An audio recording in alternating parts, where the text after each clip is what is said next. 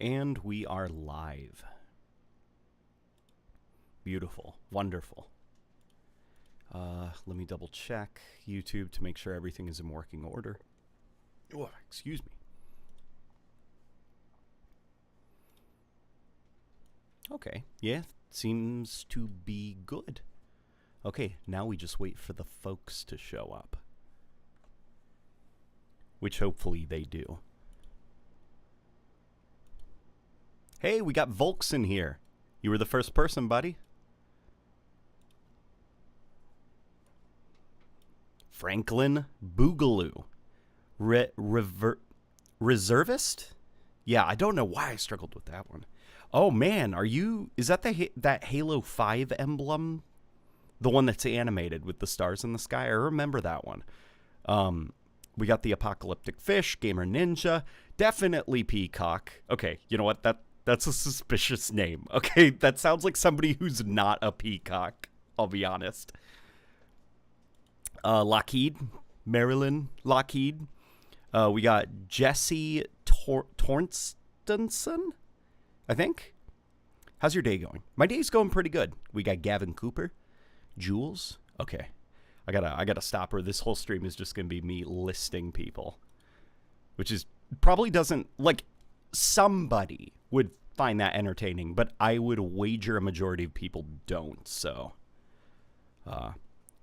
bear with me for a second while I make sure that the audio is working. Because I know usually the way that this goes is I start playing, and then 1,000 people tell me that they can't hear the game.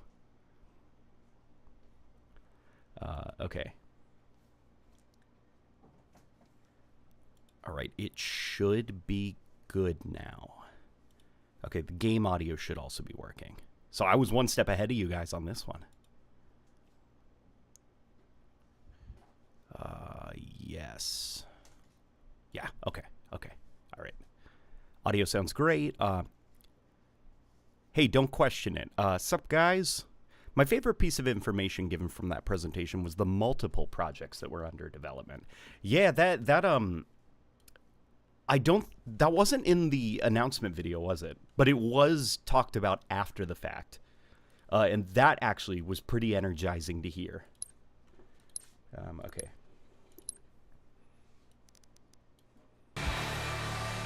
Oh, let me make sure that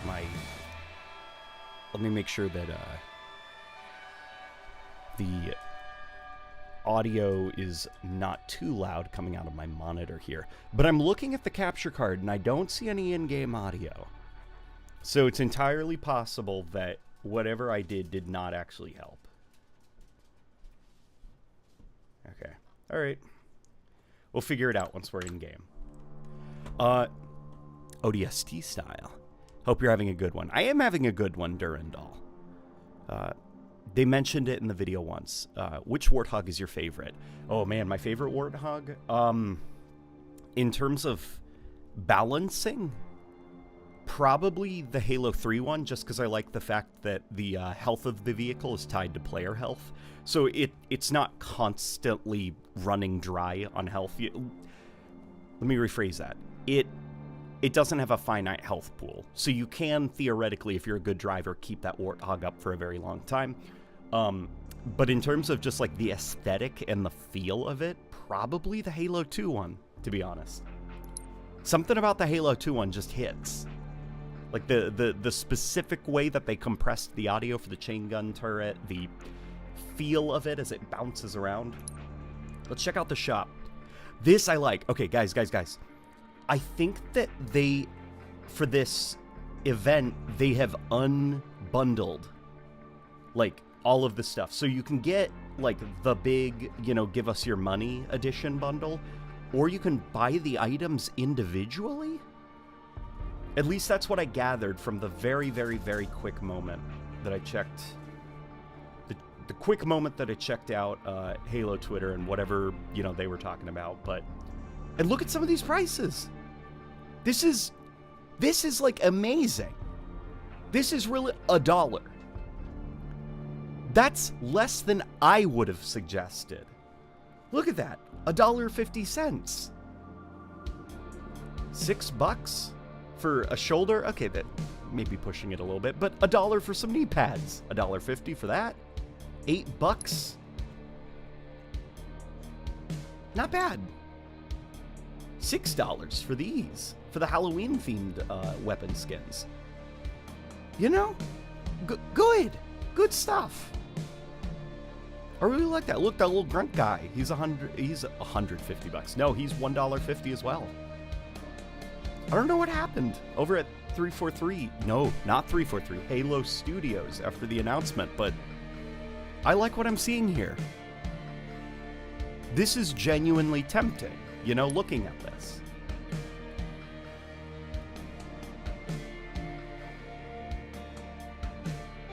Still no models for the Scorpion 3 years later. Yeah, you know, they built all that stuff into the new engine, or the Slipspace engine, but, you know, nobody bought stuff for the vehicles.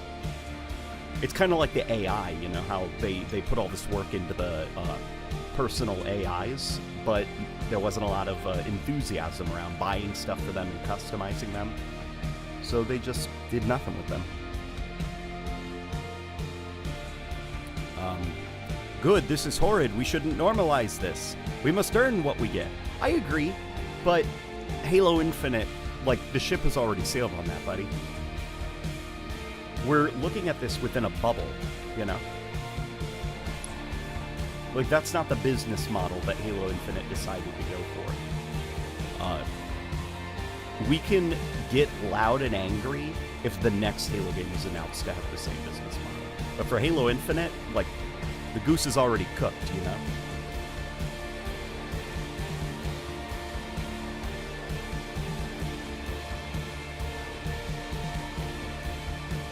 Maybe if the vehicles weren't horribly balanced.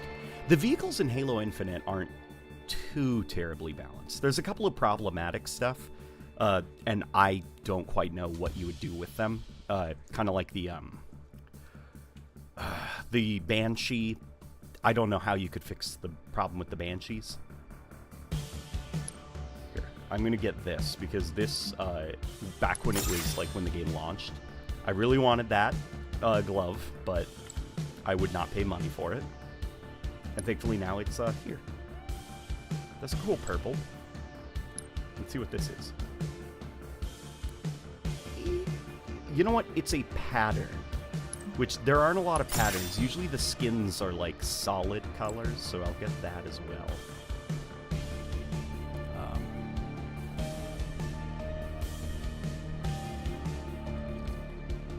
Oof. Any info on a PS5 release, what do you think would realistically happen?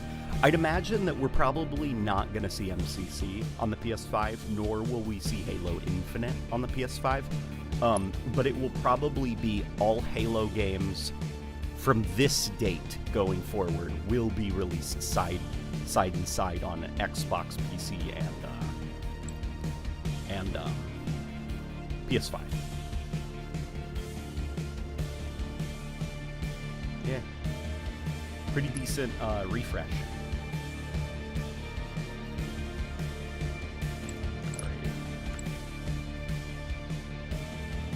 Is it bad that I haven't finished Season 1's Battle Pass and I bought it on launch? No, of course it's not bad, but I'd say go finish it, you know? Because there's some pretty good stuff in there. Okay, Sunny, you're very passionate.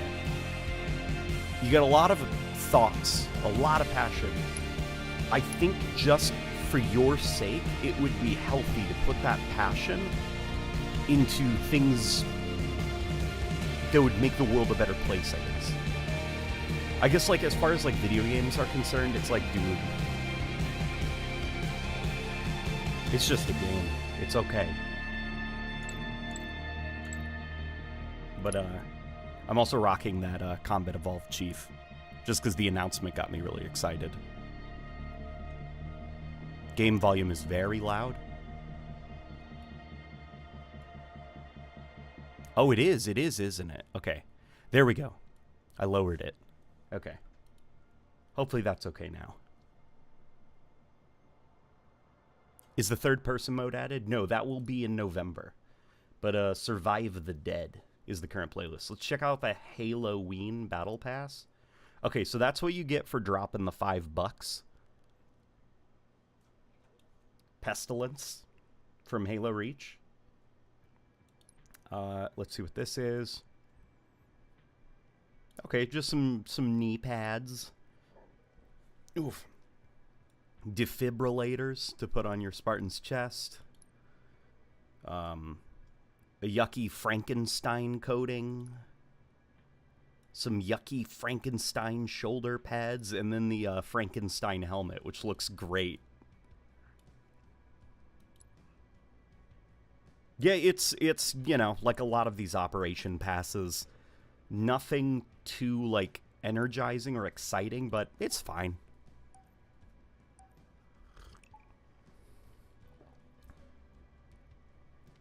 I hope the CE remake just uses the infinite CE Chief model. Well, that's what they used in the showcase for the Unreal Engine, and personally, I would prefer if they made a brand new model for the CE remake that's supposedly coming.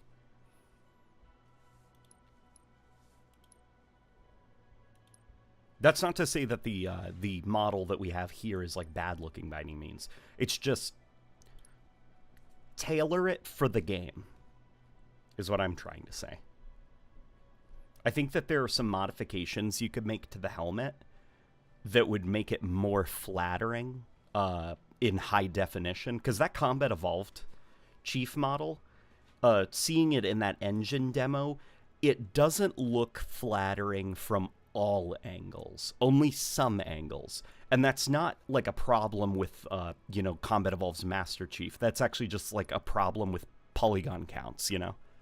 That model and design, those curves, that silhouette, it was specifically built to look awesome in a low poly environment by today's standards. And unfortunately, you can't just one-to-one translate that into high definition without it looking a bit awkward.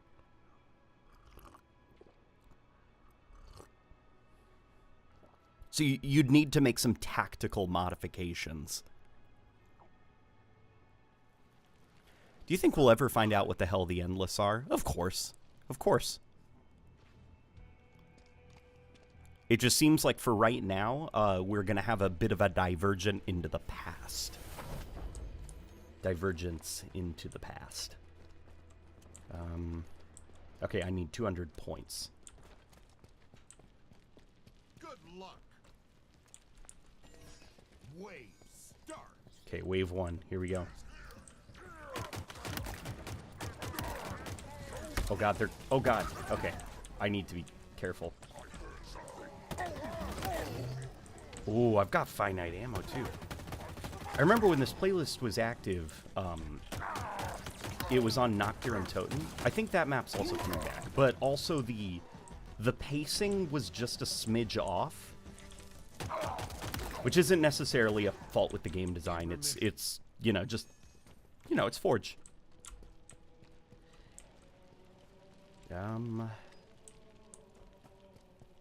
Yeah, let's get... No, let's not get the battle rifle. I want something that I have more control over how many shots I... Yeah, something like this. Alrighty. Yo, is this COD Zombies in Halo? It is, it is. You guys need to pay attention. I might not be able to play this mode for long because it requires a lot of attention.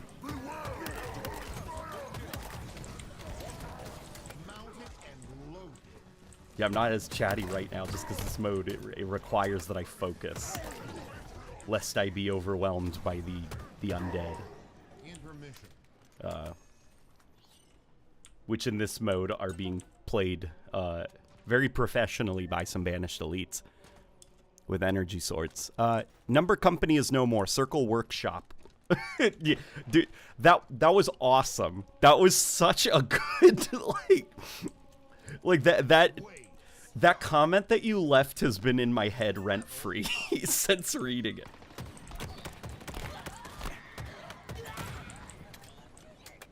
That was such a good comment. Circle Workshop.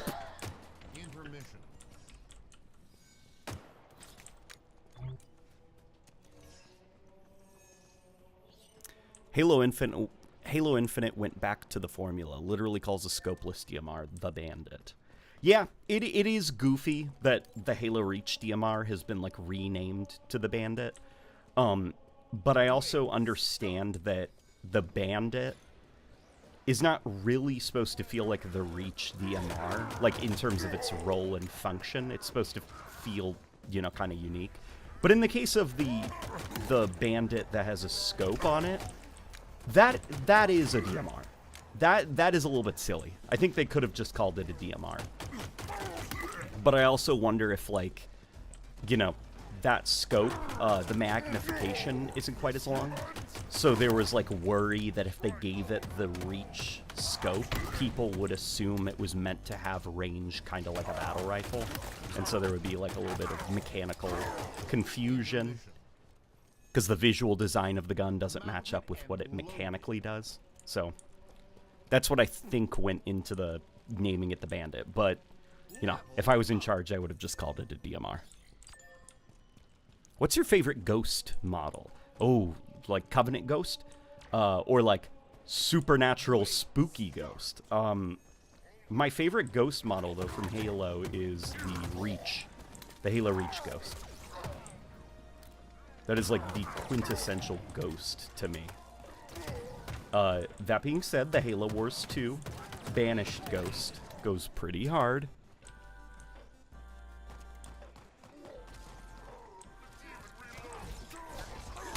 Yo, much love, brother. Thank you, thank you. Give me a second. I really need to find a game mode that's a little bit easier to focus in.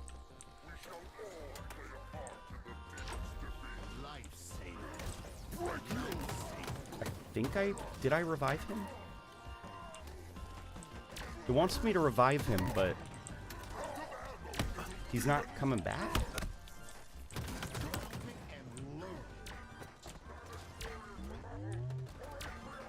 Yeah, what's going on? Why wouldn't he come back?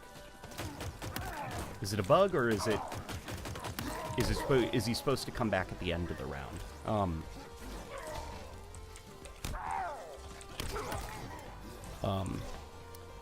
A video I saw, the guy said that he is not fully convinced that this will be good, because the upper management is still the same, calling it just 343 under a cover name. Well, the upper management is most certainly not the same. There's a lot of people that we haven't seen before at the studio, like in those positions, I guess, such as Pierre Heinz. But here, if you even want, I've got a friend of mine who no longer works at 343 actually gave me their opinion on it as a former developer, and they seemed actually pretty optimistic. So I can, give me a second and I can actually pull that. Oh boy, oh boy. I can pull that up maybe and read that. And it gave me a little bit of peace of mind, because obviously there is truth to, like, you know, if the studio culture is going to be the same, then you can rename the studio all you want. Like, nothing's going to change, really, you know? But, whoa, do I just have unlimited ammo now?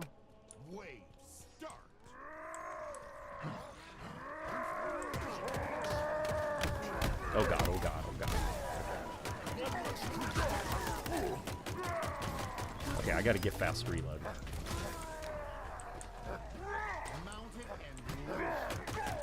I wonder what the experience distribution is gonna be for this. Boy, oh boy, boy, boy, boy. No, go away.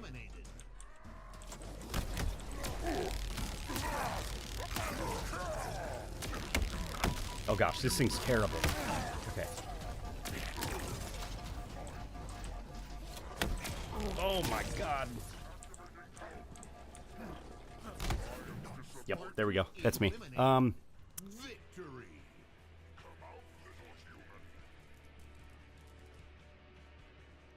Do you ever think we'll see a Halo game with the visual fidelity that was displayed?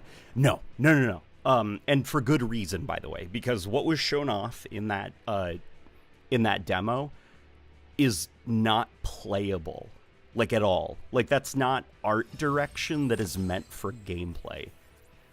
Because could you imagine just being dropped into a world with that level of foliage?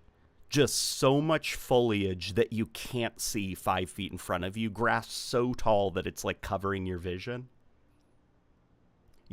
That would be unplayable. You wouldn't know what the golden path is, you know? Usually in open world games, you'll have patches of land where there is no grass growing. There's, like, dead grass, or there's, like, trampled dirt or roads or something, because they're supposed to kind of guide you, you know, through the open world. But that engine demonstration, that was just overgrown.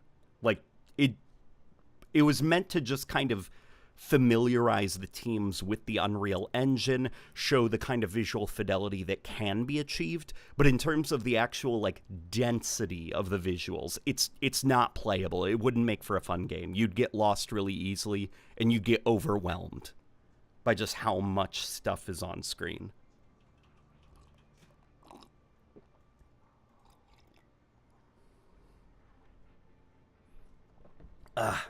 Okay. How much XP did that? Wow, that gave a lot of XP. Holy crap. Okay, I'm going to be grinding this mode. Thoughts on alpha zombies returning? I mean, it's got to be... The mode's got to be improved a lot, because I don't like Halo Infinite's infection. There's a lot of... You know, as someone who really liked alpha zombies in Halo Reach and the Living Dead playlist, like... Halo Infinite's infection, it's going to take a lot more than alpha zombies returning for me to want to jump back into Halo Infinite's iteration of the infection.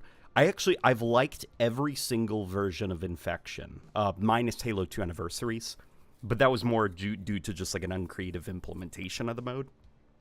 But Halo Infinite's, I think, is the one that I like the least, because of all the modifications and changes that they've made to it, which I assume they made in good faith.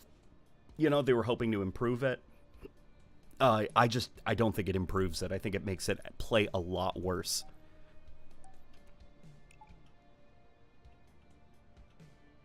Any news on the new unreleased game rumored to be a spinoff? No news. There's supposedly... Well, actually, you know what? No, There is some stuff about there possibly being a multiplayer project that the team is working on, like something that is not campaign-focused, but is multiplayer-focused. Like, you could think of it as a response to Helldivers. Not that it's going to be a Helldivers clone, but the idea of some kind of persistent online, whether it's cooperative or PvP-focused, we don't know, but they're working on something that's multiplayer-focused. Then, of course, there's that rumored Combat Evolved remake. Firefight.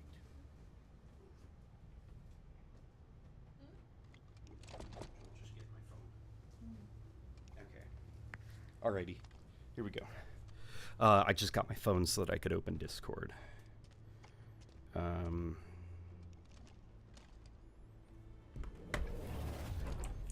Let me read the... Here we go.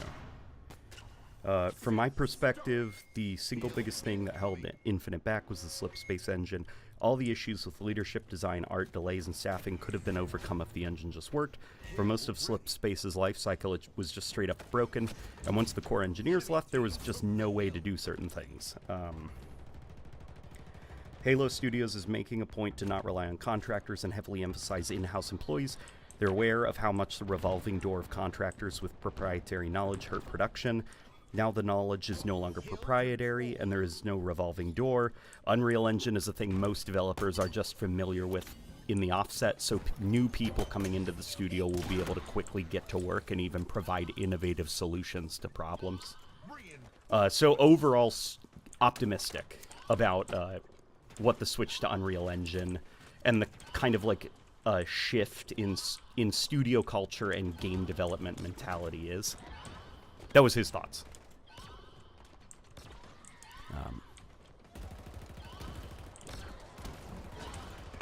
Because it's definitely, it's something at least like that I started considering after what he said, you know, so, okay, things like Scarab Battle. No Scarab Battle, right? In Halo Infinite. Why? Why wouldn't you include a Scarab Battle? That's very stupid. Well, it's kind of like what came first, the chicken or the egg situation. Did the leadership just decide, nah, we don't need a Scarab Battle? Or was the engine in a state that couldn't support a Scarab Battle? So the leadership just never considered a Scarab Battle because they knew that was out of the question. Like, the engine just wouldn't have been able to do something like that. And then you think of, like, a lot of other kind of, like, you know, confusing decisions, like lack of playlists at launch, you know, the extraordinarily slow rollout of content. And it's like, what came first, you know? Was the engine problems? And even just launching the game feature incomplete, you know? Is it possible that was also engine problem related as well? Wait, are they actually going away from the contractor model? We'll wait and see. I'm not sure if that person knew anything that I didn't, but it didn't seem like there was any kind of public promise that they weren't going to be doing contractors anymore, right? Like, I'm not crazy, right? That wasn't, like, promised.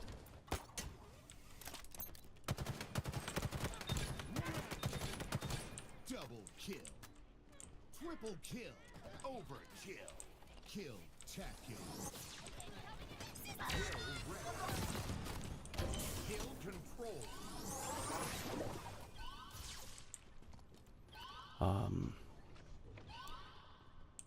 Reinforcements. Mapping the Scarab's movement along the map, that's probably why it was off the cards, I bet. Yeah, from what I gathered, AI biped movement in the map was actually a really big problem. Like, do you guys remember, in the Evolution of the Hunters video that I made, I talked about, the beast that was originally supposed to be the heavy tank unit for the Banished, which was the Crusher. That thing had problems navigating the open world. Part of the reason that it was cut was because they couldn't solidify the combat loop for it. Like, it just wasn't fun to fight. But a big reason that it was cut was because it was so big and it had so many problems just navigating the open world, because every tiny little pebble and rock it would get stuck on, it would get caught in hopping loops because there was some imperceivably small ledge that wouldn't affect us, but because it was so big, it was affecting it. And so it would just be like hopping in place. And that thing was cut because it had trouble navigating the open world. And then also, there was a Sentinel type that was also removed from the open world and then transformed into a boss type for the story, which was the Heavy Sentinel. It's the thing that the monitor gets inside. That thing originally roamed the open world and could be fought in the open world. But that thing also had problems navigating the open world, because under the hood, that thing is glued to the floor. Like, it looks like it's floating, but under the hood, it is actually walking with invisible legs. So it also would get caught up on geometry and stuff. Okay, where's the Munchkins? Disruptor. I saw him. I saw that bip bap. Is that his? Oops. Yes. Okay, guys, if you're grinding for experience, play Firefight, maybe on normal. Play Gruntpocalypse. This thing is your best friend. If you see the boss Bip Bap, this thing is your best friend because it will kill grunts in a single shot, and 2 shots will cause a chain reaction that'll kill other grunts. So you could... maybe 3 shots is all you need to clear a squad of like 5 grunts.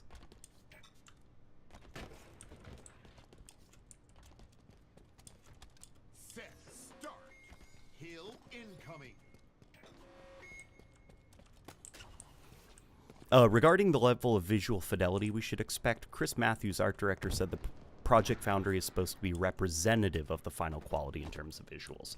Yeah, the quality of the visuals, I assume, is totally on point, but the actual, like, density and direction of them will be very different. Because, like I said, it's going to have to be designed for a playable space, which means there's going to be certain graphical motifs that you'll notice, like grass will only grow in certain ways so that it's easy to kind of figure out where to go when you're in the open world. You know, that way it doesn't kind of feel like directionless, I guess. You really notice that kind of like subtle game development stuff when you play VR games.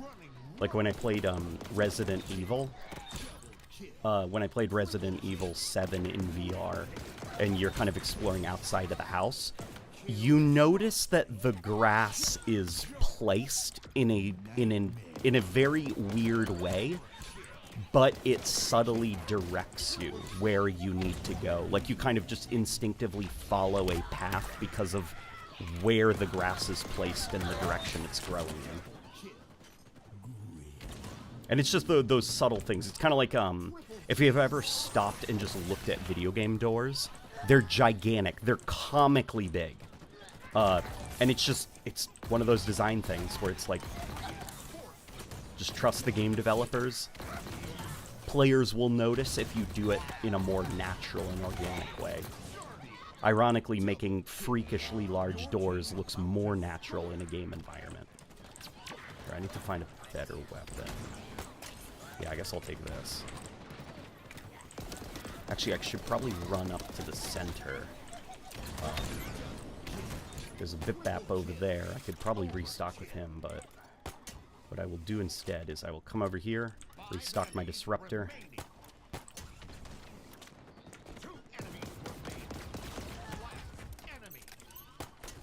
I think one of my buddies got his thing.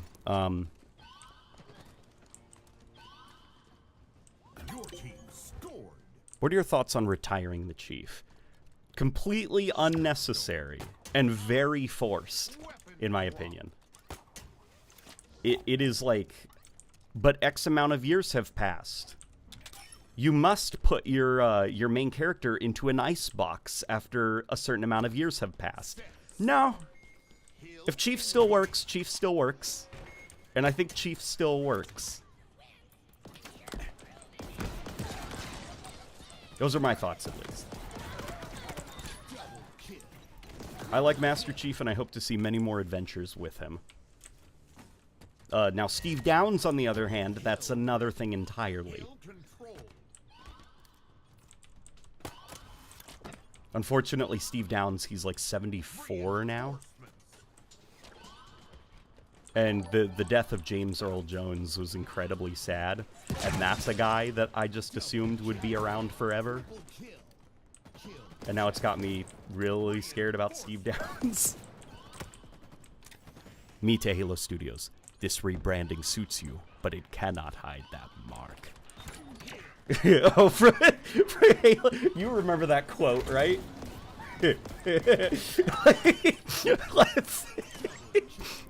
Pierre Heinz lifts up his shirt and he's got like a branding of 343 Industries.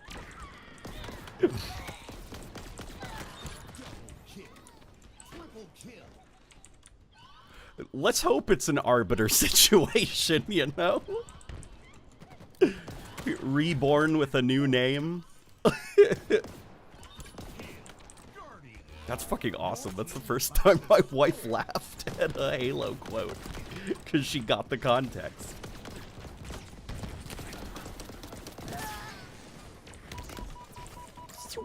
Alright, we're reloading this thing.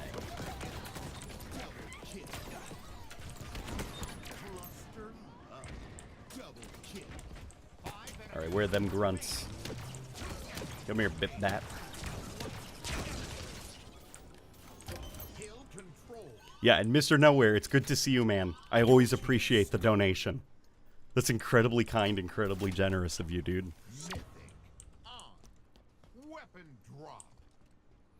Who do you think could replicate Master Chief's voice the best? I think Steve Blum would do great. He voices Wolverine in a lot of content.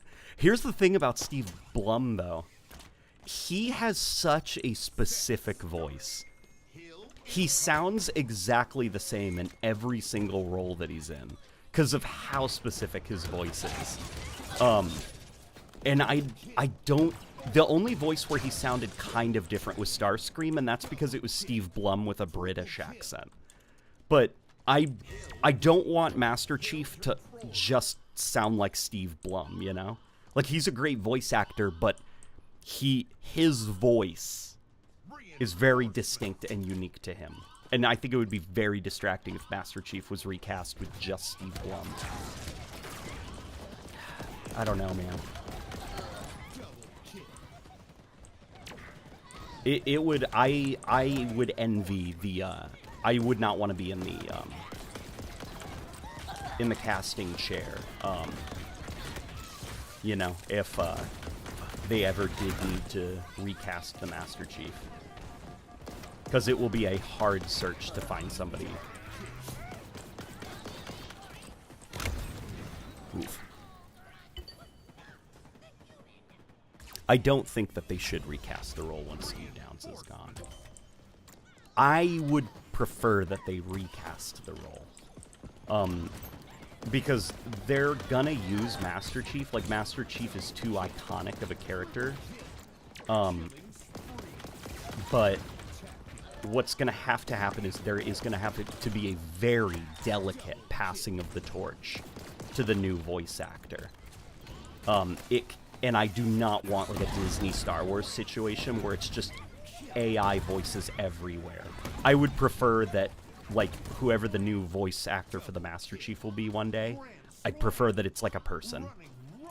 And not just, like, Steve Downes' voice turned into a zombie that will live on for all time.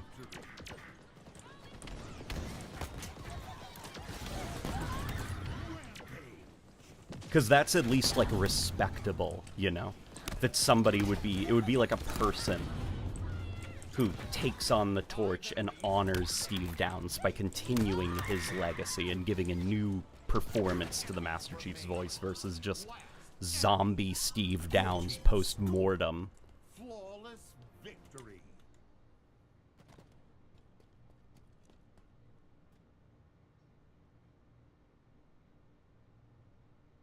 Like Rebecca said, if they can replace Mario, no one is safe. Yeah. Yeah, oh my god. Like, yeah, Nintendo pushing Charles Martinet out of the role of Mario, that is still weird. I feel like we're going to learn someday what happened there, but I do not buy Nintendo's explanation. You know, that it's just, he decided to step down. He's going to become a Mario ambassador now. Shut up. This is the new Mario voice actor. Something happened behind the scenes because it took Charles Martinet by surprise, too.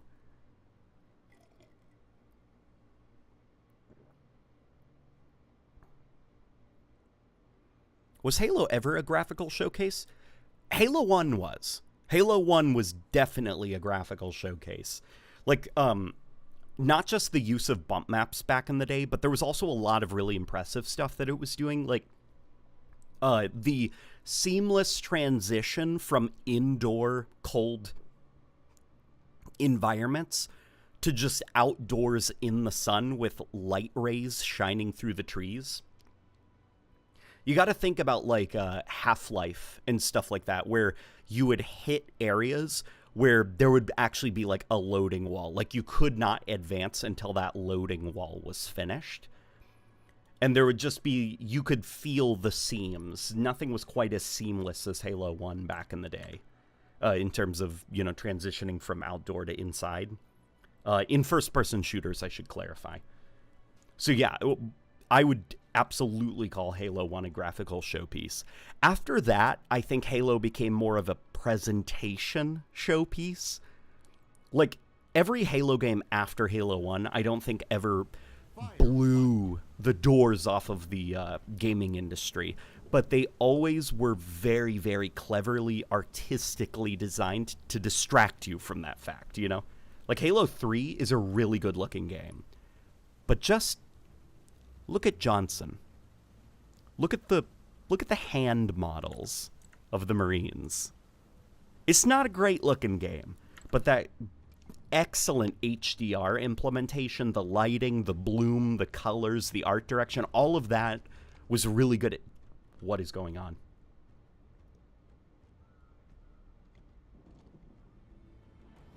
Okay. All right. All of that was really good at distracting from the fact that, like, Halo 3 was essentially like, hey, it's Halo 2, but it runs at a higher resolution.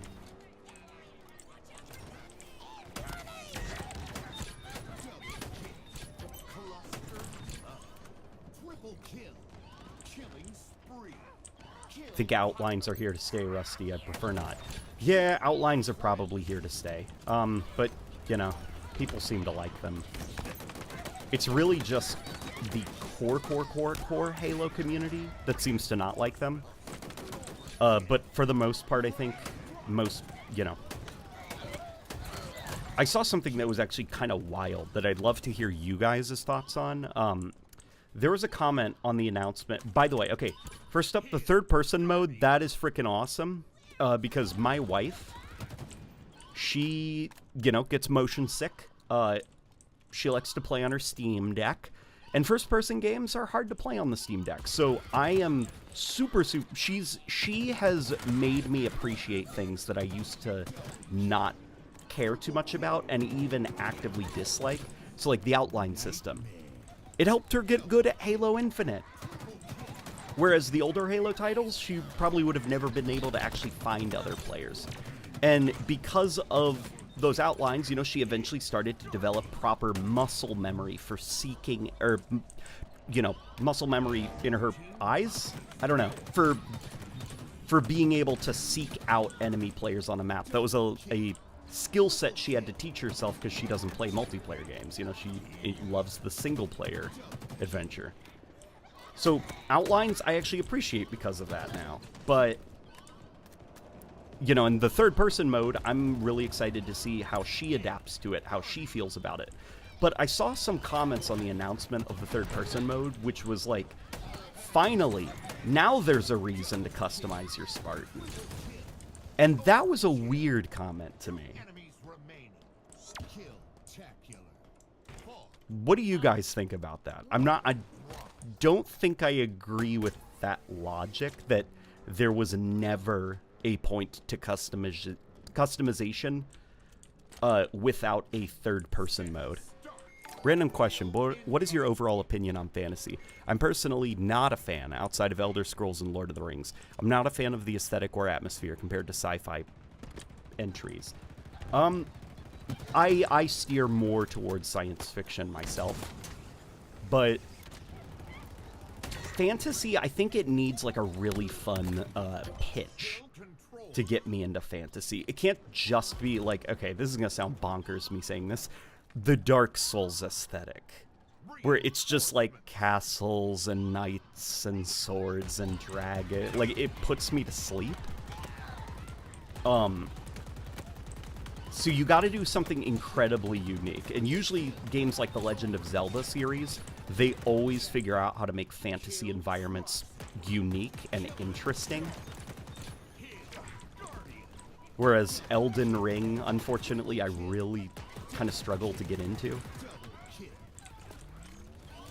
Of course, I also, you know, Lord of the Rings, perfect.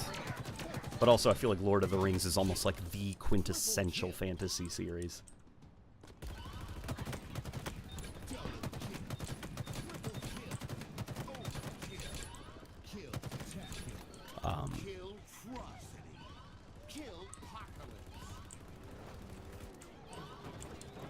Customization is creative expression, so like saying there's a reason to not be creative.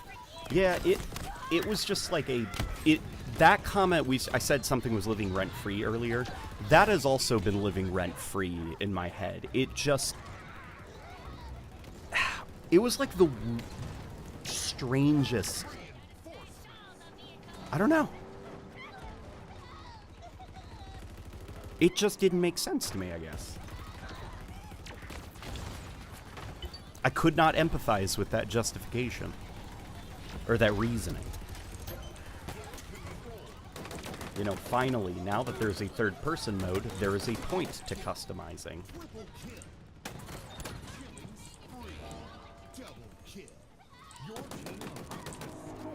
I guess it's kind of like, if I can make a goofy comparison that obviously is not true, It's like saying, you know, when Halo 3 added campaign scoring, finally, now there's a reason to play the campaign. Because we're getting score for it. Or, you know, Halo Reach, when it added actual XP that you could earn for playing the campaign. Finally, a reason to play the campaign, because we get XP. I guess it's like that kind of logic, where it's just like, bro. What?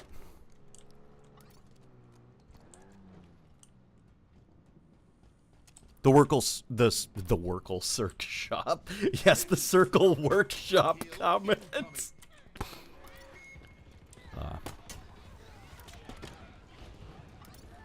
Thoughts on Jerome? Do you think he could take over as the main character? No, I've answered this before. Jerome will never become the main character of the Halo series because his name is Jerome.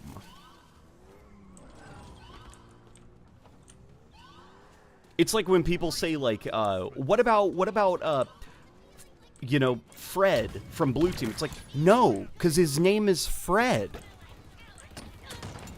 Like, no, the hero of Xbox is not going to be a guy named Jerome. Nightmare. You know?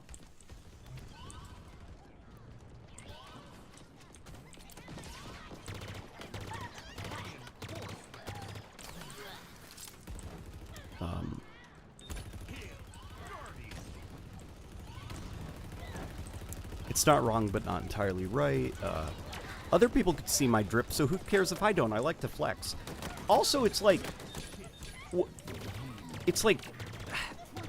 I get dressed in the morning, and when I'm wearing clothes that make me feel nice, I feel better. Like, I don't need to pay someone to follow me with a mirror, you know, so that I can constantly see what I'm wearing throughout the day. Otherwise, looking nice just has no purpose. You know, and the same kind of, like, applies for a video game, I guess, where it's like, okay, but, like, I use my imagination. I know what my Spartan looks like from the third person, you know? I know that my guy looks cool. It's almost like a baby object permanence. Like, it's out of view, therefore it doesn't exist. It's just, like, weird logic to operate under. I don't know. Maybe it's just me.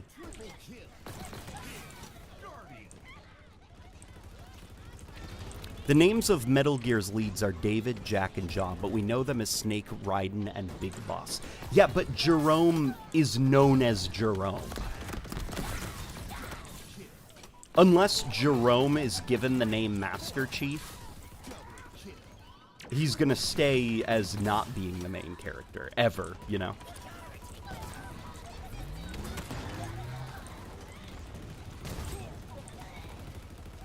Like, it's one of those things where it, like, just, I know it makes sense, and Jerome is a cool Spartan. I'm not disagreeing with you.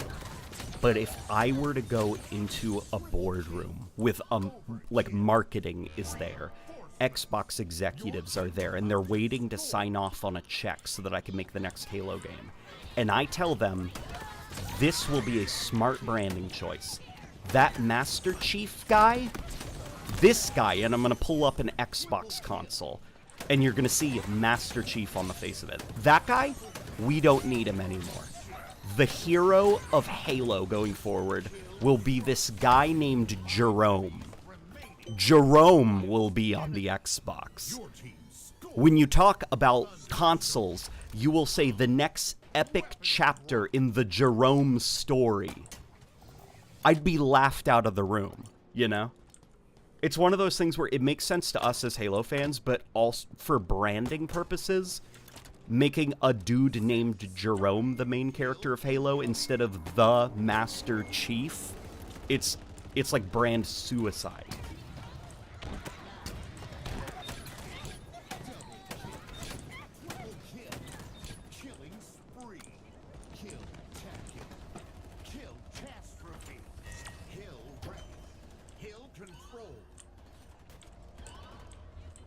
How about a Jerome spin-off game? Yeah. I mean, that's kind of what Halo Wars 2 was. Although Halo Wars 2 is more of like just an ensemble game, you know, it was a cast of characters. Triple kill. Overkill. Running rush. Off the rack. Double Hey LNG, what are your thoughts on pre-rendered cutscenes versus infinites in-engine ones? I liked how your weapon showed in all cutscenes like Joe wanted. Yeah, I prefer in-engine stuff as well, because it doesn't, like, bloat up your hard drive space. Because a pre-rendered cutscene, that's a movie file. And so the movie file, you know, if you want to play at 4K, there's got to be a 4K copy of that movie file. And if a game has, like, an hour of cutscenes, that's an hour of 4K footage. And if you want that video, that pre-rendered video, to also be 60 frames per second, that's just going to bloat up the file size even more. So I prefer in-engine cutscenes. I also prefer it because there's like a visual continuity between the cutscene and the gameplay, whereas in Halo 2, for the anniversary mode, it kind of feels like you went to YouTube to watch a cutscene and then the levels. And then you know, backed out of YouTube and started up a level. Like, there's just such a jarring... There's such a jarring shift in quality from cutscene to gameplay in Halo 2 Anniversary that it's very hard to be immersed.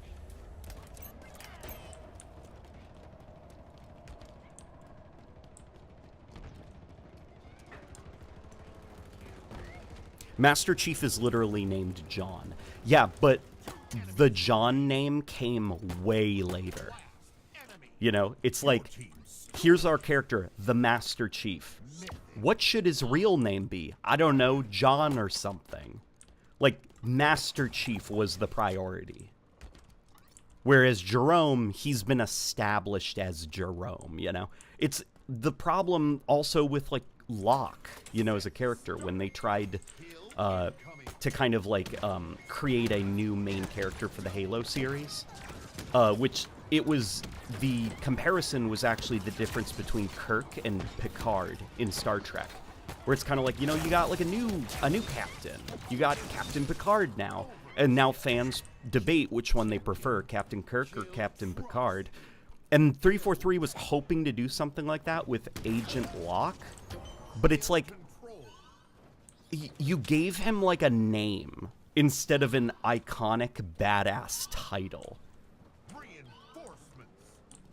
And that's kind of the problem. Even though they tried adding the name Agent, it's still just like, you know, it's like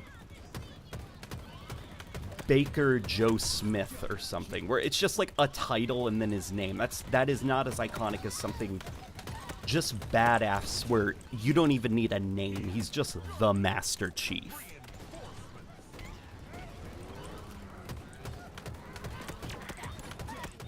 And something even cool about the Master Chief is, if you didn't read the books, which a majority of people who play Halo do not read the books, you know, because they're just like, you know, they're just guys, like, they pre-ordered the new Halo game, they remember playing Halo, they play the campaign, and they're like, that was awesome. Like, they're not so invested in Halo. But, the name John was a big reveal in Halo 3. Huge reveal in Halo 3, because that was the first time that name was ever uttered in the entire Halo trilogy. So if you were like me, where you didn't read the books when you were younger, you just played the games, beating Halo 3 and hearing Cortana say, "It was an honor serving with you, John," it's like, whoa, he Master Chief has a name!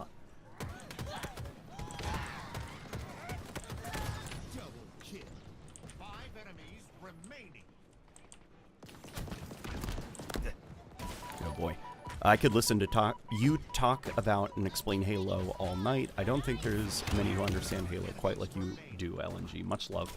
That's really kind of you to say. There would probably be some who would prefer that I never get my hands on the Halo series, which is fair. But I'm glad at least like some of my opinions resonate with you. I try to have a bit of a balance between like understanding what the corporate side of Halo is, and I guess like what my own personal tastes are as a Halo fan, and it's a balancing act that I have had to learn for years and years and years. Even today, like my opinions still change, you know, about the Halo series. Okay, the easy anti-cheat bug is still in the game. Okay, so we pop over to, I think this is how we do it, right? Like, we just start one of these drills or whatever, and then the easy anti-cheat bug should be fixed.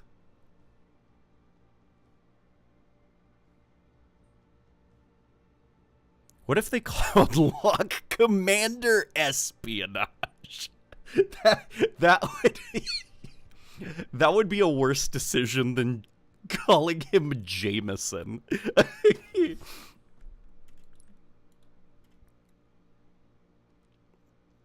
Yeah, you gotta have, like, your big boss, Master Chief, Solid Snake. You know, you need the title.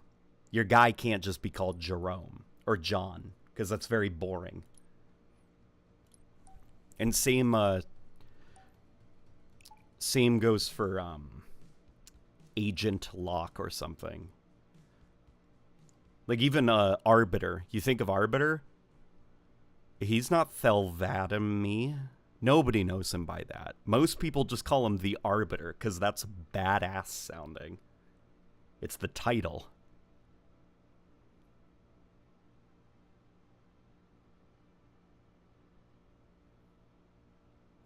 Do you think Halo going to the Unreal Engine was mandated by Microsoft to promote the Xbox ecosystem?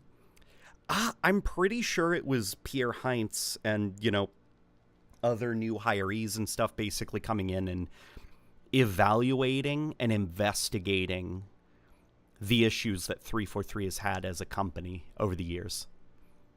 And then making the calculated decision to just, you know, okay, a lot of our problems are because of this revolving door policy for employees. We got this issue where we want to constantly be bringing in contractors to assist with the games once they're in development, and then we've got a very convoluted game engine. Firefight. Let's switch to something that most people in the industry already know.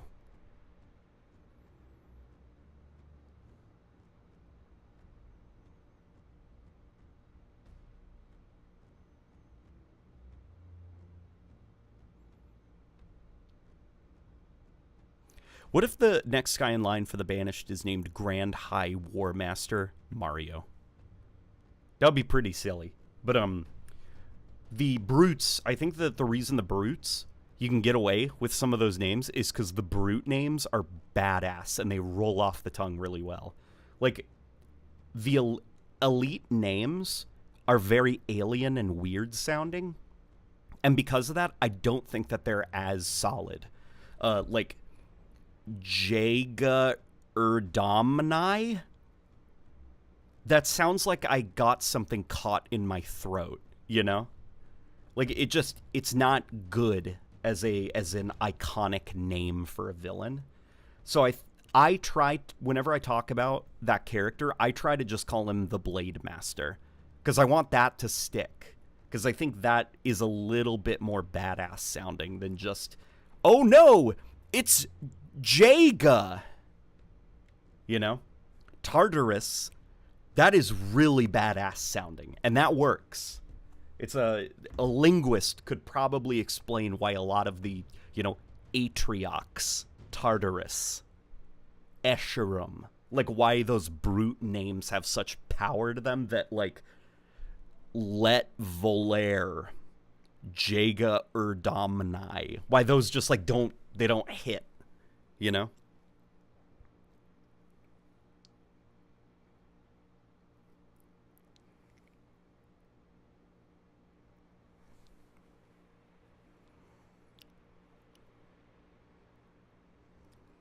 Dervy and the Chief. Oh, yeah. Oh, man. If Bungie got their way and Arbiter was originally going to be called the Dervish, we would have gotten Dervy and the Chief. Which, listen, Dervy and the Chief does kind of hit. It's funny sounding. But Arbiter was definitely a much, much, much better name than Dervish. Dervish is obviously like a real religious title. but it sounds goofy. Like, it's just, you know, some words sound funny when you say them out loud. Dervish sounds kind of goofy. It's like the word monk. That's a very goofy word.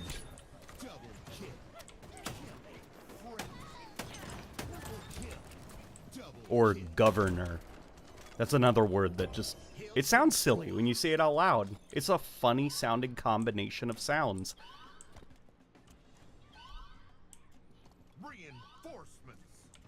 The Arbiter from Halo Wars 1 was called Reaper. Reaper Morami? Nah, bro. That's the Arbiter from Halo Wars 1.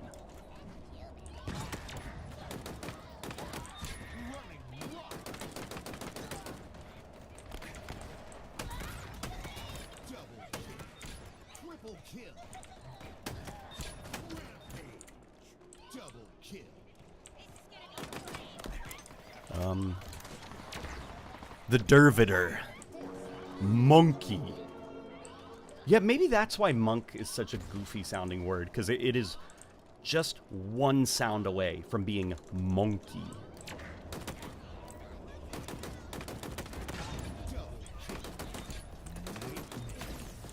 Oh boy. Do you think the next Halo game will end up being an evolution of Infinite Sandbox or something entirely new? Depends on which Halo game, if they've got a couple of projects in the works. The multiplayer stuff, I'm assuming going forward we're going to see Halo not play like it's ever played before. Like, I think that they're going to take advantage of the Switch and engine to really, really, really change up the Halo formula. And I'm talking about, like, really change it up. You know, Halo 5... that was a pretty big change. Halo 4, that was a pretty big change. I'm saying, like, more dramatically than those games. I'm sure that they're going to want there to be a little bit of, like, subtle under-the-hood continuity, like the weight of players, inertia, strafe speed, all that stuff. But they're probably also going to just take advantage of the engine switch to really, really craft a gameplay experience that appeals to modern gamers and stuff, because... I was in the shower and I was talking to myself out loud, just trying to, like, formulate some of my opinions for future videos, which does help. But it, like, if you were to pitch, like, the next Halo game, like, you're an executive, or not an executive, you're a director and you're trying to pitch the next Halo project to, you know, the folks who have money and will give you the green light. You need to make money for the studio, and I don't think it's going to make money to be like, you know what would really excite kids nowadays? You know, kids are playing Helldivers, kids are playing Fortnite, kids are playing Warzone, Space Marine, all this stuff. You know what'll drag them away from all those games? If they say, hey man, we just got back from school. Do you want to hop on and team up with 2 other guys and go steal a flag from those 4 guys over there? Yeah. Like, that's not going to attract people. That's not what the kids are into anymore. Like, the 4v4 Halo stuff. It's not going to drag them away from their Space Marines, from their Helldivers, from their Fortnites. So I think the next Halo game, they're probably going to try to really, really make something that is very different. And I'll be honest, guys, it's okay. Like, it's okay. I'm okay with it. I've come to peace with it, you know? The most I can hope for is that someday we get some kind of low-budget, smaller-scale multiplayer project that is kind of like a traditional Halo thing. Because they're going to have to continue the HCS in some way, right?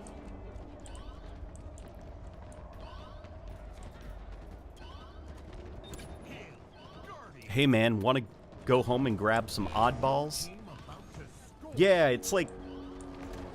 I freaking love the traditional Halo format, but unfortunately this style of multiplayer game, most other big gaming franchises have like moved away from it because it's not as appealing as it used to be to people. Right now, though, I couldn't tell you what the current trend is. You know, I mean, stuff like Concord, you could see that failure coming from a million miles away.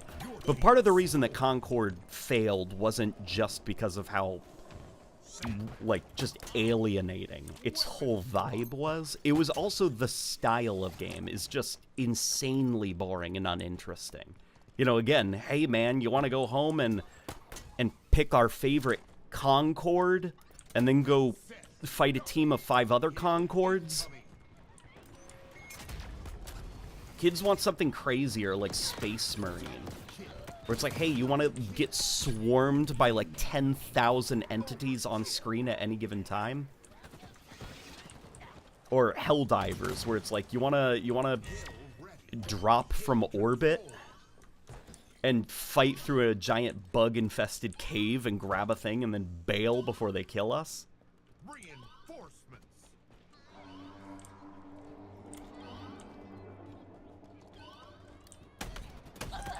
One day, this format of multiplayer will be popular again. Because these things are all cyclical, you know? Like, there was once upon a time where Battle Royale, like, your game was going to flop if it wasn't a Battle Royale. Now your game will most likely flop if it's a Battle Royale. So it's like, these things are all cyclical, you know? The day of this kind of multiplayer format, it'll return someday. But I don't think anytime soon for right now. And so in the meantime, it would probably behoove the Halo franchise to make a game that a lot of like modern kids are playing. And then, you know, when the wind blows, when the earth turns, and this style of multiplayer is back in popularity, Halo will be ready to pounce because it's the king of this style of multiplayer. Dude, I'm actually in your lobby. I'm Taco Bell Boy. Hey, that is you in there.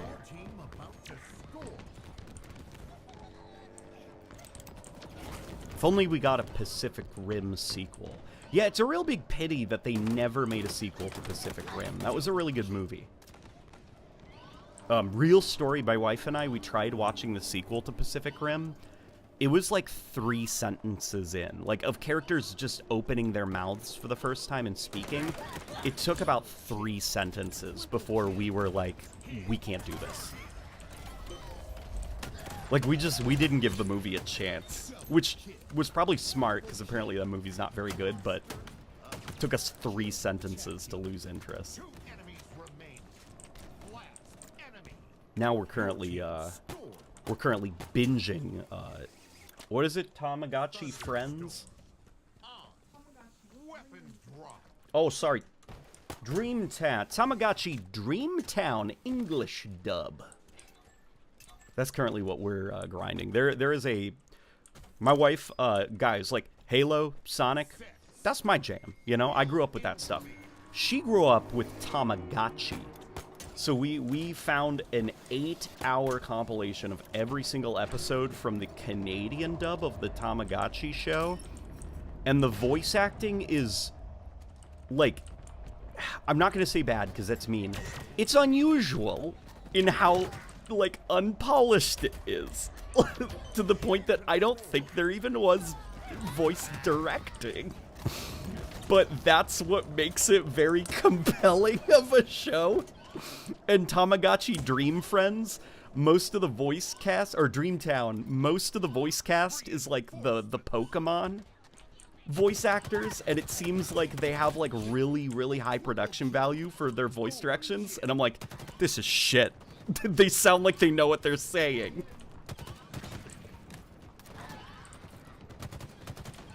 It's not a Tamagotchi show unless they all sound like they recorded their lines on different days and they have no clue what the context is that they're saying.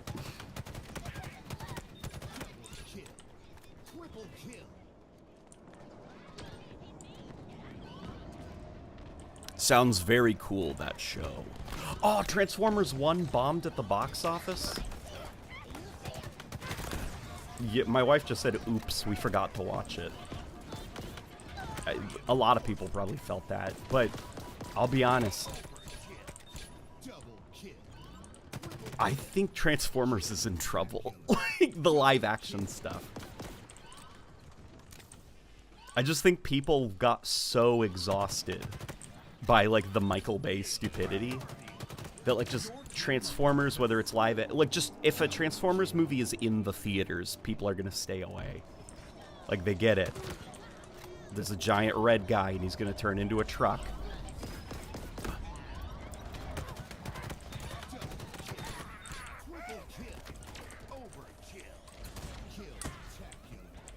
Now, if only we could get people to be exhausted by superhero movies.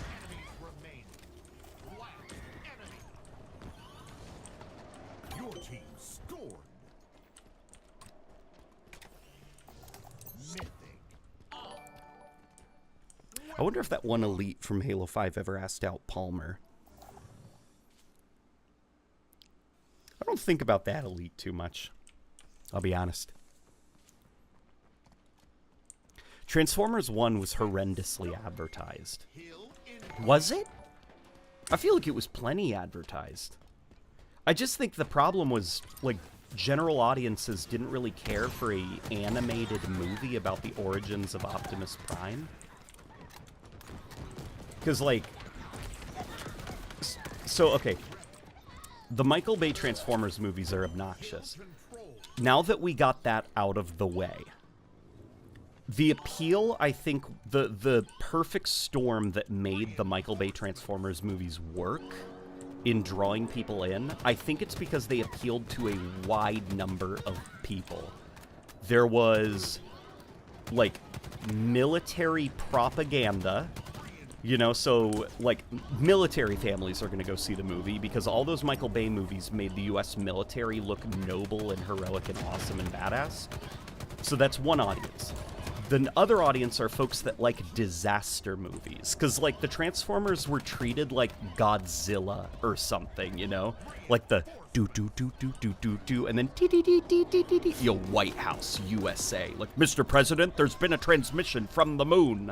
Like, bum, bum, bum, bum, bum. What's China saying? Sir, well, we've lost contact. Like, the disaster movie format, you know, of people being woken up in the middle of the night with a phone call by surprise. The suspense of something terrible coming. And then the giant things stomping around a city beating the snot out of each other. So you've got that crowd as well that really likes the disaster movie format. And then you've got, like, you know, your Transformers fans. And then you've got your, like, obnoxious college dude bros that think, like, just saying weed is hilarious. So you're appealing to, like, a wide number of people with those Michael Bay Transformers movies. And the problem, though, with, like, Transformers 1 is it was narrowly focused on, like, kids and Transformers fans. And that's kind of it. You know, you don't have, like, that draw for other groups of people.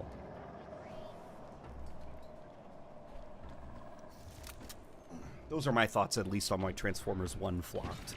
Enemy about to score.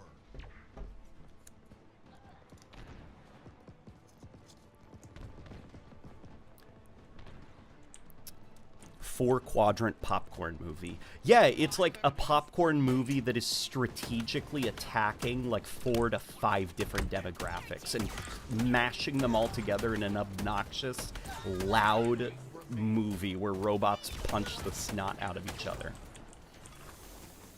Kill control.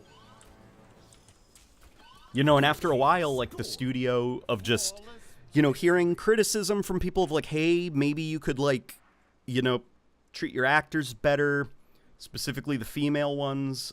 Maybe you guys could, like, actually have a story and not just Shia LaBeouf shrieking and being annoying, and them just ignoring those criticisms because they thought they had this in the bag.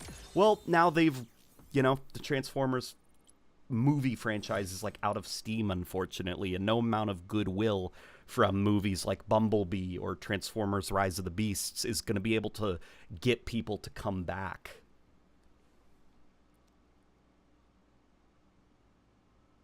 Which sucks.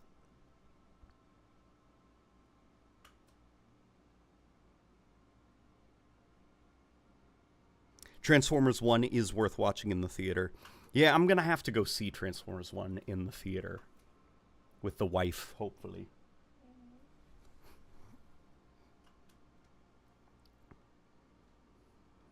Hey, no spoilers. You're talking about Megatron turning evil. No spoilers. Don't spoil that. What if someone didn't know that Megatron was going to turn evil? Thoughts on the new studio logo? I think it's good looking. Yeah, it's cool looking. I know a lot of people wanted them to do, like, the logo from the Halo games. And I think, the reason for that logo, the reason that they did it, like the super blocky letters and stuff, is because it'll be visible it's a multi-purpose logo. It can be used on boxes for toys, boxes for games, and stuff like that, and no matter the size of it, it'll be very visible, versus like the Halo logo for the games, where that is mostly done just for box art, to be seen kind of big-ish, where if you make it very small, it's a little bit harder to see. I also think that it was done that way because you don't want like the logo of your studio to also be the logo of the game franchise.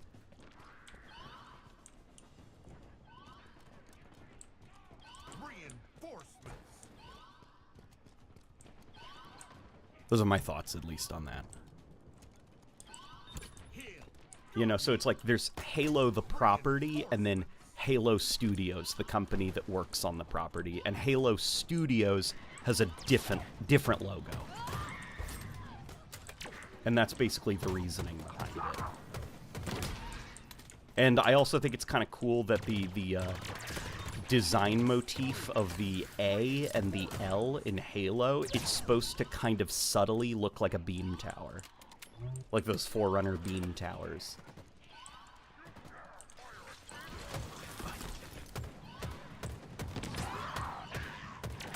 So yeah, I think it's a good logo.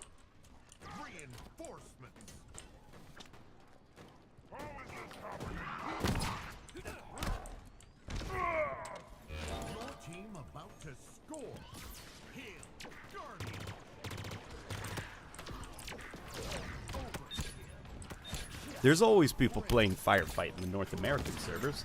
Yeah, people love Firefight, especially Firefight Normal.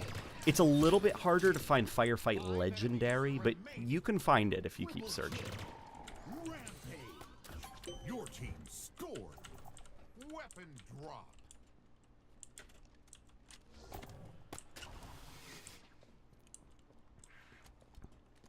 Will we get a new intro screen with Halo Studios on Infinite and MCC? Good question. Really, really good question.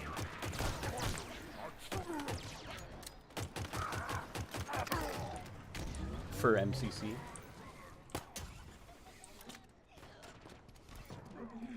My wife says, nobody knows.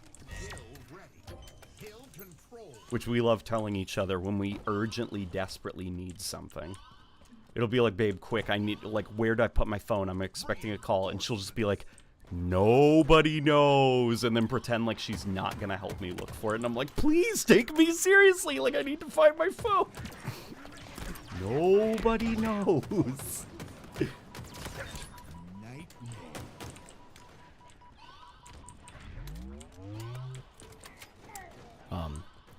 Legendary Firefight is easy, no sweat. What's the strategy for Legendary Firefight? I haven't sussed it out yet. I hope they stop slapping Spartan on it. Well, Spartan is a branding choice. I don't think it's like 343 was annoying and obsessed with the word Spartan. I think that obsession was a deliberate thing. Like, it wasn't them like a misunderstanding Halo. It was more of like like, if you were to, like, go into, like, a gaming convention or, like, Comic-Con or something, and you pulled people into a room and asked them, like, what are the top 3 words or phrases that pop into your head when I say the game name Halo, Spartan will probably be in those top 3 words. Even people who have never played Halo and have 0 interest, they'll probably say, aren't they like Spartans or something? So it's probably like a branding choice to just use the word Spartan so much.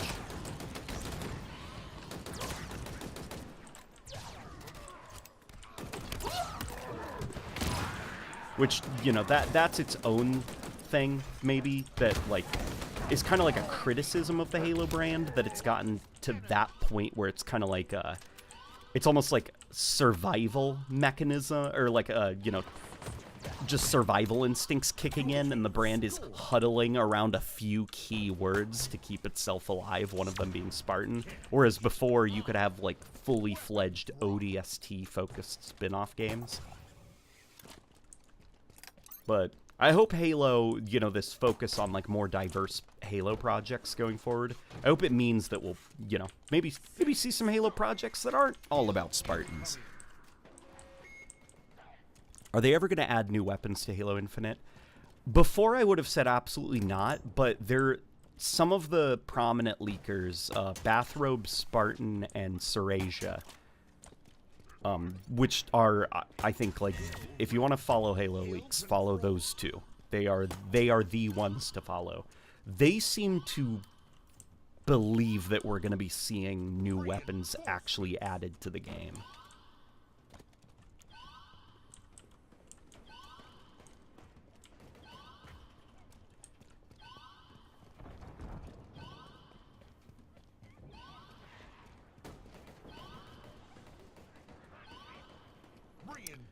Plasma pistol for elites and grunts, Mangler and Hydra for brutes, and dynamo grenades for those wannabe drones.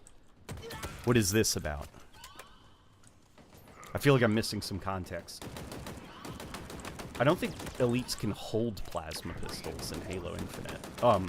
Elites can't hold one-handed weapons in Halo Infinite, because if you go into Forge and try to give them like a sidekick or something, you just can't do it.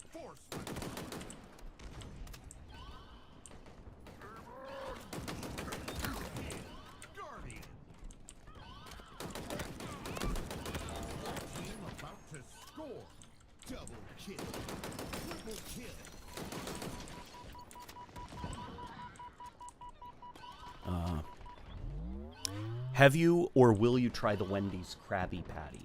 Oh, crap. I knew I forgot something. Is it available?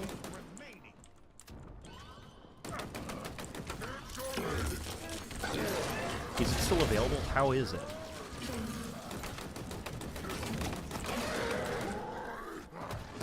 Remember when Nickelodeon tried lying and saying that the Krabby Patty was vegan?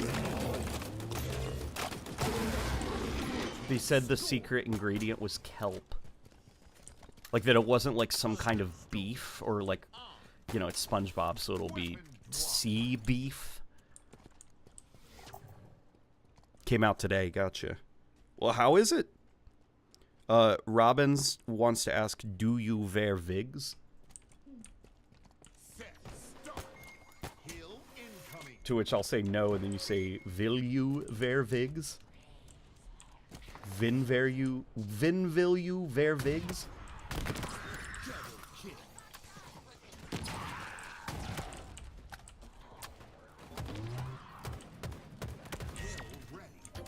Sup, man? You ever played Multiverses? No, never. I have never touched Multiverses. I don't care. It's kind of like, Multiverses seems kind of like, try it only if you don't own a Switch and have no access to Smash Bros. That's kind of like the vibe I get from Multiverses.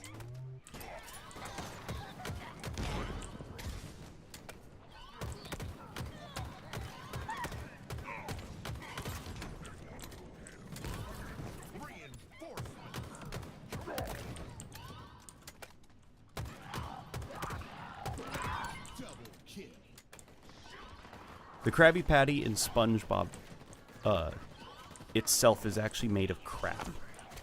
It's not made of poop. That's a lie. You're lying. Your team about to score. Do you think the next Halo game will have the Banish? Hard to say at this point. So, Halo and Gears are both doing something where they're kind of like going back in time. Like, if the Combat Evolved remake is true. Like, if you think about Gears of War, the next Gears of War game is not Gears of War 6. It's Gears of War E-Day, a prequel. And if the rumors are true, the next, like, you know, campaign Halo game, it's going to be a remake of Halo 1.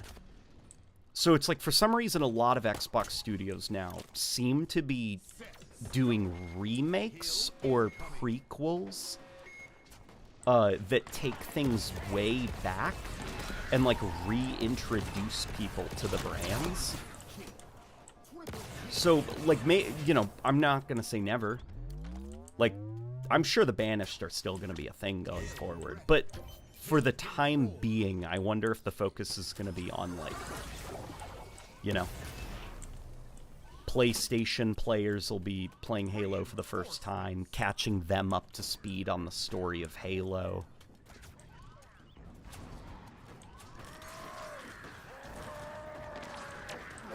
Do you think the multiplayer sandbox... Well, okay. Do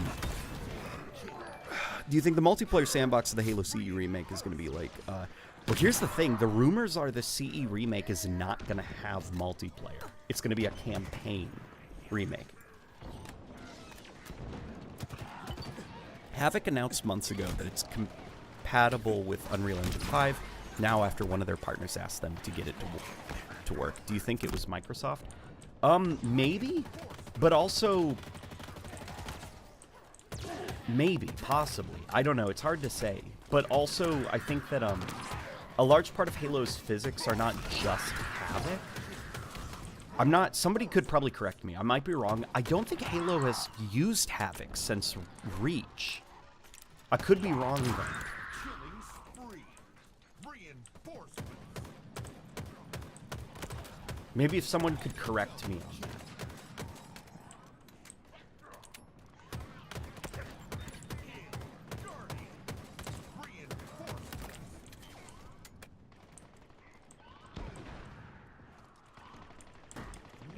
A reboot of Perfect Dark 2. Yeah, that's right!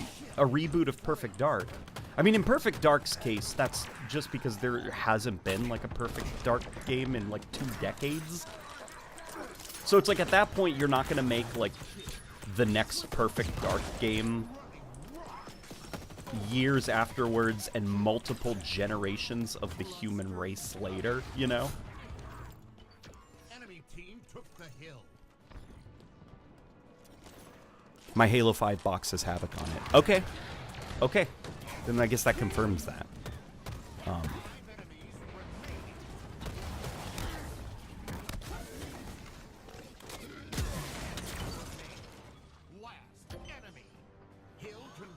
Yo, Late Night, what do you think about the drama in regard to the employees, plural, that hate guns? Okay.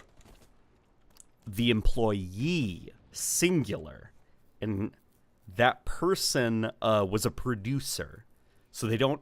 Their job is to crunch numbers and make sure that the studio is spending things appropriately and not overspending. So that was a... It was a non-traversy, a non-controversy. It was the most artificial... It was like, you're either pretending to be angry or you're dumb. If you genuinely think that that was a controversy or something to harass people online about. That's my take on it. Like, act like an adult. That was my take on that insanity. And I'm glad that people have started to leave that guy alone now.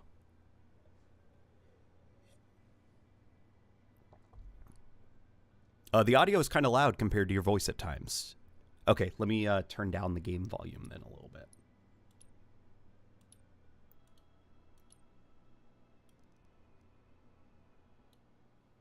Wasn't that Twitter post more than a year old too? Yeah. It was basically like your typical online grifters finding something to pretend to be angry at so that they could make rage bait stuff that they could monetize and get money off of. Because, you know, they're not creative people. They can't make stuff on their own, so they have to seek out things to pretend to be angry at that they can then monetize. Yeah, and unfortunately, they found a new person to pretend to be angry at, so. Ay.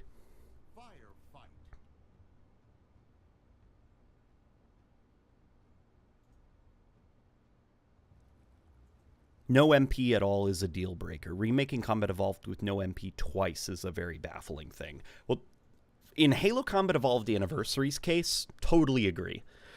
In this case, it makes more sense, because it sounds like this isn't going to be like a remake, in the sense that, like, you know, Ocarina of Time on the 3DS, where all they did was upgrade some of the assets, you know, or Halo Combat Evolved Anniversary. This is like Resident Evil 2 style remake, where they are recreating the video game.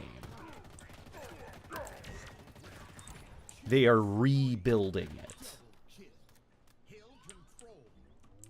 Retelling the story with modern day production value, modern day, like, flair and bombast.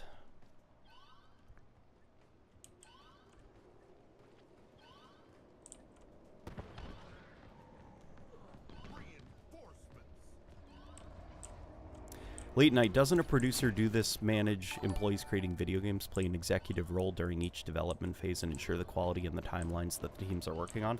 Basically, it's like literally nothing to do with, like, creating the game that you're playing. It's just managing the teams and making sure that, like, you know, budgets are being used appropriately. Like, that person is not gonna be deciding story decisions, you know, or designing the guns that will be in the game. And it's also like, who cares, dude? You know, like, there's some people that work on people's favorite video games that don't like them and don't play them. They work on the video games because it's a job that pays money and they're good at it. When they go home, they do not play video games because they don't actually enjoy playing them. They just like making them. And you wouldn't know because the games are really good. You know, very rarely do people's personal opinions infect something. Especially when there's something like a producer, where they're not even a part of the actual creative process.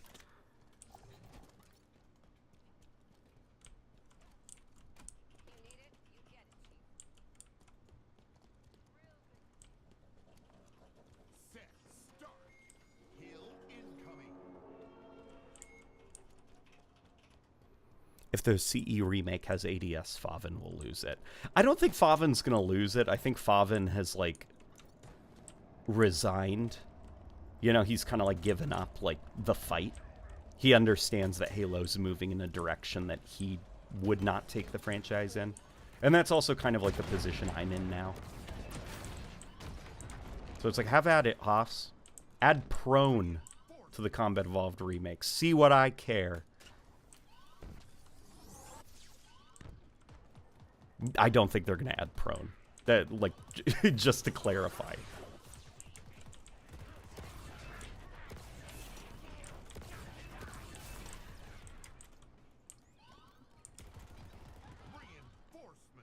As a dev, it's true. Sometimes they are all about the level art, not actually playing the game.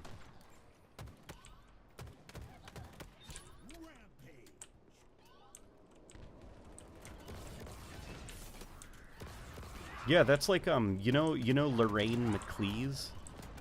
The iconic Lorraine McLeese who designed the Halo logo for Bungie? She didn't like shooters! They made her motion sick!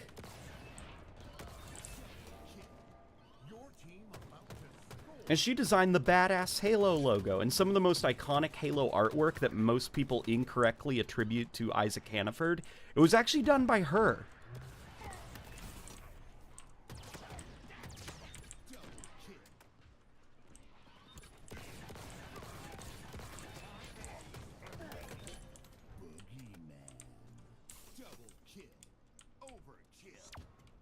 I miss Favin. Yeah, but you know, Favin's chilling. He's doing his thing. Halo's unedited plasma pistol scene tells you how much they care. Well, what it tells you is how much it was rushed. Because that plasma pistol scene, that could have been fixed, and the fact that it wasn't fixed tells me that there wasn't enough time to fix it.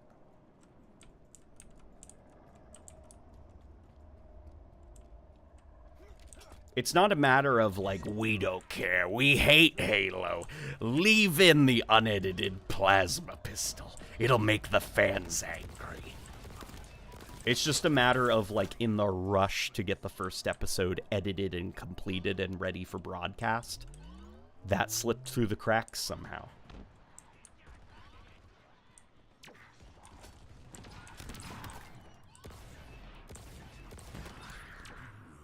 Favin's still working on his big Halo video, if I recall.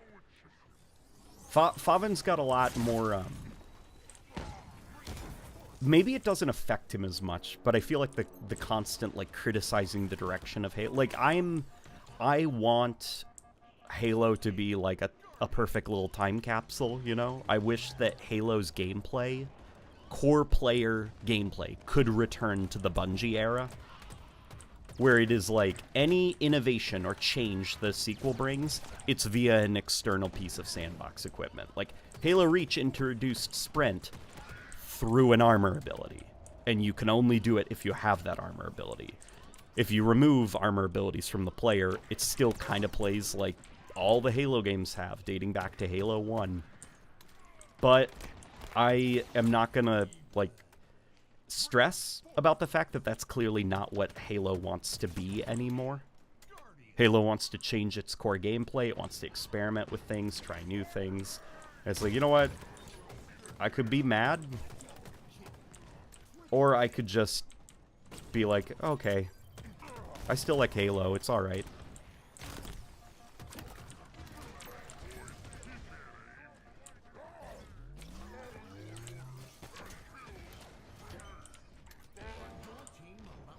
Good to see us streaming.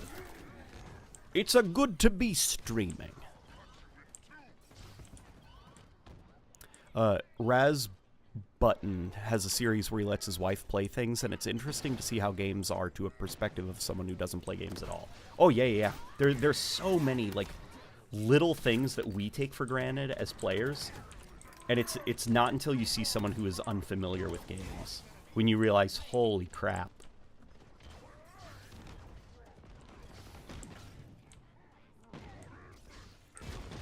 You know, seeing my wife, like, learning how to play Halo early on was the most fascinating thing in the world. Because there's so many, like, just things I do instinctively because I've been playing Halo for so long.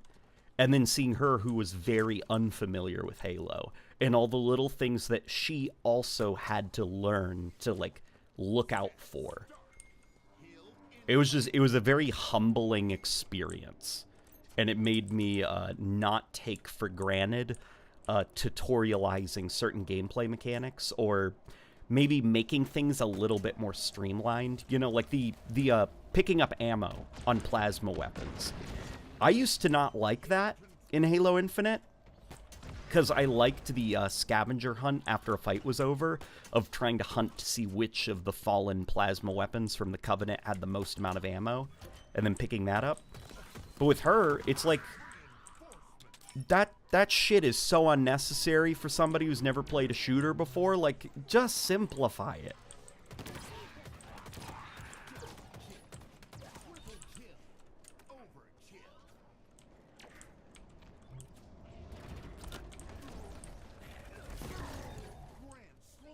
I would like a skull, though, in future Halo games.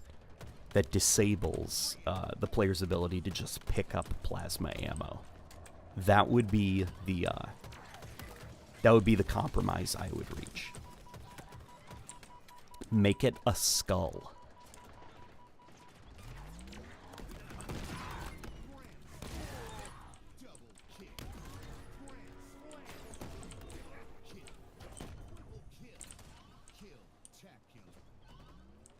Not gonna lie, wasn't entirely enthused with the latest reveal. Oh, you weren't happy with the Unreal Engine reveal? Yeah, I guess everybody's gonna have, like, different takes on it and stuff.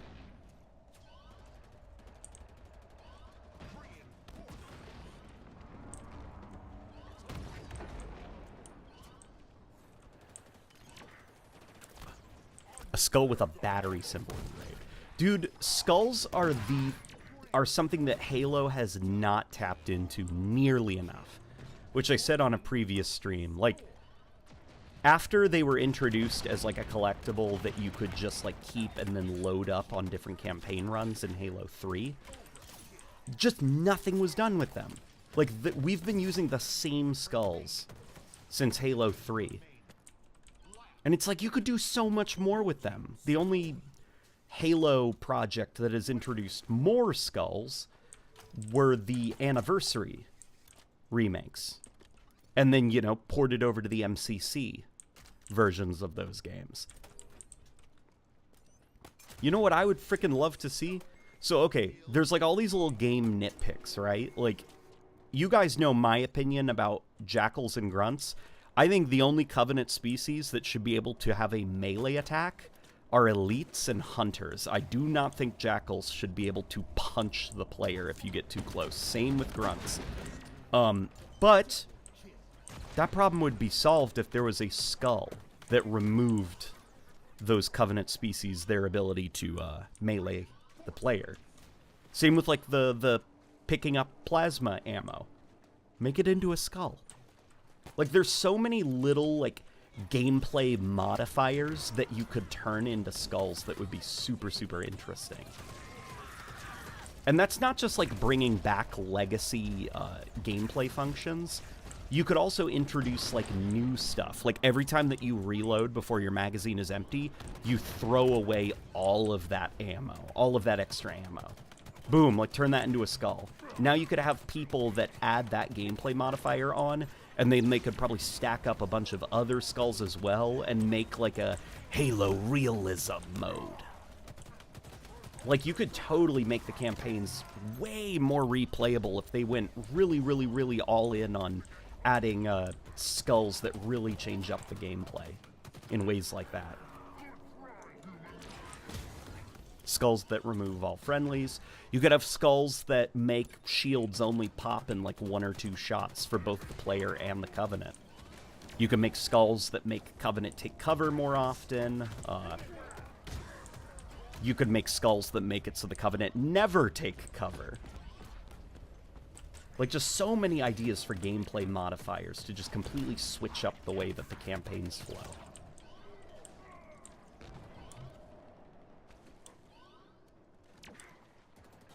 So skulls become custom game settings for your campaign, basically.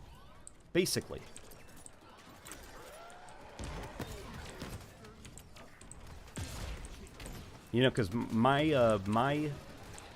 I yearn for more skulls in Halo. And one of the biggest missed opportunities of Halo Infinite's campaign, especially in an open world environment, like, is the fact that it's not really customizable like your gameplay experience. It is what it is. And I think of like games like Ghost Recon Breakpoint,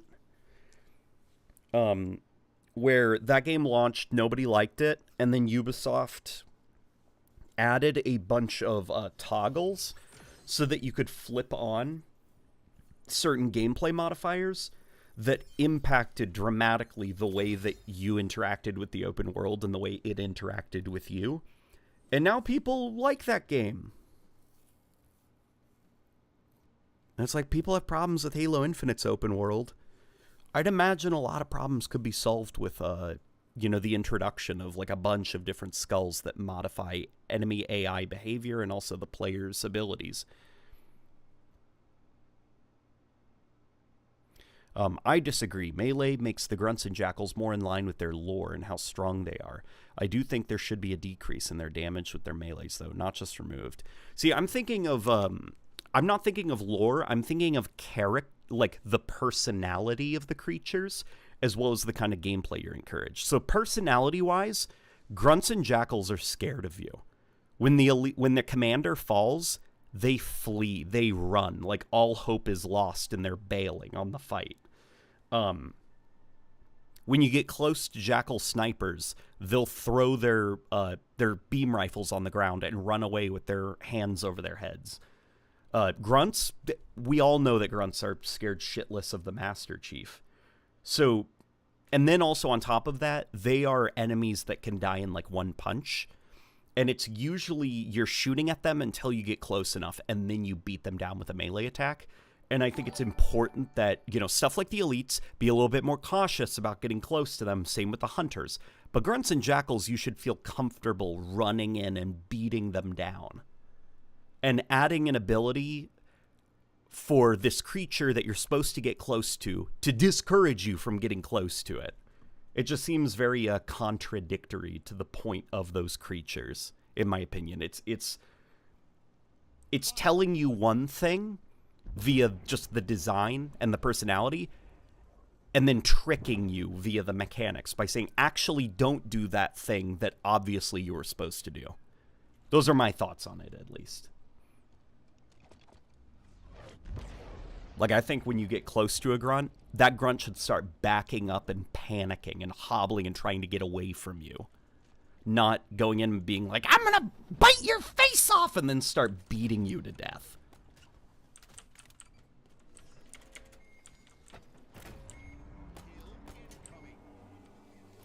That's more of an elite thing.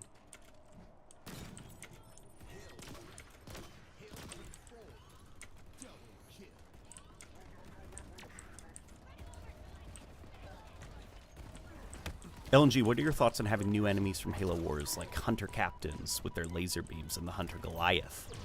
Dude, I'd freaking love to see some more stuff from Halo Wars be introduced. Like, I think Halo Wars did something super cool with Hunters, which is, like, you know, Halo 5 already started it with, like, trying to kind of make it more explicit within the gameplay that Hunters are not just giant bears in armor, like, they're colonies of worms. And then Halo 5, you actually see them forming into their Hunter armor.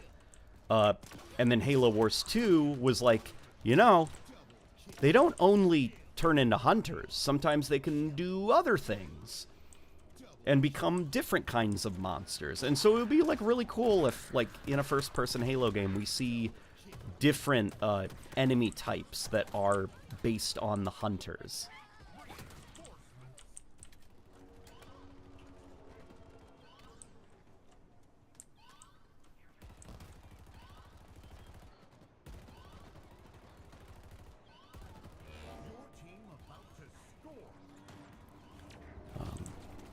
Hear me out, a sniper that bounces off of walls. That's too crazy. Halo would never do something like that. I do actually think the infinite sniper rifle can ricochet. Maybe I'm just dreaming. I feel like I've seen a clip of it. It's like very specific surfaces.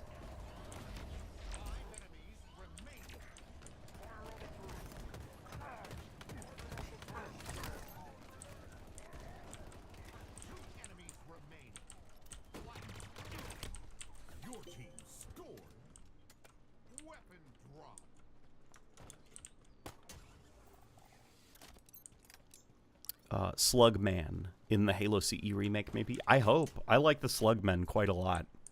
Even though they never made it into Halo. That's just like a fun design for a creature. A little slug guy with arms and legs.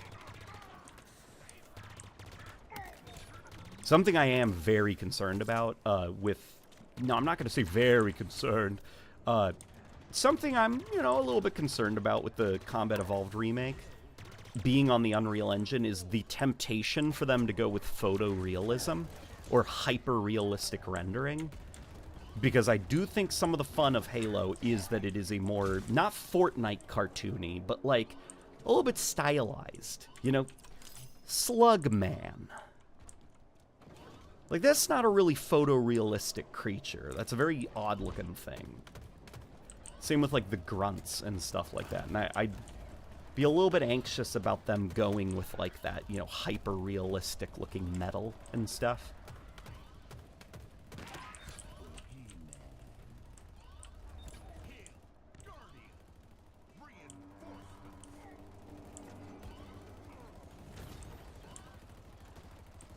I think it could happen, just a lot less frequently. See, I just think it shouldn't happen.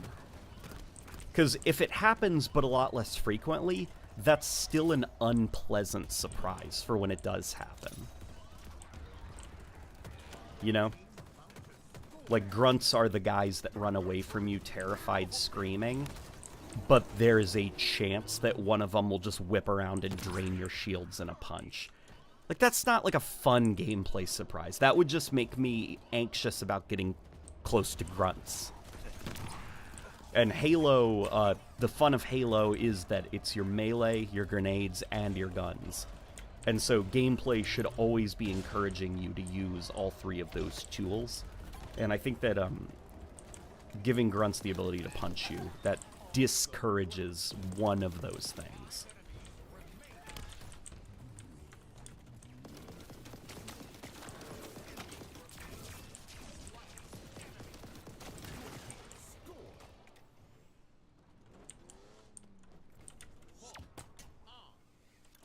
Can we talk about how good that Elite model was in the Unreal Engine 5 showcase? Yeah, dude, Halo Infinite has, I think, probably some of the best model work in the video game industry. But it was just, you know, the slipspace engine and its lighting didn't let those models sing. They're really good looking. You know, people say the brutes look terrible in Halo Infinite. They don't. They just need better lighting. Because of the way that the materials react to light and stuff like that, a bad lighting engine can make anything kind of look like rubber. I think a good actual comparison would be Black Ops 3 and 4. Because Treyarch's branch of the Call of Duty engine back in the day, obviously they did advance it in a lot of ways, but even up to Black Ops 4, it was using a lot of pretty outdated techniques that dated back to, like, Black Ops 2 on the Xbox 360. And as a result, when you play, like, a lot of the next-gen the Xbox One, PS4 era COD games, Treyarch Call of Duty games usually look the worst out of all the studios graphically. But, you know, like, look at Advanced Warfare's Exo-Zombies. Kill a zombie and just get on the floor and look at the model. Then go to Black Ops 3 and kill a zombie and look at the model. Like, the Black Ops 3 zombie looks comically bad. You know, it looks like a 360 asset. But then if you actually strip the model from the game and load it up in, like, a model viewer program, they're actually pretty detailed. And it's just because, like, those Black Ops engines, the lighting engine that they used, did not do their art justice. And it's the same case with the Slipspace engine, where it's just really good models, but the lighting lets it down and makes the materials look like rubber.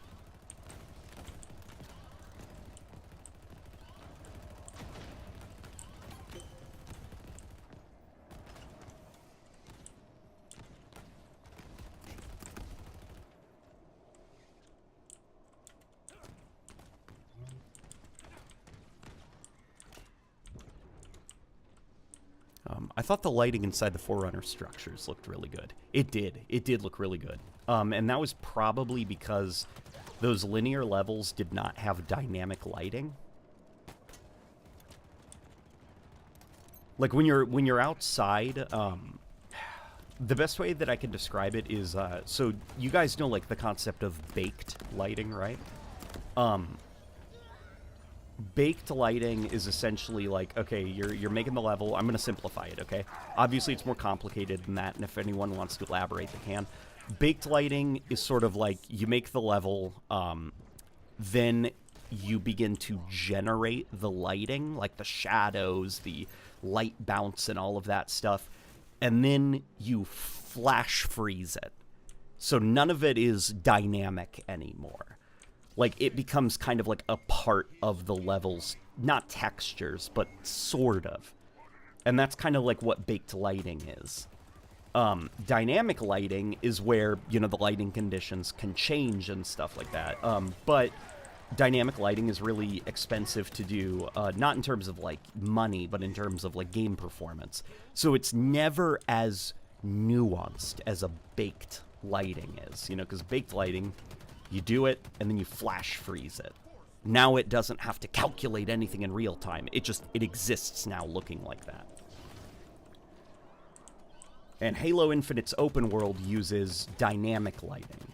So when you're just like running around in the open world, things look a lot flatter. There's a lack of nuance to shade and shadows being cast and light bouncing off of certain surfaces. So everything in Halo Infinite's open world looks just a tad rubbery. And then you step into a linear level in Halo Infinite, and suddenly the quality of the lighting goes through the roof. And it's because, you know, those are more baked environments where there isn't a dynamic lighting engine that's, you know, switching the time of day and all that. Hopefully that simplifies it. Only problem with baked lighting is that dynamic objects don't really get affected. Yeah, and that is a drawback with baked lighting. Because it is kind of flash frozen, it's not truly a part of the game world, you know? It's kind of like a picture. And so what has to happen is objects in the game world that are like dynamic, like boxes, enemy models and stuff like that, that are moving around and are not stationary, they have to be like artificially shaded in a way that tricks you into thinking that, you know, they're interacting with light sources in an organic and natural way.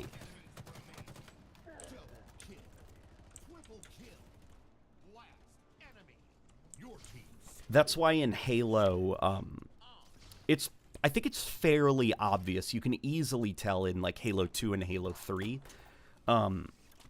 Objects that you can throw a grenade at and it will actually move, you can usually tell. They have this subtle glow to them. Like something looks a bit off, you know, it sticks out in the environment a little bit. And that's because, you know, it's not actually being shaded. Like, that's not a real shadow that it's sitting under. It's a baked shadow. It's more or less like a texture on the floor.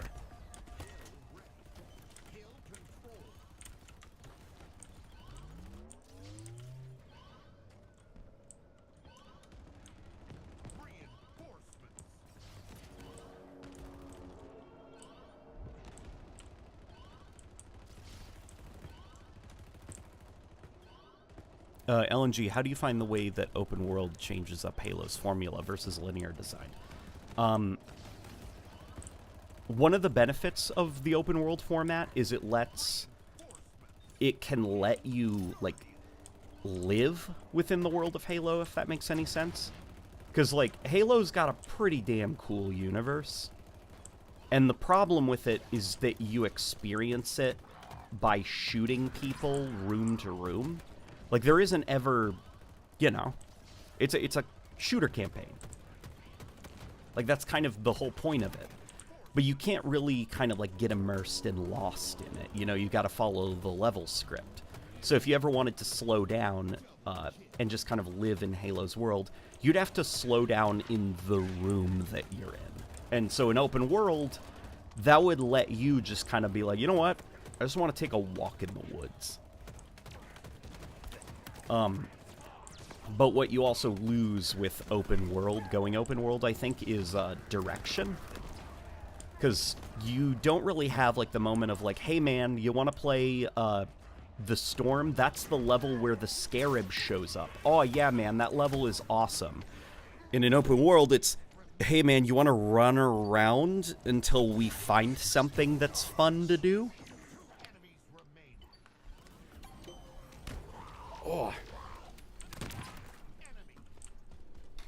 As well as I think that developers have a little bit less control over how they want things to be paced. So if you think about like the Scarab battle from the Storm, there are a handful of ways to take it down. There's not infinite ways to take it down, just a handful. And because it's only a handful, each way to take down the Scarab that the developers carefully prepared for, they're very thought out, and when you execute them, they feel really fun to do.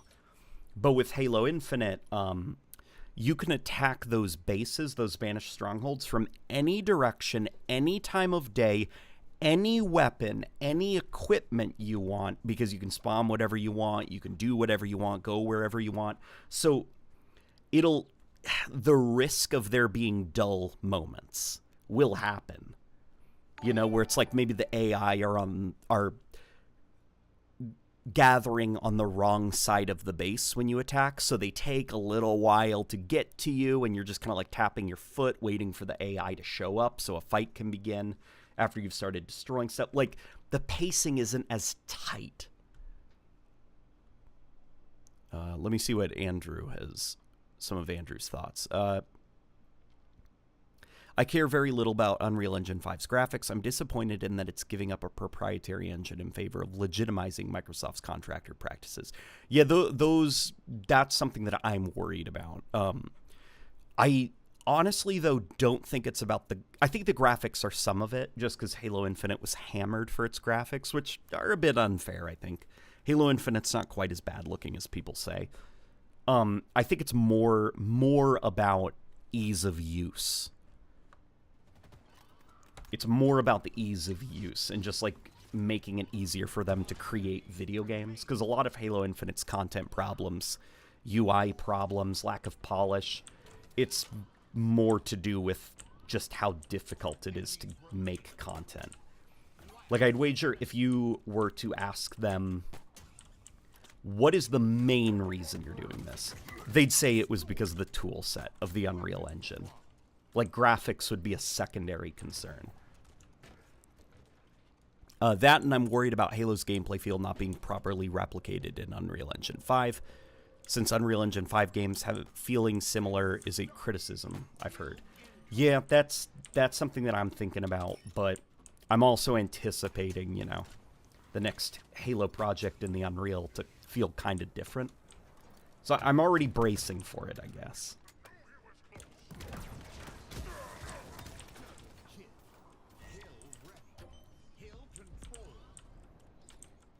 Do you think the next Halo will release this generation, or will it be for next gen? Probably next gen.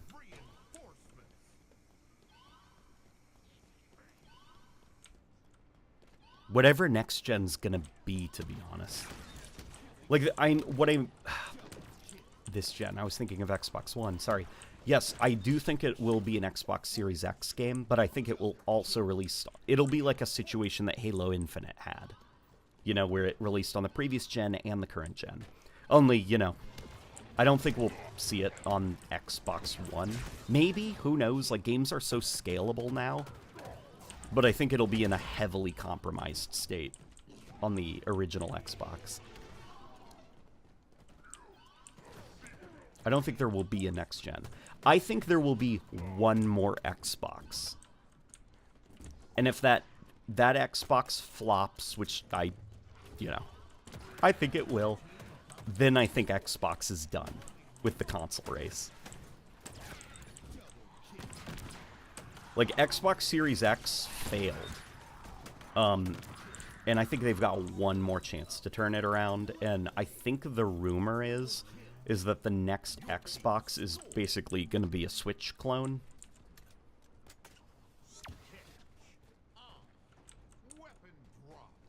And I think if that flops, then, like, Xbox is going to throw in the towel and become more of, like, a service where you can play, you know, Xbox games on your PlayStation or on PC or whatever.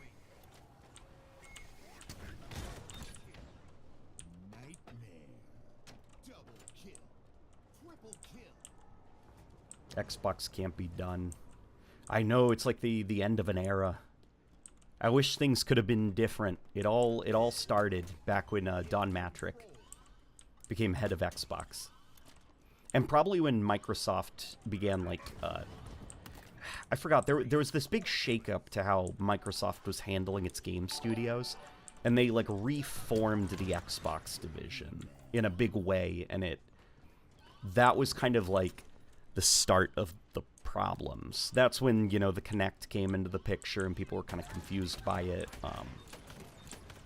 and then the Xbox One was revealed, and it was like, TV, TV, TV. And unfortunately, I just think, like, Xbox, it's just, Microsoft doesn't have that indescribable cool factor that lets really appealing technology come into being. You know, everyone uses Windows not because they really like Windows or the direction Microsoft's taken Windows in, but because genuinely just, like, nothing else exists that honestly, seriously competes with Windows as an operating system. Yes, that includes Linux. Like, Windows has been hella boring for a very long time. Xbox has been hella boring for a very long time. And I don't know if Xbox has the creative spark or magic to ever bring back the Xbox brand. You saw that Crobcat video, didn't you? No, I didn't. I don't like Crobcat videos. I used to like them years ago, but I've grown to kind of be exhausted by them, if that makes sense. Not even because what they're saying is untrue, but usually the reasons why it's untrue are kind of like... It lacks a lot of nuance, I guess, those Crobcat videos. They're very well edited, but there is a hell of a lot of context that some of them leave out. And it just kind of, you know, then you scroll down and you see the comments, and it's just kind of like this insane, like, feeding for... It's like piranhas in the comment section, just like, game's bad, modern game's bad. And it's just like, God... What an unpleasant place to be. So I have not seen the current Crobcat video.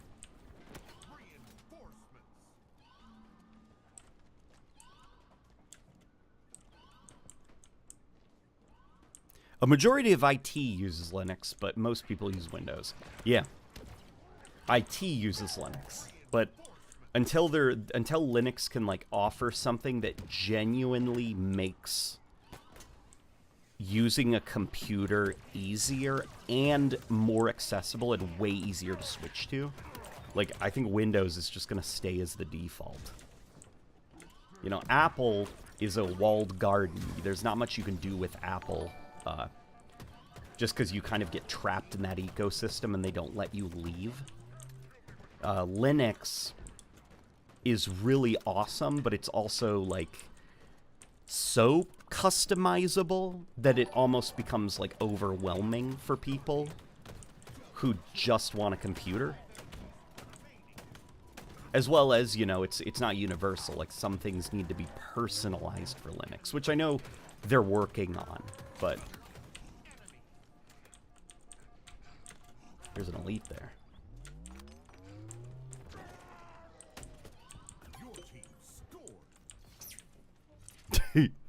The scavenger skull you mentioned would probably be an effect applied to all guns, not just battery guns. I would want it to be just the battery guns, because the logic, the logic that I used to think behind why you couldn't pick up Covenant ammo was because, well, they don't use magazines. Like, you can pick up more bullets because, like, that kind of makes sense, but you're not, like, picking up a magazine to refill a plasma rifle. Like, it's only the Covenant understand that technology, so it is kind of like a flashlight, where it's like, once the plasma rifle's out of battery, that's it, it's dead.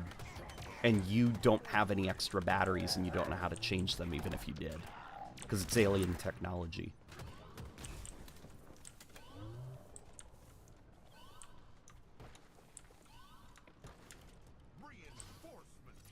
And plus it adds a bit of, like, variety, where it's like, you know, UNSC guns, like, they operate on this logic. Covenant guns operate on this logic. So there is about of that, just, like, you know, sifting through the corpses after the combat is over and, you know, picking up a plasma pistol and being like, nah, throwing it away, pick up this one. It's like, oh, this one's got a little bit more battery. And then you find that one that has the most battery.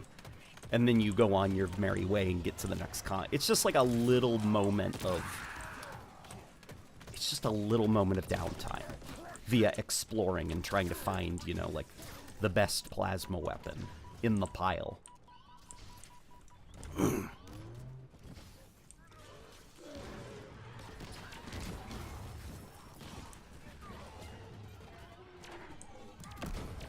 People who say that gaming isn't fun anymore or modern games suck only play the same few AAA slop and don't play lesser-known games. Yeah, I'd argue that, like, gaming is better than it has ever been. Ever.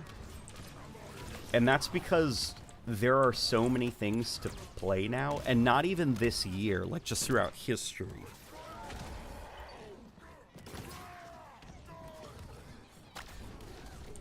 Like, there's just so much to play now.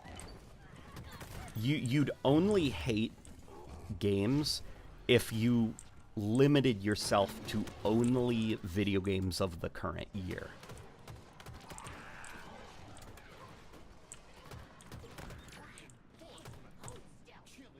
Like, bro, get yourself a Nintendo Switch, pick up Mario Odyssey, pick up the Zelda games. Play Prey 2017. You ever played Modern Warfare 2, the classic one? That's a really good game. It's backwards compatible on the Xbox Series X, and it has auto HDR support. There's so much to play now.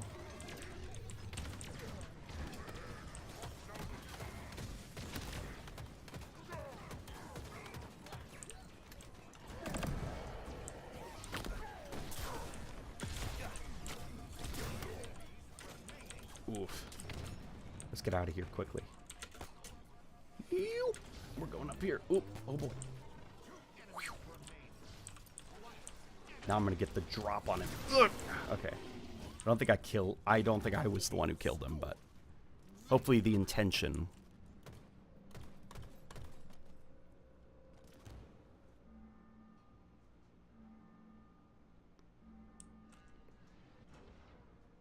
Astrobot sweep. Yeah, PlayStation's got Astrobot now. I'm gonna get some water.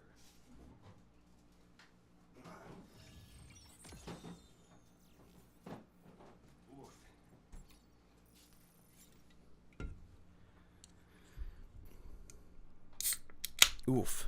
I'm cracking open a cold one.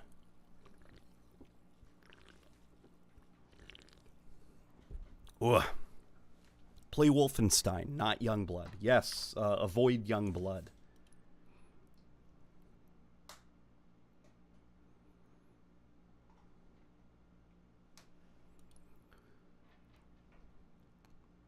The PS5 finally has a game. Yeah, it does, and it's not a remaster.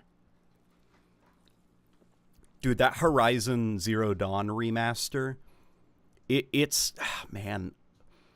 Sony is doing something that I really don't like with the way that they're handling their remasters. It's kind of like disrespectful to the games, the way that they remaster them. The Last of Us was stupid, in my opinion, remastering that game. But Horizon Zero Dawn is almost offensive because of how recent that game is. It's almost like saying that the game is not good enough anymore. You know, like that the tech that the artists worked on. Because back when Horizon Zero Dawn came out, it was like the most graphically impressive open world game on a console.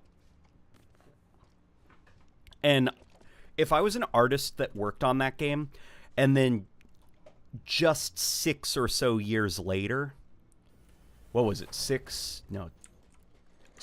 I think. 7 or 8 years later, Sony announces that they're essentially re-releasing the game, but they've swapped out everything that I worked on because it's no good anymore. It's just, like, the original looks fine. It looks fine. It's such an unnecessary, you know, and yes, of course the new models look better, but it's so barely better that it's almost, like, offensive. It's like, why release Astrobot then?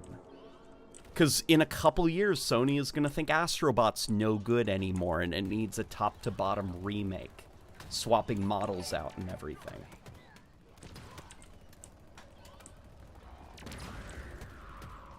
You know, knowing that, like, every single game that PlayStation releases, they're just going to remaster it so that it looks up-to-date graphically.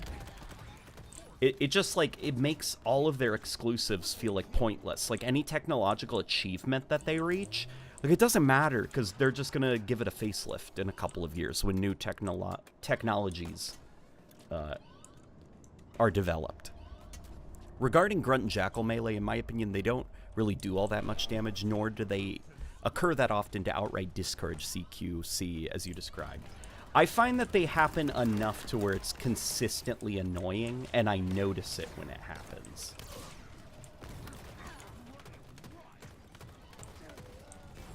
Like, Halo Combat Evolved, believe it or not, the Grunts almost actually did have a melee attack, and it was a conscious choice by Bungie to not give them that ability, because they thought that it's just like, if you know that a guy will punch you if you get too close to him, you're not going to get close to that guy.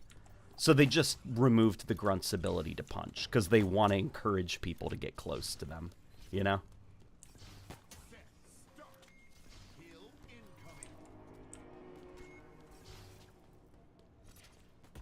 Did somebody say Nintendo is for babies?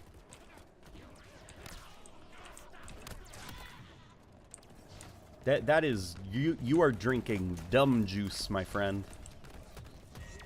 There was some dumb juice from a vending machine, and you put in $1.25, and then you pressed C3, and then the vending machine spit out a can of dumb juice, and you said delicious, and then you drank it, and then you said Nintendo is for babies.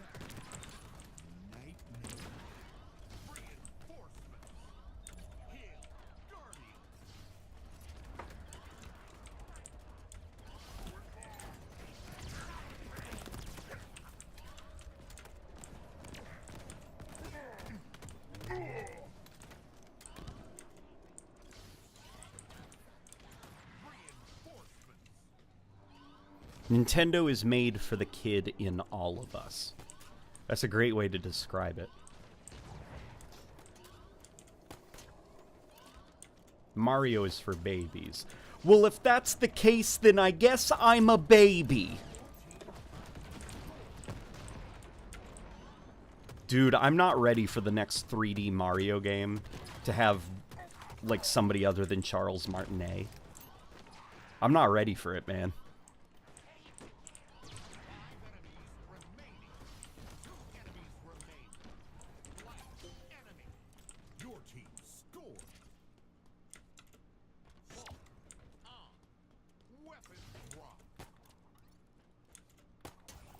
I'd be more confident in a Nintendo player, or I'd be more confident in a baby's ability to learn Nintendo controls than I would a PlayStation.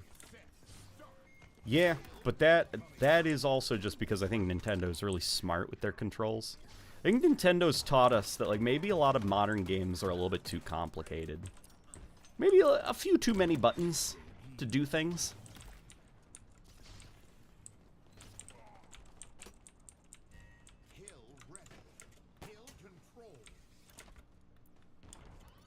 Hey, Dylan Bacon just gifted 10 late night memberships to The Character, Sundere, Merc, Infermo, Magnetic, Little Johnny, Stevie Wonder's Tricycle, Jonathan Torres, 27, Red Neb 27, K-Lob, Estels, E. Bloom. You guys all just got memberships. You guys have access to the beautiful Craig emote that my wife made, as well as a couple others. They're pretty goofy. I think me riding a ghost is in there, right? Yeah, there's a couple of them, but they're yours. Goof off, have fun. Hey, LNG, have you noticed a lot of crossover with the Sonic fanbase and the Halo fanbase? Somewhat. Somewhat. Which, speaking of Sonic, I'm so goddamn ready for Sonic X Shadow Generations.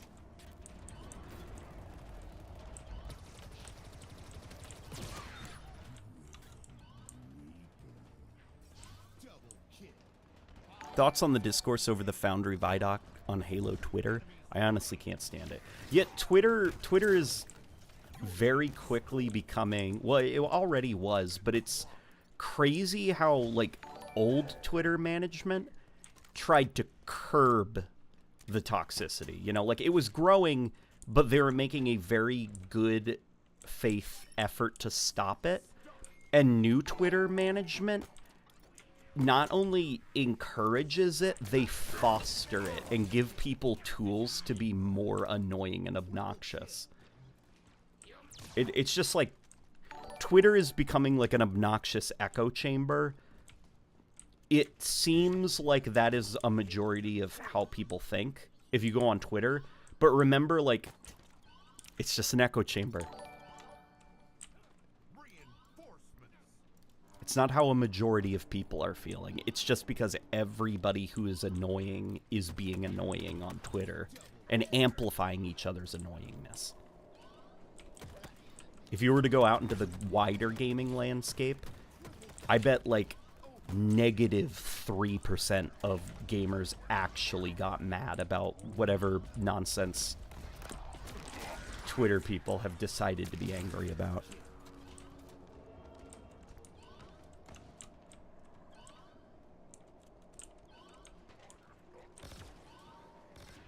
I am living my best life not using Twitter. Yeah.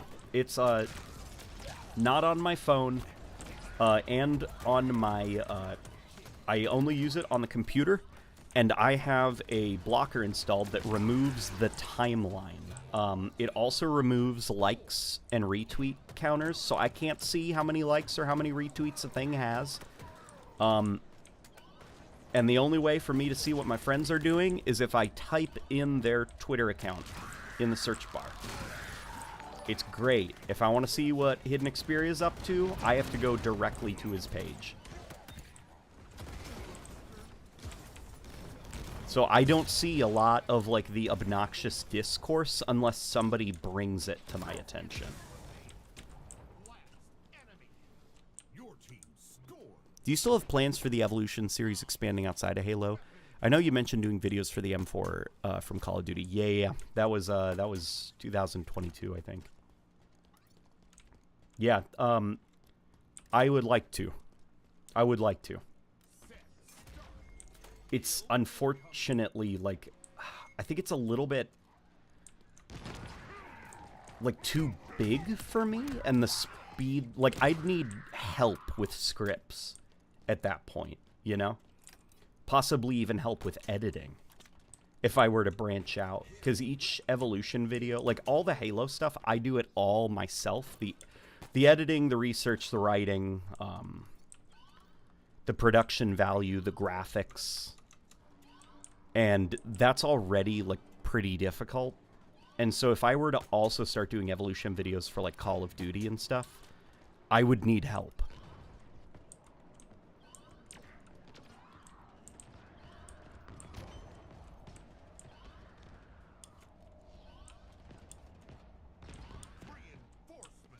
Is this live or pre-recorded?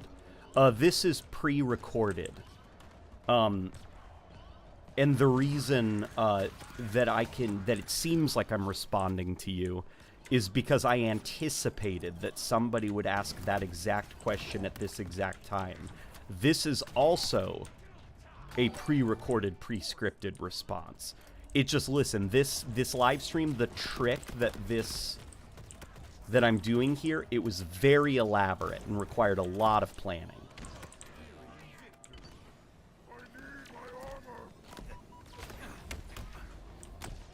Get up in a shielded jackal's grill and they'll knock you back with a shield bash. Pop their shield and they're stuck with a pathetic talon swipe. See, I think when you pop their shield, they should flee. Like, they shouldn't get aggressive, you know? If you get close to them, they should start scurrying and panicking and trying to find a way around you. And if you've cornered them, then they just cower, shaking and quivering as you beat them down.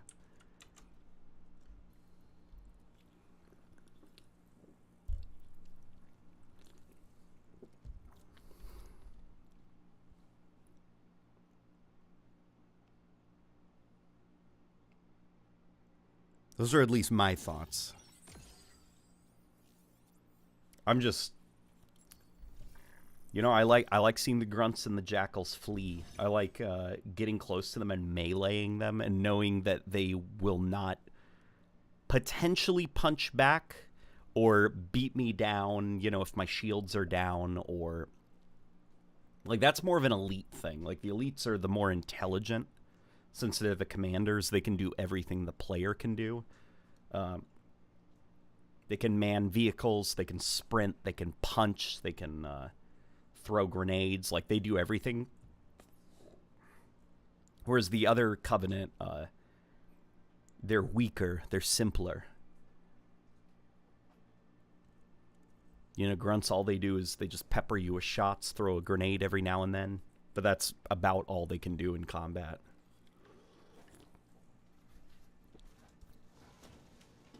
What about skirmishers? Skirmishers are an interesting question. I'm not sure which I prefer. Because I don't necessarily mind them in Halo Infinite. Because I think the visual of their energy gauntlets, like, yeah, it kind of makes sense, you know, that they'd have a melee attack. But also the skirmishers in Halo Reach, I think, worked really well as well.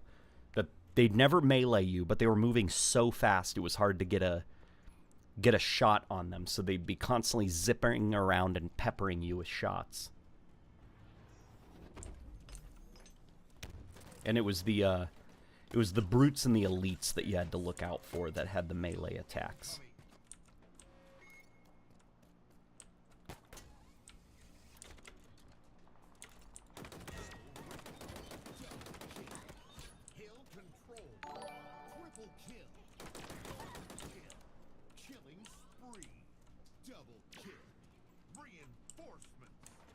Missed the first message. Ah, gotcha.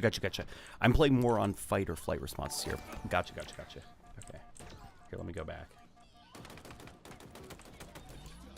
See, I think if the damage is negligible, then why do it? If it's so little damage that it barely makes a difference, then why include it, I guess?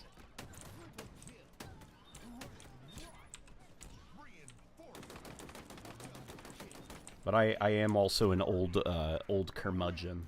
Here, I'll go back up and I'll read your, because usually you have a very you have in-depth thoughts behind why you have certain opinions. I want to pay those respect.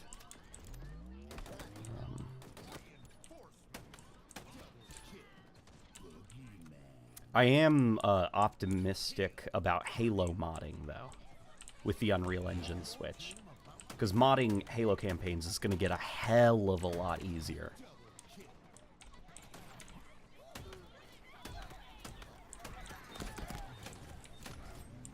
Oh boy. Oh god. Come on. Damn it! Okay.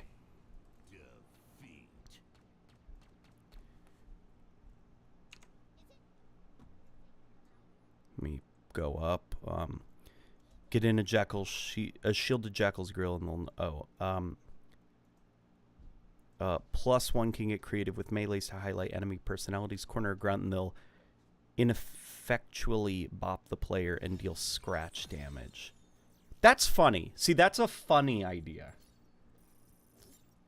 But it's also, it's just communicating. It's hard to do that in a way that wouldn't make players weary. Or not weary, cautious. Like how to animate an ineffective melee attack, I guess. But that is a funny idea, and it's something I actually haven't considered, so I'll have to think about that.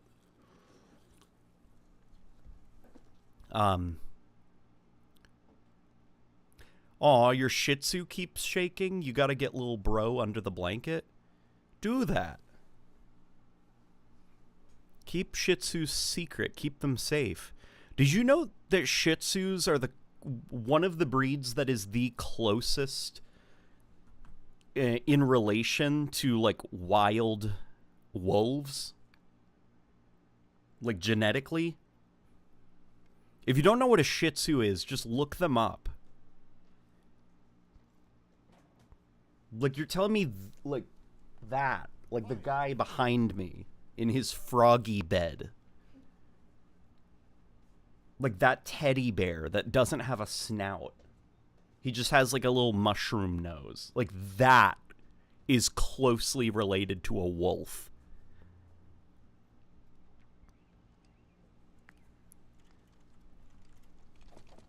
Ooh, modding isn't something I thought of. Tons of fun game developers use Unreal. Yeah. LNG, did you see the video of someone recreating the movement of Sonic in Fortnite? I did not. Did it look cool? There's no way my little goober is a wolf. That's probably why Shih Tzus are so, like, they've got, like, such diva personalities. It's because they're the ones that, you know, through generations and generations of different breeds and stuff like that, that independence hasn't been, like, bred out of them. I just know, like, my little dude, like, he has, you know, before I met Rebecca, I was, like, very, like, annoying and autistic about dogs, where I'm like a dog's brain operates this way, and, like, they have the intelligence of a 3-year-old. They're not capable of more abstract thought. Like, now that I've, like, lived with a Shih Tzu for 3 years, it's like, no, he has opinions. Like, he ponders.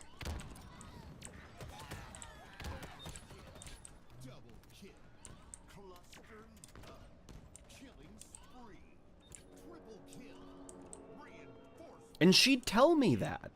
She'd say, not Pumpkin. He's very intelligent. He ponders. He schemes. And I was like, it's just the way that the dog's brain is made up. It can't be true. No, she was right. She was right. He's a schemer. Yeah. I paid the price. This freaking little guy. Listen, he went through a phase where, you know, he had a flea hidden on him somewhere. And he was super, super unhappy about it. And because of that, he was peeing in our bathroom. And the reason he pees in the bathroom is because he smells our pee near the toilet. So he'll pee on the toilet. Like, he thinks he's a grown-up. He's a grown-up. You know, so he'll pee on the toilet because he's too little because he has short little stubby legs. He can't reach the toilet. He'll pee next to it. And after the flea was done, like that problem was done, he just decided that he liked peeing there instead of outside.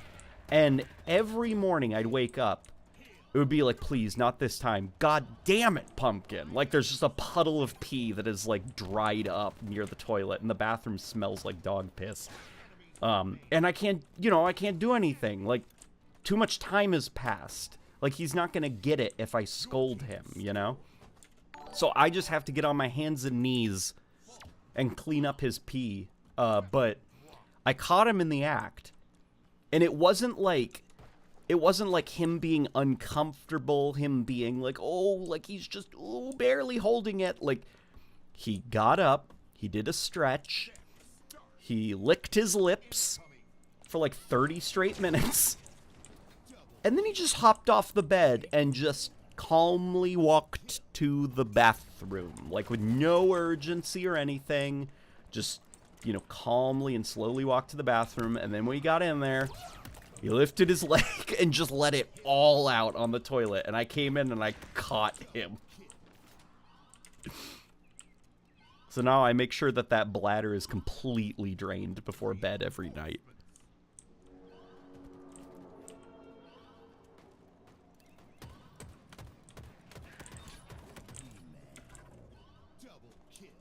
Close the bathroom door. Then he'll pee somewhere else. Like, he just decided he likes doing it in the house because it's easier for him to get back into bed. Like, thankfully, he hasn't peed in a couple of weeks because I've been draining him before we go to bed. But that was a freaking wild time when it was just like the fear and anxiety that there was going to be pee in the bathroom. He's not living in my world. I'm living in his world. Like, he thinks the whole world revolves around him, and he's right to an extent. Why are there so many jackals?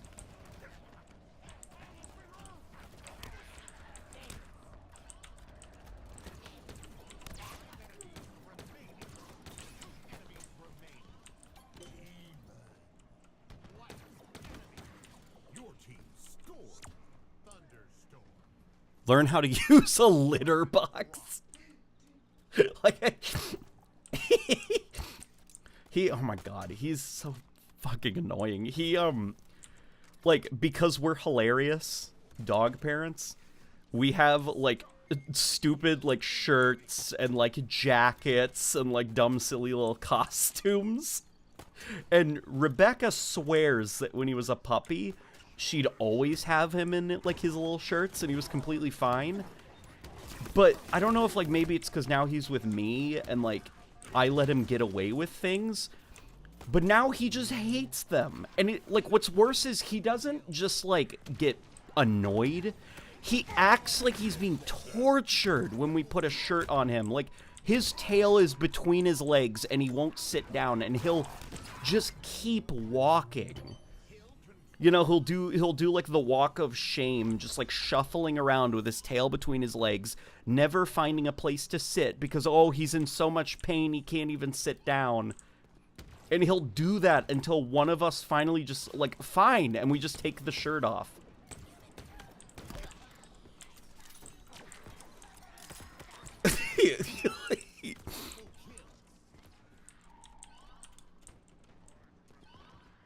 Call the litter box the Shih Tzu's shit zoo.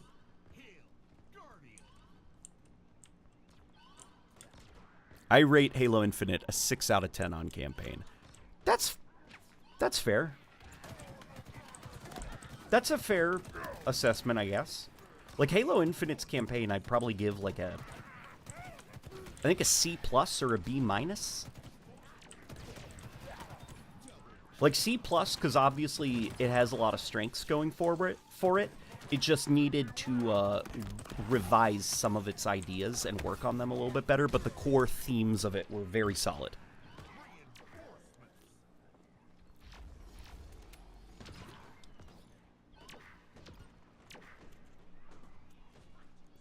My Chihuahua shits in the plant room. I have since blocked the plant room, and she has stopped doing it. That's funny. Yeah, and it's always like, I mean, what else is it gonna be? But it almost, when, like, your pet has, like, peed or pooped in your house, just because of the visual, it feels like a punchline, if that makes any sense. Like, you turn the corner, and in the middle of a vast room, in the center on the carpet, is a tiny little turd. Like, it's like a punchline, you know? Like the reveal of a joke. Or, like, going into the bathroom, and there's just a yellow puddle on the ground.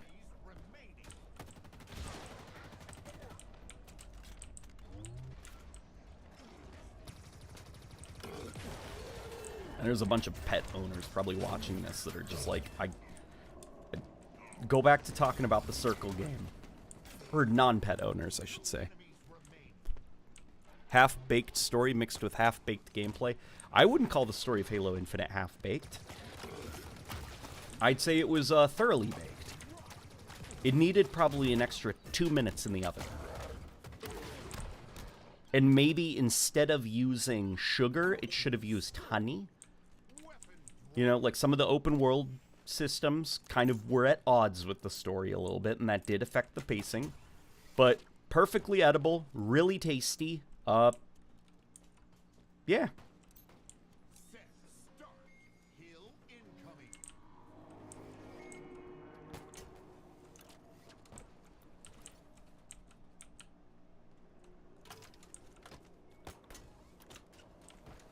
Did you play Ghosts of Tsushima? If so, what are your thoughts, and are you excited about the sequel? I've not played Ghosts of Tsushima yet, but that is a game that's on my radar. I think I've got the PC port on my Steam wish list. So someday, maybe. I hear it's good. Or finding cat puke in the weirdest places. Maybe if they specified more of what the Endless were, and explained the skimmers, it would have been a lot better. Yeah, the skimmers, they do explain. They say that they're the Harbinger gifted them. Like, once the Harbinger was freed, she gifted them to the Banished to use. Because you can find an audio log of a brute. I don't think it's a brute chieftain. I think it's whatever the red rank is called for the brutes, the ones in the red armor. Basically, like, complaining about how creepy the skimmers are, and about how nobody can understand what they're saying. They're speaking their own language, and that the brute doesn't trust them. Like, they seem sneaky and like they're planning something. And that's about it. And yes, maybe I think that, so the big reveal of the skimmers, you know, in the campaign, like, it was pretty cool that there's the monitors, like, help, like, they're gonna release the Endless, you've got to help me. And then it's like, oh god, and these, like, things that you've never seen in a Halo game before start taking the monitor apart. They probably, my immediate thought was, where'd they get that armor? You know?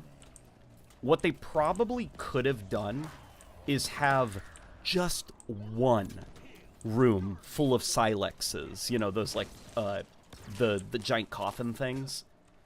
They could have had one room that was full of empty Silexes. And they all had, like, the Endless's symbol on them. And it's like, Chief, what do you think this means? And then he's like, a problem.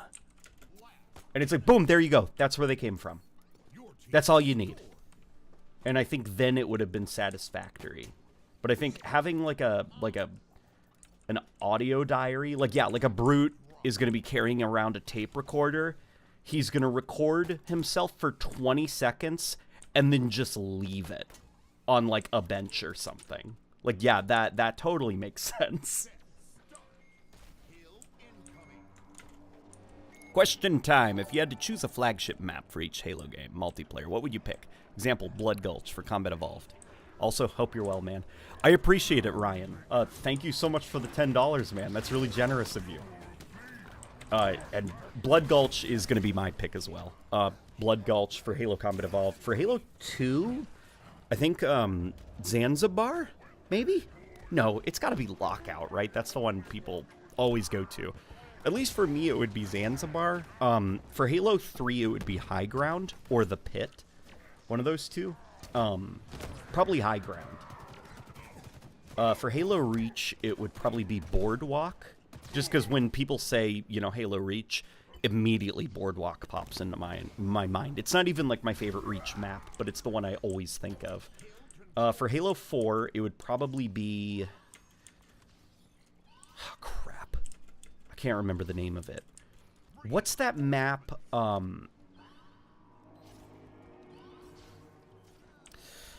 my god. This is freaking embarrassing. It's the one where you have to, like, defend scientists, I think, in Spartan Ops. Hang on, let me... Okay, we're gonna look up Halo 4 MP maps. It's not a drift. Is it? It's complex. Complex. Halo 4, I think of complex. Again, not my favorite map, but it's the one that I think of. I think Longshore is a pretty good Halo 4 map. I think that's what it's called. Or is it Longbow? It's probably Longbow. Halo 5, I think of Truth. But that is a remake, so I'm not sure if that counts. If Truth isn't like a good answer, you know, because it's not a... You want like something original, then I would probably say then... Golly, Empire.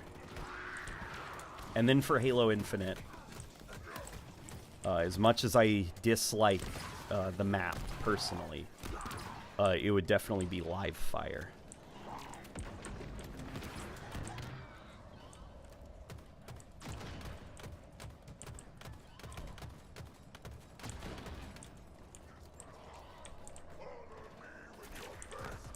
Oh god, Eshram's here. Let me pull back up the chat so I can see what y'all are saying.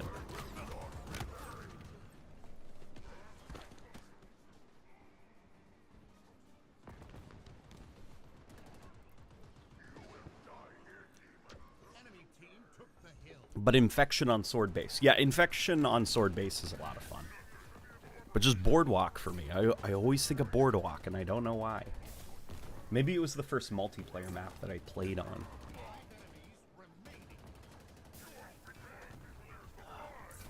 Which map was High Ground again? High Ground was the one where one team starts on, like, near the water, and then they go up the hill.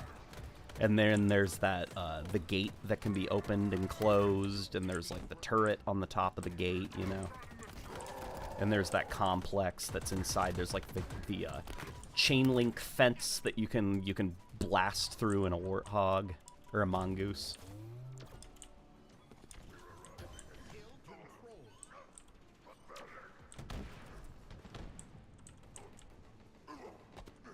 I just don't like that they're being described as worse than the Flood. I know it's hyperbolic, but I just don't like the idea of the Flood being a secondary threat because it kind of disrespects them. Well, it's not that the Flood is a secondary threat. It's that the Flood is no longer the main threat. You know?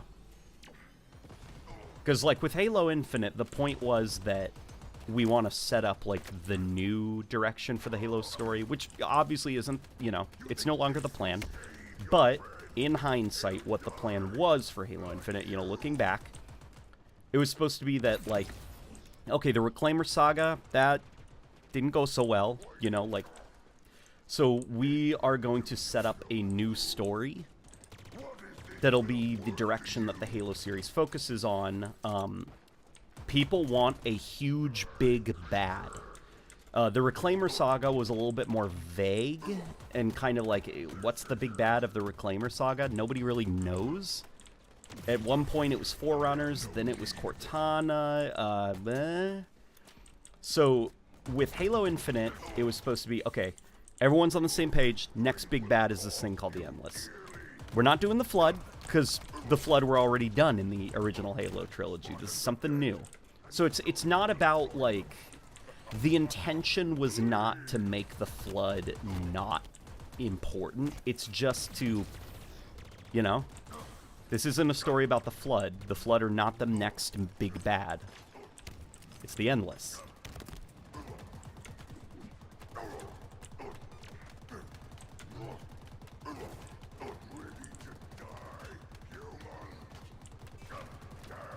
This thing has unlimited ammo? Okay. Really should have been the Forerunners. I don't think so. I just don't really think that there's, like, a reason to have Forerunners as the main villains of the series. Because arguably the Forerunners story begins and ends with, like, the original trilogy, where it's just... They made the Halo rings. And then they all died.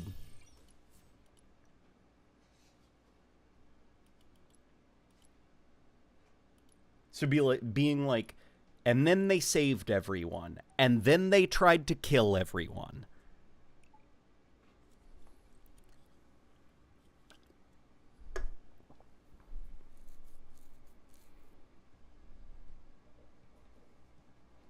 Banished equals Covenant, Flood equals Endless. Sort of.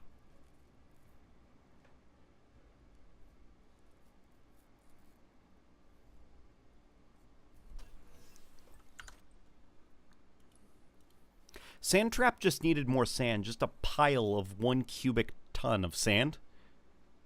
Yeah, Sand Trap could always use more sand. Snowbound's fine. Why are people being mean to Snowbound? Snowbound was always a good map. And that's a hill I'll die on. Those shields, I think those were fun. Those created moments kind of like, it reminded me of like the Phantom Menace. When Darth Maul and Qui-Gon Jinn were behind the shields and all they could do was like look at each other. Like, those moments are fun in Halo, where it's like, who's going to make the first move? Like, someone throws the bubble shield on the ground, and it's like, am I going to come out to you, or are you going to come in and get me? And then somebody makes the play, and then it's like, blah, blah, and, one guy will walk away alive, and there will be a bubble shield that they can use to protect themselves and get back their shields that they lost. People misinterpreted the Flood aren't the most pressing threat in the current context with the Flood aren't the biggest, baddest of them all. Yeah, basically. It's the, especially the way Cortana talks about it. She's like, no, Cortana, there are things in this ring that are buried for a reason. And she's like, things? What thing? The Flood? Why would I want the Flood? Like, there's worse things down here than the Flood. She's not like saying like, Monitor, on a scale of 1 to 10, the Flood are only a 7. What I'm after is a 10-level threat. Like, she's not saying that. She's Cortana being snarky and, like, condescending, having that personality. She's dismissing the threat of the Flood because they've been dealt with in the original trilogy. Like, she's just, like, basically dissing the Flood. Because they won against them.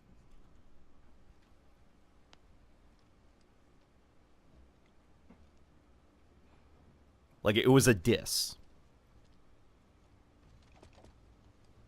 Granted, 343 maybe could have removed the line of the weapon saying, what could be worse than the Flood?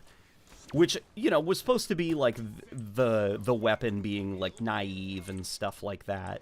But I can understand why people, because unfortunately people take things very literally. Like there's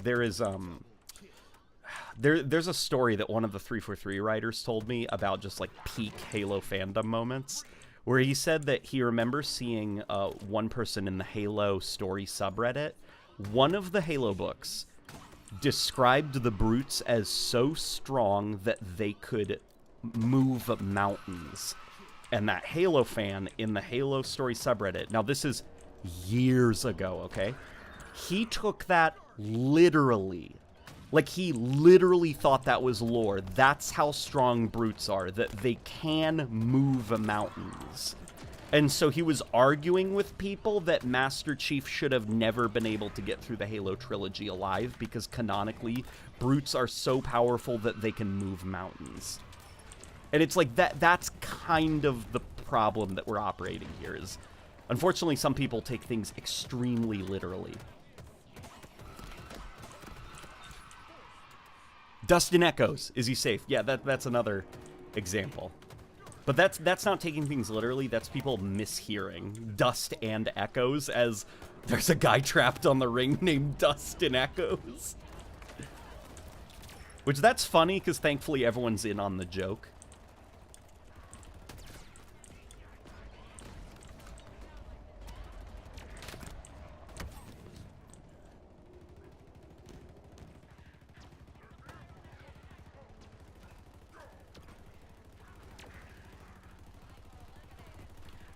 how did she even learn about the Endless to begin with? Well, she, you know, she kind of gained access to those Guardians, and then through there she gained access to the domain, and then from there she could start to tap into, like, you know, the Halo rings. Like, Cortana's whole thing is that, you know, she likes gathering data. Like, remember the second she was plugged into the Halo ring, she was like, so much, so fast. Give me a second. And then she was like, you need to stop him, those fools, like, they're gonna release it, like, you need to find keys now, he's walking into a trap. Like, she knew about the flood, like, immediately after tapping into the ring system. So I'd imagine it's something similar there, where she's like, you know, connects to something, and she's like, what the fuck is this? The Endless? What is this? I gotta figure this thing out.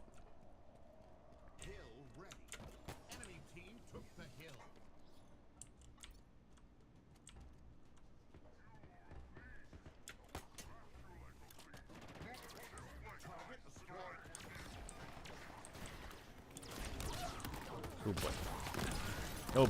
Oh. Yeah, it's like the Halo community can sometimes be Drax the Destroyer.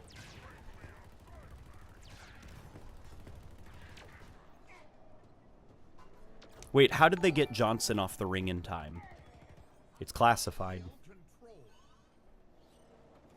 Metaphors? Never have. What even is a 4? A 4 is the alien race that you are up against in Marathon 1.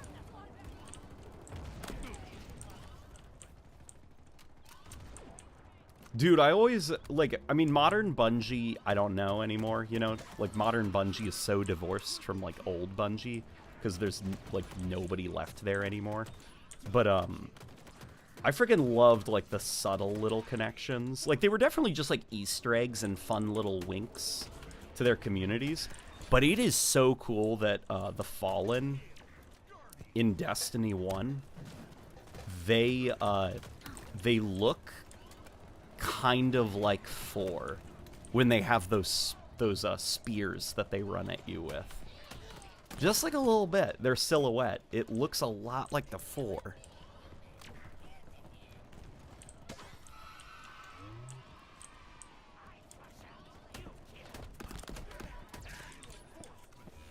Then, of course, the Marathon logo peppered all throughout Halo.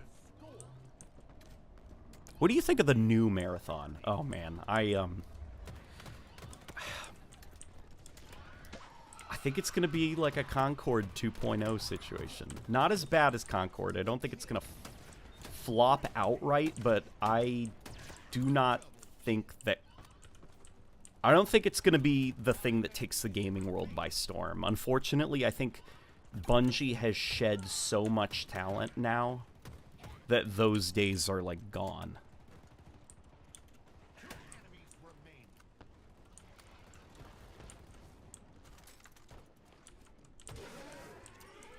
You know, like, my wife, she is thoroughly unimpressed with Bungie's Marathon. And usually she has a good pulse on things, on when, if they're going to last or not. And she saw that Marathon trailer, and she was like, nope. Nope, that thing's not going to be around forever.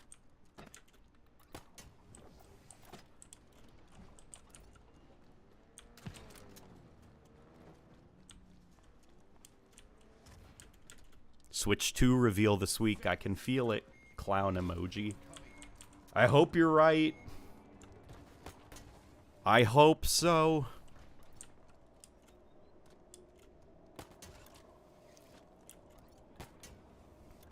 Which truth voice is better?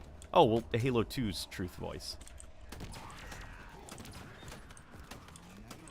That's not to say that I don't like his voice in Halo 3. He did a great job at being the character he was assigned in Halo 3. The voice performances were great. I am Truth, the voice of the Covenant.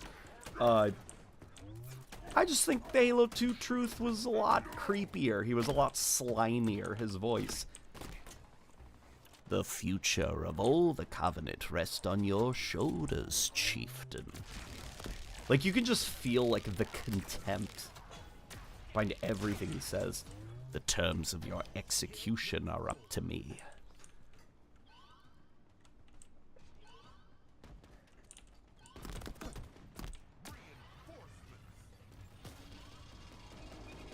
There's those banished little turret things.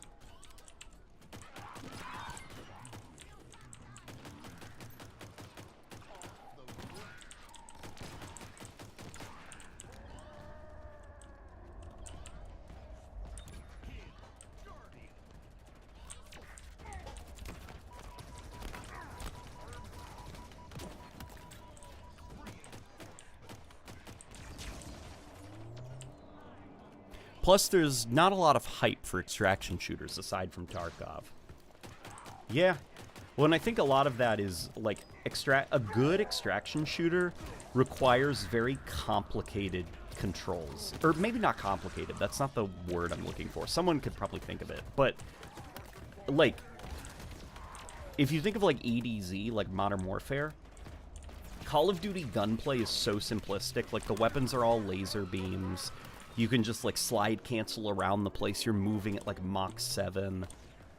It's just, like, really, really, really easy to play Call of Duty. And so it's like, of course EDZ didn't stick around. There was just no, like, nuance to its gameplay. And when I say nuance, I don't mean, like, how many buttons you can press to flip, jump, boost, thrust, slide around an environment. What I mean is, like, very, very, punishing gameplay mechanics that ensure that you can't do stuff like that, or you'll die. And Tarkov is, like, a very heavy game. It's got, like, so many complicated systems about, like, you know, player stances, when you should reload, when you can't reload, like, risk versus reward, true risk versus reward in what you choose to do in combat. And a lot of extraction shooters that have just flopped over the last couple of years, they've been because their core gameplay is too forgiving, too easy, too simplistic. It doesn't push back on the player enough. And so it's like you become unkillable and then you get bored.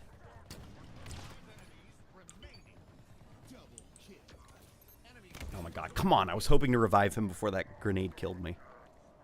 Hunt Showdown is a way to do extraction shooters. Hunt Showdown is a really, really good example as well.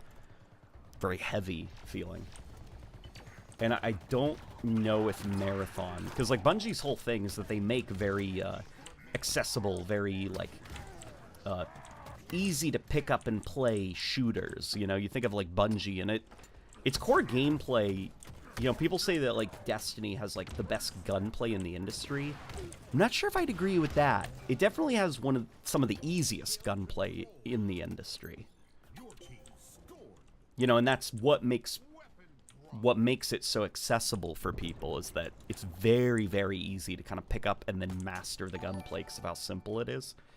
I don't know, though, if that kind of appeal is going to translate into an extraction shooter, though.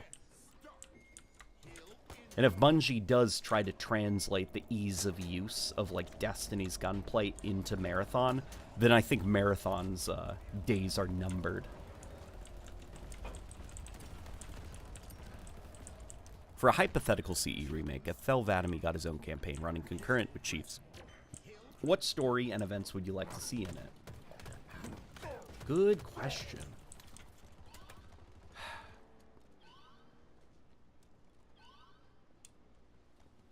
You know what could be interesting?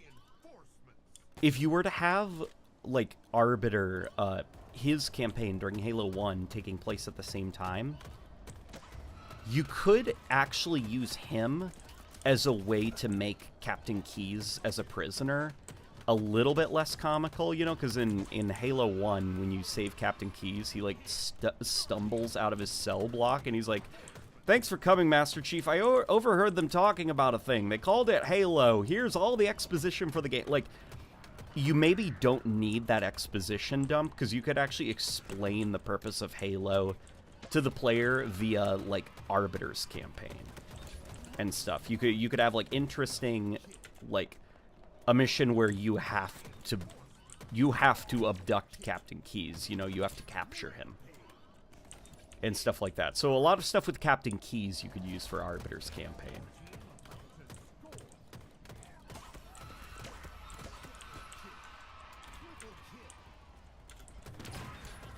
The problem is that, like, a lot of Halo 1 like Master Chief is the one that initiates a lot of it. You know, things happen because of Master Chief's involvement, or the player's involvement, I should say. And big reveals like the Flood, even though like the Covenant were the ones that unleashed the Flood, that is still like the surprise is for the player. So if you were to have a mission where the Covenant released the Flood, well then you'd be doing the jump scare before you've set up the tension, you know? Your team scored. I'm pretty sure Thel Vadaby never set foot on the ring. Oh, well, it doesn't need to be that way. It is just a story after all.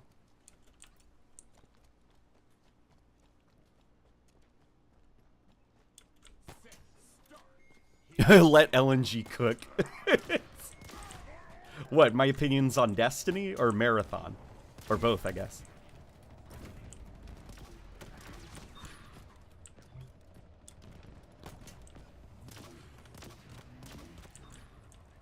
Double kill. Double kill. Hill ready. Hill control. Look, I think Helldivers 2, you know, to quickly touch back on and wrap it up in like a little bow.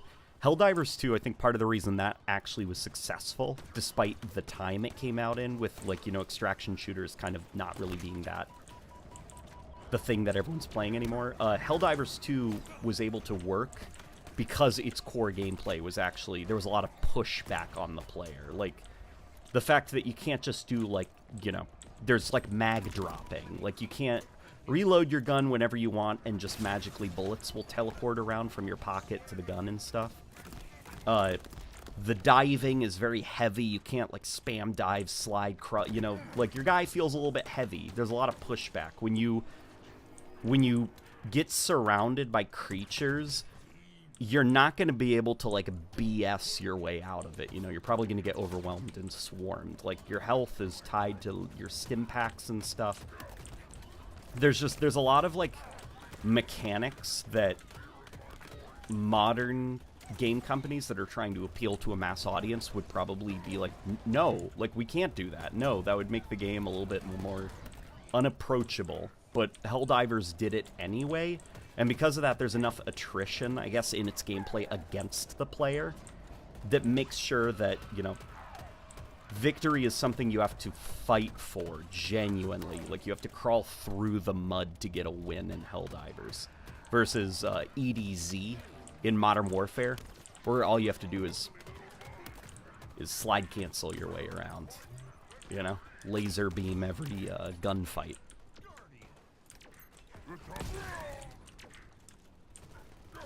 I'd barely call Helldivers an extraction shooter. I'd barely call it that as well, but it is like extraction shooter adjacent. Like, if you had to put a tag on it, it is sort of like an extraction shooter.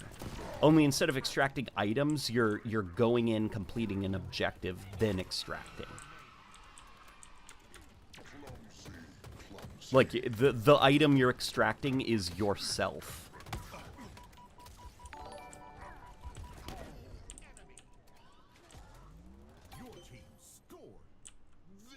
It could be a neat way to introduce some varied units into the overall narrative. Remember the expanded Sentinel units I've described previously? Yeah. That is totally true. You could totally have different enemy types that you'd fight in the campaign. You could introduce, like, okay, Master Chief fights against the Covenant. Covenant fight against the Ring's defenses. So you could have a variety of different Sentinel forms and stuff that you have to go up against. Yeah, it could work. Extraction shooters mean you lose the gear you bring in if you die. That's one way to look at it.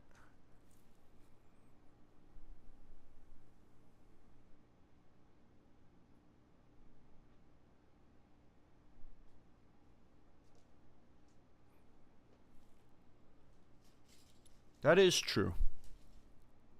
What would you guys classify Helldivers as then? would a more appropriate comparison be something like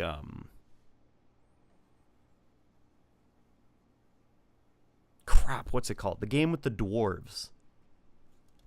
The game with the dwarves, and you go in and you mine stuff and then you get out.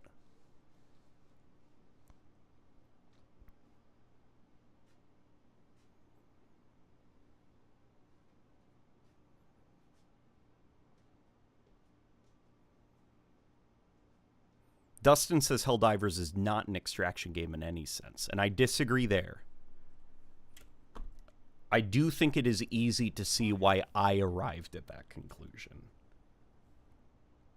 Deep Rock Galactic, that's the one that I'm thinking of. It's more like Deep Rock Galactic? Okay. So that's a better comparison. What type of game would you call that then? Which most people call a horde shooter. Horde shooter. Not like a horde. I guess when I think of like horde, I think of like Call of Duty Zombies, Firefight, stuff like that.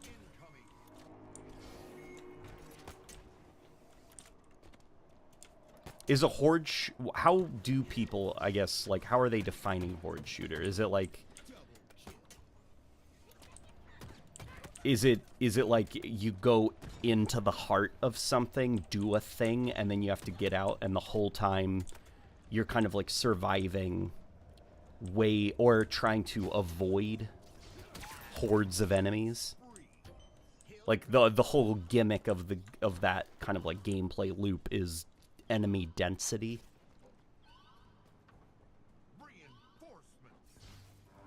Okay, count how many enemies you fight in a Helldivers mission.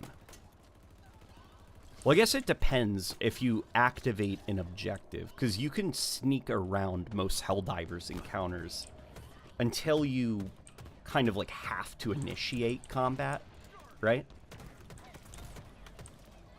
And that's where some of the extraction shooter stuff came from, because playing like EDZ or something, I saw a lot of comparisons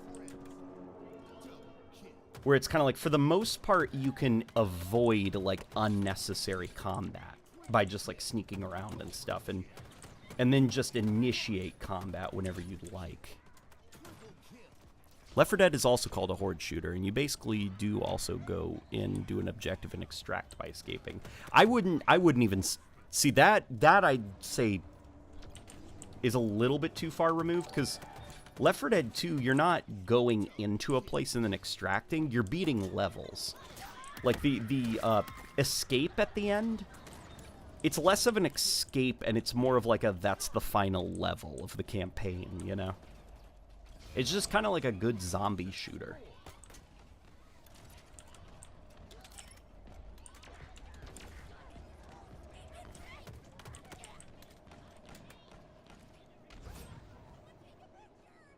Sure, but you will inevitably trigger combat. And when you do, you have to fight a shit ton of enemies. So I guess would Modern Warfare Zombies then be a horde shooter and not an extraction shooter? Because when you trigger the event, you fight a shit ton of zombies, but you also extract loot.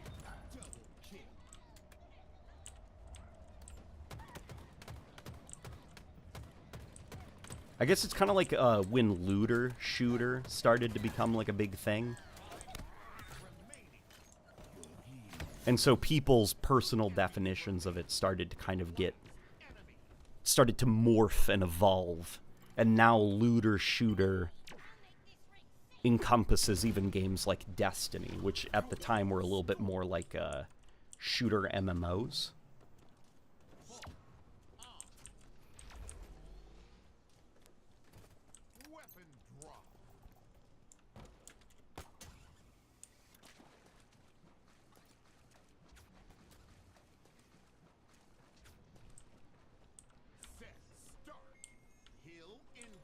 What are your thoughts on Borderlands? Hella boring and not funny at all. Those are my thoughts on Borderlands. That probably made someone really mad.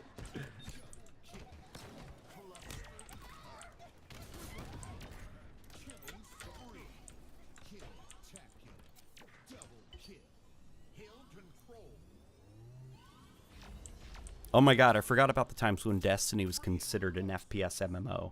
Yeah, and Activision wouldn't call it that because Activision didn't want to, like, potentially alienate people, but it's like, come on.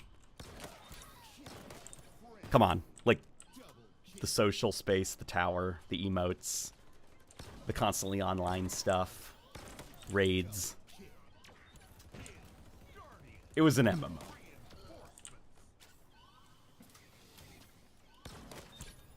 But then, you know, obviously, like, people started to throw around the term looter shooter, which I don't know what started that. I think it was Marvel, the freaking Avengers game when that came out, and that was, like, basically a Destiny clone, but punching people. And then people started to use, like, the term, like, looter, and then they were like, well, Borderlands and Destiny are looter shooters. Marvel's Avengers is a looter. And that's when kind of like the new definition, the new terminology began to really like kind of like take hold, and now it's kind of been, you know, a new definition has been established. I guess kind of like how for the longest time first-person shooters were called Doom clones until the term first-person shooter was kind of popularized and established. Wait, you really don't like Borderlands? No. No, I think Borderlands is a very, very bad series. I think the reason the Borderlands movie bombed is because it was a Borderlands movie. Claptrap isn't funny. The humor of Borderlands is not funny. The visuals are obnoxious. The gunplay is floaty and boring.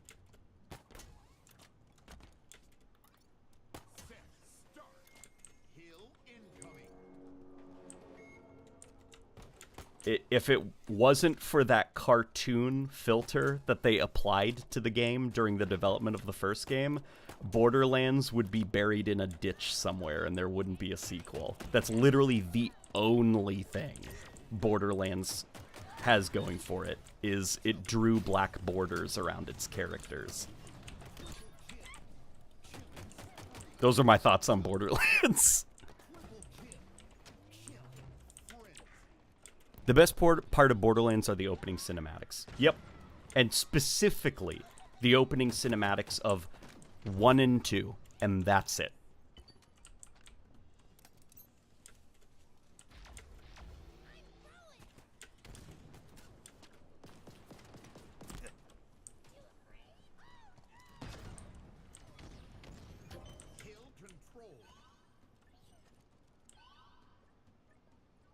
Replace Borderlands and Halo and you sound exactly like people who hate classic Halo.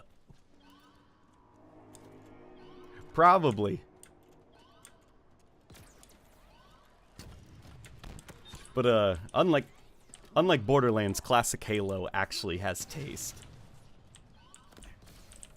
Borderlands is just poop stallion. No, butt stallion. I said butt stallion. Why isn't anybody laughing? Come back. That's basically Borderlands.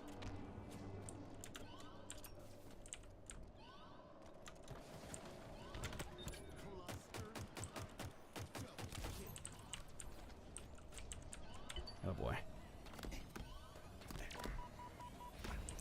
Borderlands convinced the generation that giving something a cartoon filter is the same as having a unique art style.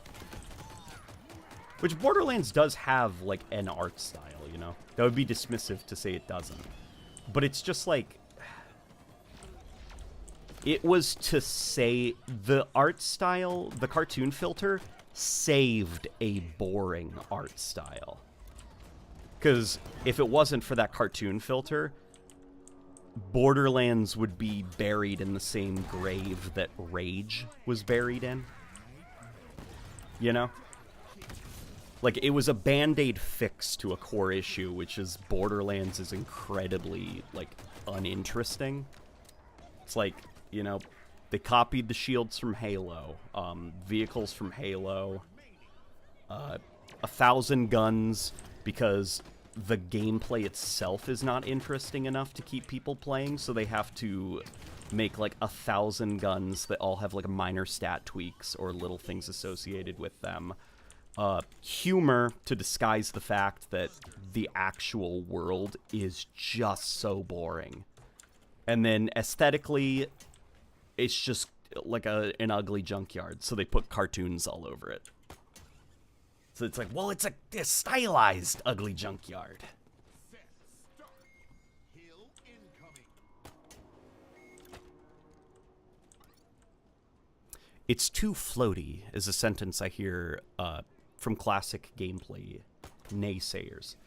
Well, with Borderlands, the gameplay is just, there is no impact, and there's no interesting dynamics. Like, the AI don't do anything interesting. The guns have no charm or interesting attributes to them. Just the whole game has this sterilized, bland, boring feel to it. Music is boring. Visuals are boring. Gunplay is boring. Enemies are boring.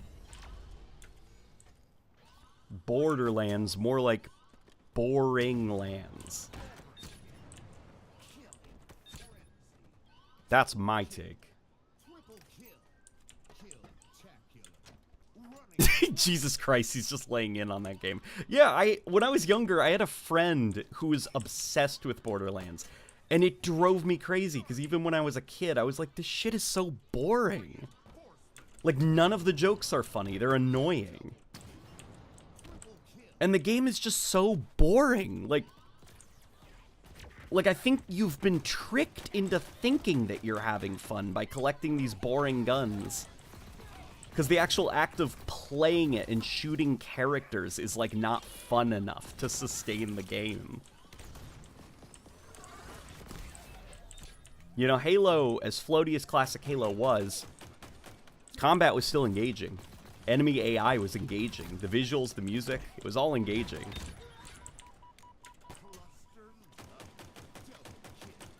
So when the Borderlands movie bombed at the box office, I felt so goddamn validated, and people were like, no, it wasn't true to the lore. And it's like, dude, as someone who hates Borderlands, that Borderlands movie looked like the perfect microcosm of everything that makes Borderlands just not a good video game series. It looks like they did the Borderlands IP justice, and that's why it bombed.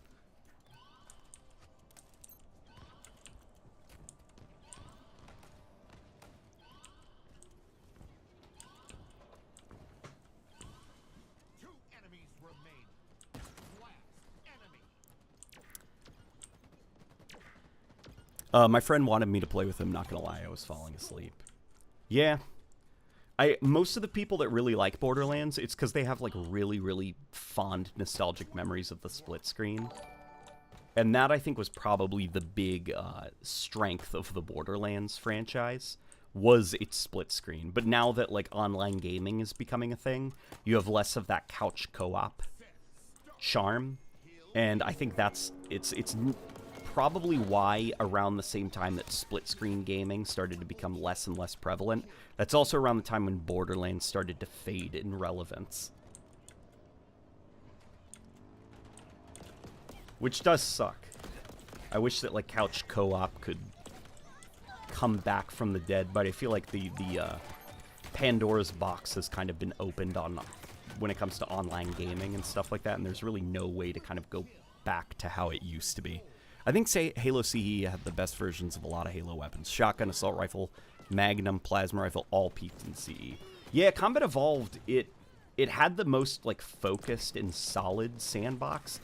And what's kind of interesting is, I learned that a lot of the sandbox was built with heavy restrictions. Like, they kind of fought tooth and nail for every single gun in that game, because they did not have a lot of studio bandwidth to get everything they wanted. Like, there was even a point where it was Jamie Griesmer, I think, was told shotgun or sniper rifle, pick one.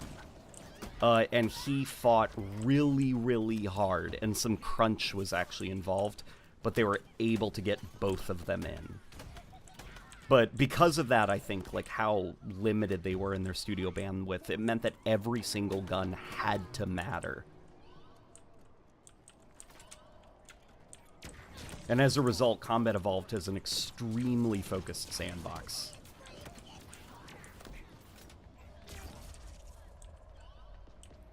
Boredom Lands, magnum opus of Grease Lord Pitchford. Dude, like Randy Pitchford, he's gotta delete Twitter. And this is coming from a guy who can be pretty cringy on Twitter and kind of learned his lessons from it. Like, Twitter encourages you to just say anything that comes to mind, like the moment you think it. And sometimes you gotta let your thoughts cook a little bit longer. Let a little bit of nuance form. And sometimes you also just don't have to share what your opinion is. Sometimes it's okay. Like, it can just be your inner thought, you know? And unfortunately, Randy Pitchford, seeing the meltdown after the Borderlands movie flopped, that was really, like, stressful reading his timeline.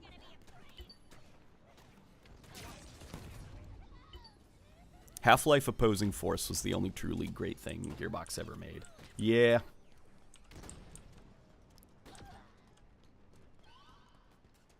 Your team scored. Flawless victory. What's your take about 343 trying to pick everything that Bungie made and making the improved version of it? I don't think it comes from, like, a spite.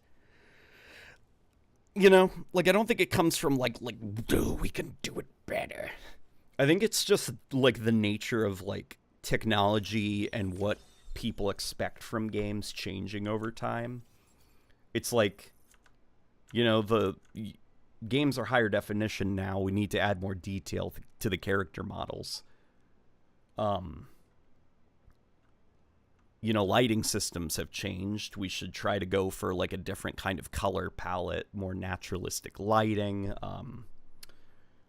Lots of people really want aiming down the sights in their games now. We should probably add that to Halo as well. I don't think any of it comes from, like, a we know better, silly Bungie, Halo's ours now. I think it was just kind of like, you know, doing what was expected of a lot of modern games.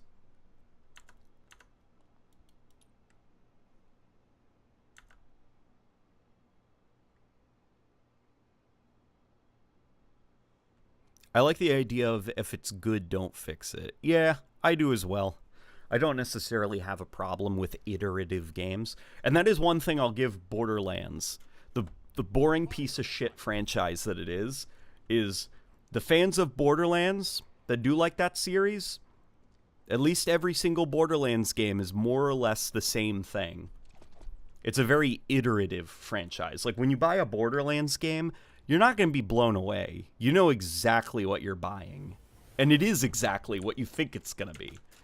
And there's not a lot of games like that anymore. Oh my god, we have infinite ammo. Oh my god, yes! I freaking love when we spawn with infinite ammo in Firefight.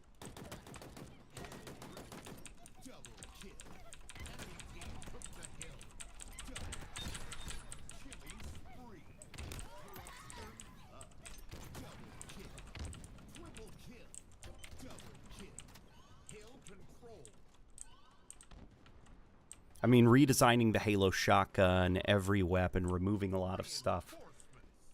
Well, the redesign of the Halo shotgun in, like, Halo 4 and 5, that was just part of, you know, the push for more detail on the models and stuff to make them look, you know, like, give you more things to look at in high definition. Probably not the route I would have gone, but I don't think it was, like, malicious or anything. I think it was just kind of like, they focused on the wrong things about the shotgun and what made it look Halo-y. You know?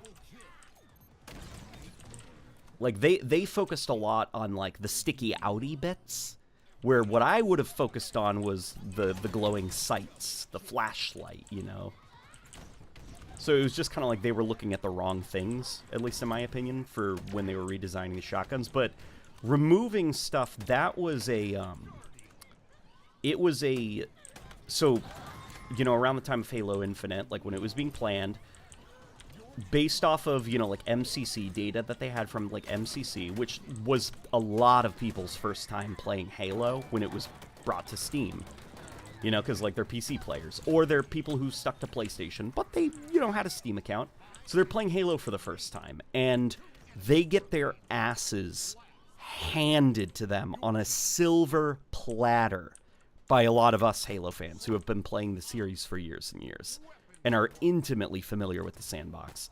So for Halo Infinite, they have an opportunity to try to level the playing field by getting rid of some weapons, but introducing a ton of new weapons that both new players and old players haven't used. So, you know, the hope, the theory is that, like, as legacy Halo players and new players are learning how to use these tools, everyone will get good at the game around at the same time. Versus, you know, if, like, Halo Infinite launched and it had the plasma rifle, shotgun, like, all the usuals, then the Halo players would have been like, oh, all right, it's time to get back to work, you know? Like, those noobs aren't going to farm themselves. That was the logic, and I understand that to an extent. You know, and part of the reason that, like, the weapons in Halo Infinite, they use, like, their fictional in-universe designations. Like, it's not assault rifle, you know, it's like MA-40 or whatever. It was because, you know, the assumption was going to be that Halo Infinite was going to be a 10-year project for them, that it was kind of going to be the current Halo game, almost like Counter-Strike, where they'll just keep updating it over years. They don't need to make a new one for a while. So calling them by their fictional in-universe designations, it gives them the freedom to eventually have multiple different versions of the assault rifle, or multiple different versions of the sniper rifle. You know, they could theoretically patch in the Halo Reach sniper rifle someday, or maybe patch in the Combat Evolved assault rifle one day. That was the rationale behind why they did it. So, like, the Bulldog, behind the scenes, was never meant to be a replacement for the classic shotgun. It was supposed to be, like, for launch, here is kind of the shotgun-like weapon for the UNSC, with the assumption that one day they are going to patch in a prop. Well, you can even see back in one of the blog posts, I think it was Unishek, he, interestingly enough, refers to the Halo shotgun. He doesn't call it the classic shotty or the Halo shotgun or the, you know, Bungie shotgun. He calls it the tactical shotgun, which nobody in the community has ever called it. Like, that's a term that 343 internally were calling it. Because, you know, maybe someday they can bring it back in Halo Infinite.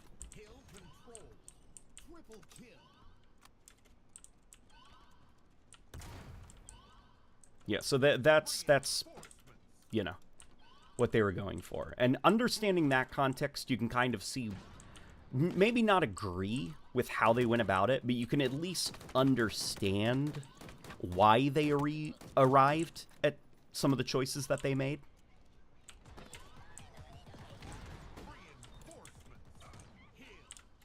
What about the cut sawed-off shotgun using the design from the OG shotgun? Oh, well, some of that is just, like, placeholder stuff. You mean, like, the brute shotgun, right? I don't think that was using, Wait, maybe I don't quite know what you're referencing.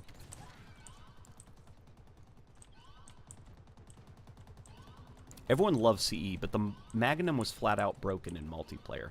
I don't know if I'd agree with that, to be honest.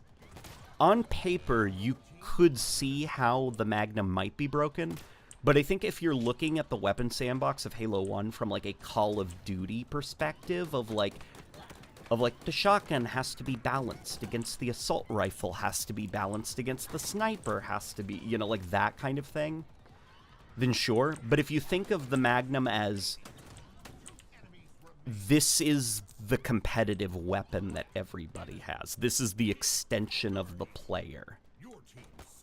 3 tap to the head and the player dies. That's what's in your primary hand. What are you going to put in your secondary, like your secondary pocket, you know? Your back pocket. There we go. That was the word that I was fumbling around, or the term that I was fumbling around to. So you've got your primary slot and your secondary slot. Primary slot, what are you going to have in there? Well, you're going to have your primary weapon. And in Halo 1, it was the pistol. And everyone else has the pistol. But what are you going to put in your secondary slot? That's where the combat gets a little bit more, you know, diverse.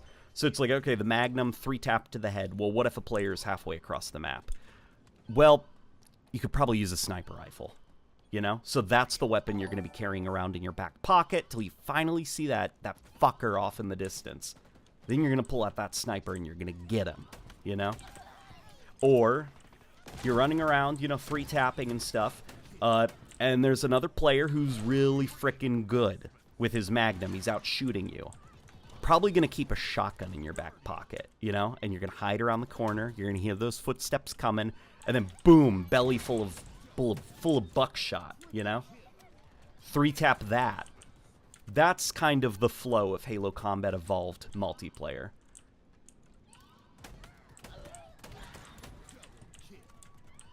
The Magnum is the weapon that dictates the primary flow of gunfights from player to player. It's the extension of each player.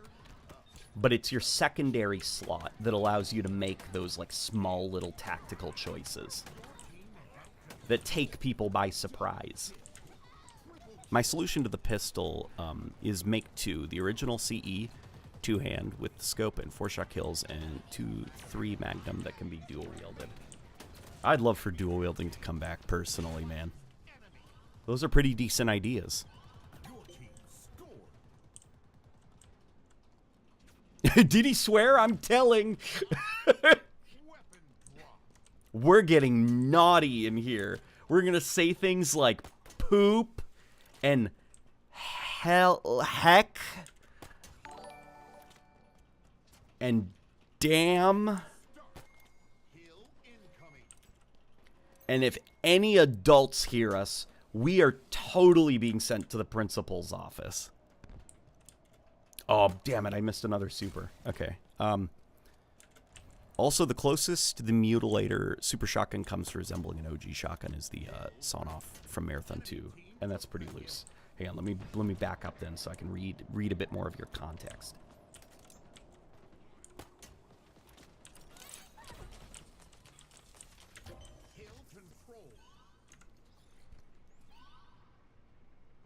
CE Sandbox is my favorite besides Infinite, as nearly every gun had a baseline viability, as Vengeful Vadam said. No gun in CE falls below a C tier. Yeah. That is completely true. And for people that I know people are gonna say the Needler, because they're gonna say, well, you can't get kills with it in multiplayer. Okay, what about campaign? Because that exists.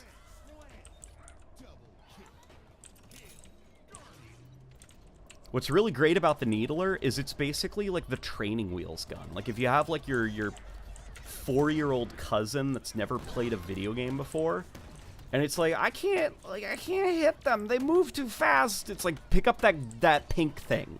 Pick up the pink thing. It'll kill them for you. That's basically the Needler in the campaign.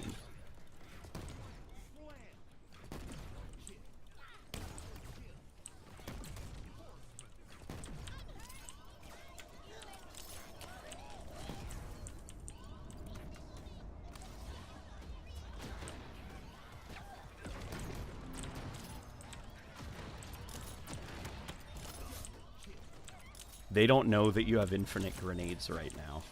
I think my buddies. So I am going to start spamming these electric grenades so I can farm as much of the XP as possible. You know what? I'm just going to stick this guy with a bunch of Come here. Come here, Phantom. Give me 100 points. Yes.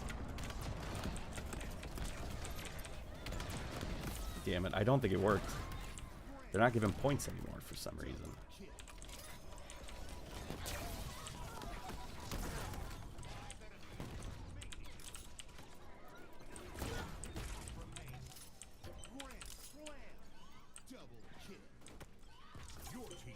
3 hours and you're still going. Wow. Yeah, I am, I guess. Flawless victory. Gold Elite ally is on this map. Yeah, I have seen that Gold Elite ally. It's actually pretty neat. He cloaks, right? You can't really have a proper opinion on CE balancing because the game was meant for 2v2 because of split screen. Yep. That's also entirely true. Is you know, a lot of the opinions about Halo Combat Evolved balancing come from like people's experiences on the Master Chief Collection, where you play with 8 players running around these maps designed for 4 players, and you also have like an online netcode that it was never really built around. It was built around like LAN and local split screen. So there are weird quirks, subtle delays. Sometimes shots won't register. Shots are dropped. Sometimes you need to lead. Sometimes you don't.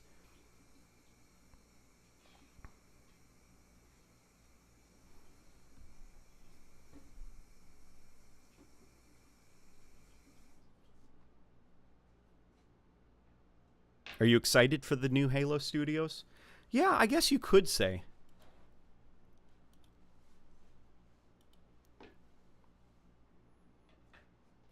It's at least like, and the thing is, I think I've seen a lot of people say like, like the name 343 Industries is tarnished. They're throwing it out. They're giving in to the toxic fans. I think that some of that might be true, like in regards to the name 343 Industries as a stigma. But my wife brought up a really freaking good point that I wager this is why they renamed the studio to Halo Studios. It's because the name Halo Studios is a lot more powerful of a brand than the name 343 Industries. Because you can like, so picture like toy boxes and stuff. Rather than having this 343 Industries thing stuck to the side of a toy box, like you've got Halo Studios. You know, who makes the Halo games? Why, that would be Halo Studios, the developers of Halo. And an example of how it has actually worked for other video game studios would be Sonic Team. They make the Sonic games, you know, in collaboration with Sonic Team.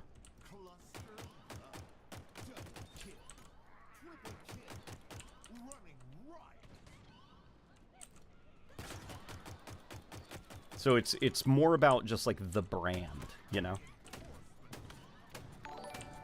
And people, I have seen people say, bro, like nobody was ever confused by the name 343 Industries. People knew that they were the developer, and people in the Halo community. But did you know, did you know that there are people that don't even know that there was a developer switch? A majority of people don't know that the people who made like Halos 1 through Reach are not the people who made Halos 4 and 5. Because for them, it's just new Halo game. Like, they're not looking at the developer, you know? That's only us, who care way too much.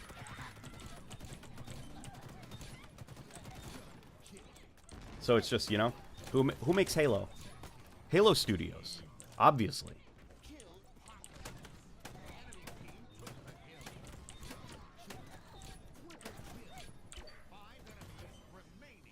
Random Covey dropship design thought. I prefer the Spirit over the Phantom. The former has a more distinct alien silhouette compared to the latter, which looks like a squatter pelican with side doors. That's true. That's true. I think part of the reason that the Phantom... I remember hearing this anecdote. I'm probably, like, if somebody could find the quote exactly, then that would be awesome. If not, maybe I dreamed it, which happens sometimes. I remember hearing somewhere that part of the reason that the Phantom was created was actually so that they could have drop ship encounters in a bigger variety of locations, because the Spirit was so long that it kind of limited what they could do and like its ability to turn in narrow spaces. So like the Phantom is a little bit shorter, a little bit fatter, squatter and stuff, but there's a little bit more room to get it into awkward places than with the Spirit. But yeah, the Spirit, that's a damn cool drop ship, and I wish that it was in Halo Infinite, because I freaking hate the look of the Banished Phantom. It looks like a goddamn Lego.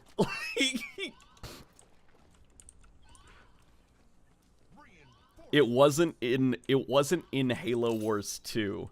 In Halo Wars 2, the Banished predominantly used spirits and banished liches. And it wasn't until a DLC hero when they introduced the Banished Phantom, and I remember reaching out to Jeremy in DMs, and I was like, dude, what is this? Like, come on, you didn't cook with this one, man. Like, it looks like a Lego. And so seeing the Banished Phantom show up in Halo Infinite unchanged, it was like, oh god, now it's in first person. I can see it more clearly. It's so ugly. Get the Marine Fire Team, spawns every wave. Where is it? Where is it located? It's in there. Okay, hang on.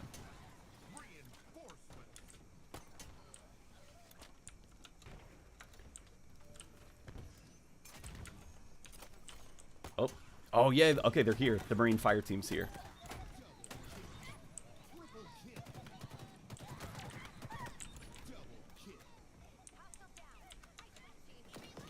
Not to mention the horrible explosion animations of the Infinite Phantom. You want to know something, guys? I was able to ask somebody about it. Forrest Baker is awesome. This guy is like a true Chad. He works at 343 as their senior visual effects artist. He joined them, I think, during Halo 5. And he knows. Okay? He knows. The reason the Phantom is the way it is, that explosion, is not by, you know, it's not on purpose. They aren't proud of it. It's because it was the best that they could do with the engine during development. It's literally like, it's a band-aid over a problem during development, and he knows nobody at 343 is proud of it, and they are really hoping that they can fix that.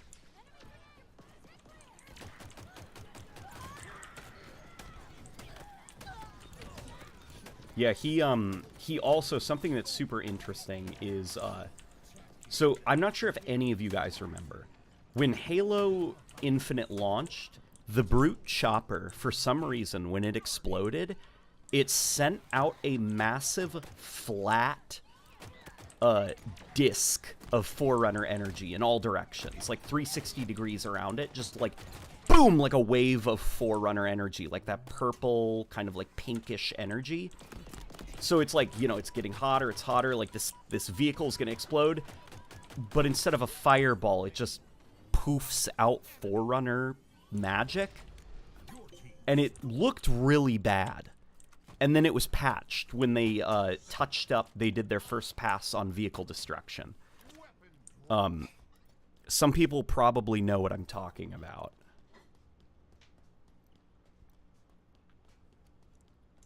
But I asked him about that. I was, you know, like, he's here, like, senior visual effects artist, telling me about Jackal shields.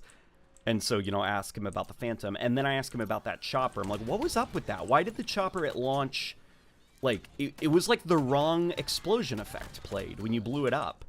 And he said that is precisely what probably happened. Because he said, like, understand, like, the vehicle guys, you know, the sandbox and vehicle guys, like, they were working so goddamn hard. And, like, they were just like, try that, see if that works. Oh god, we made it worse. Like, go back, try this. Like, they were trying everything they could to get a bit of production value in there.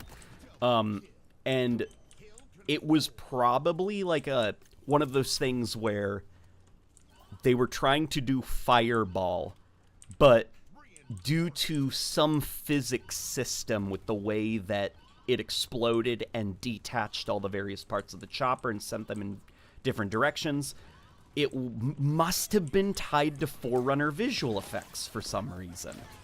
And so it resulted in, you know, the launch version of the game being whenever a chopper would explode, for some reason Forerunner visual effects would shoot everywhere. And they were able to fix that finally. You know, now when the chopper explodes, it turns into like a beautiful fireball, but it's one of the funny things.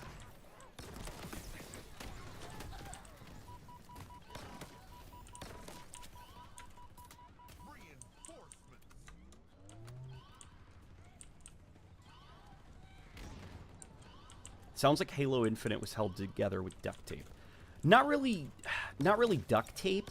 More like a lot of like, the best way to describe it is like a Rube Goldberg machine. And if you guys don't know what that is, a Rube Goldberg machine, it's like, think of like Tom and Jerry when it's like someone has to, like a wacky inventor in Tom and Jerry or Bugs Bunny is like, you know, the doorbell rings and it's like, don't worry, the machine will get it. And then he like rolls a tennis ball and it falls off of a thing and makes a balloon fill up, and then the balloon opens a bird cage, you know, and makes the bird like, you know, those like wacky, complicated, way too detailed like devices to do something simple like open a door. That's what a Rube Goldberg machine is. And that's kind of what they had to do with a lot of Halo Infinite's code, because it was just like so many engineers that had worked on the Slipspace engine, their contracts ended, and they were gone, and they weren't at the studio. And so it's like, what does this do? I don't know. And, you know, things as simple as like a brute chopper exploding actually required, you know, because nobody properly knew how to get it working, they had to do a lot of like goofy nonsense, like code Rube Goldberg machines under the hood just to get simple stuff working. And the Phantom explosion is an example of that, where it's just like they had to do some like wacky shit to get the Phantom exploding, and it shows. So it's like the engine is like working, you know, it's not like barely holding on. It's like it's working fine. It's just nobody knows what any of the buttons do. But they know what some of these buttons do, so they're linking some of the buttons together so that they can create a complicated code path that will eventually result in what it is that they're trying to accomplish.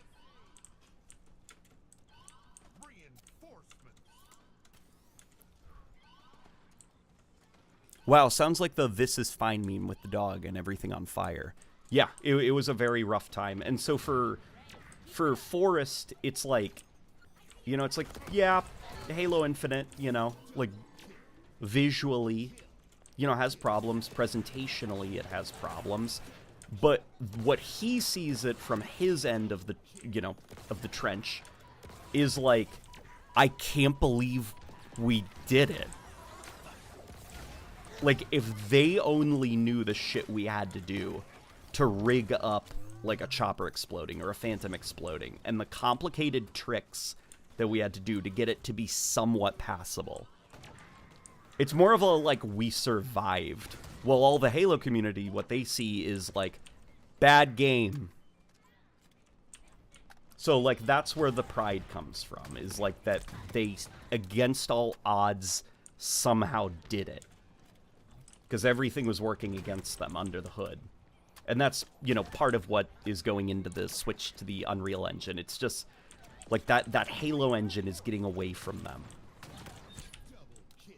You know, they could do it again, you know, because with Halo 5, that was a very difficult game for them to work on for similar reasons, which is just like, it, you know, that Bungie engine, there was a lot of shit in there that didn't make sense, and modifications made to it during the Halo 4 days. A lot of those people weren't there anymore to explain why they made certain choices.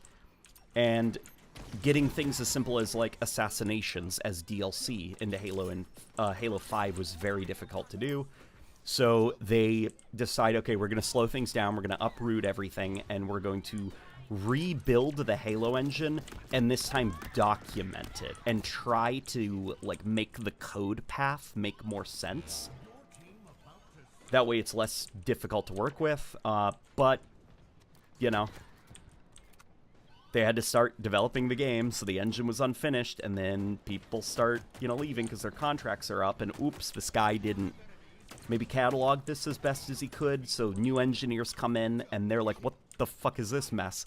And so they keep building on top of that work, but making their own workarounds, and so it becomes, you open up the hood of the engine to get something done, and it's a Rube Goldberg machine of code. Where it's like, in order to do this thing that is super simple and straightforward in Unreal, you have to do this, and then open up this file and connect it to this, and that, blah, blah, blah, blah, just to get something simple like a phantom exploding.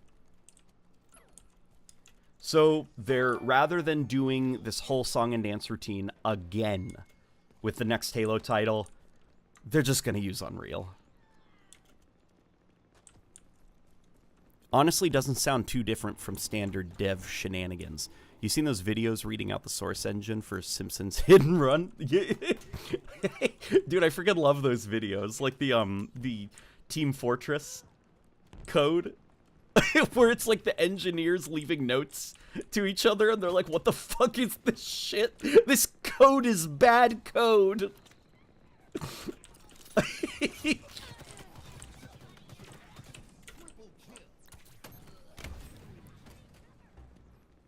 Do you think if they didn't use Contractors and documented the engine better, that Blam would still be a good engine, or was it always going to be kind of tricky? Yeah, if they didn't rely so much on Contractors, like if Xbox didn't, they could probably make very good use of Blam, because that's an engine where if you know how to work it, it can really sing, as Bungie demonstrated. It was Bungie's baby as a game engine. And you think about, like, that Call of Duty engine that they've been using for so long now, like the Call of Duty developers, like, part of the reason that, like, Treyarch was able to do, what was it, like, Blackout? They got Blackout, starting from nothing to the thing that we eventually played. When Black Ops 4 released, that took 8 months of development to create. Like, that Call of Duty engine would, like, struggle to handle more than 12 players.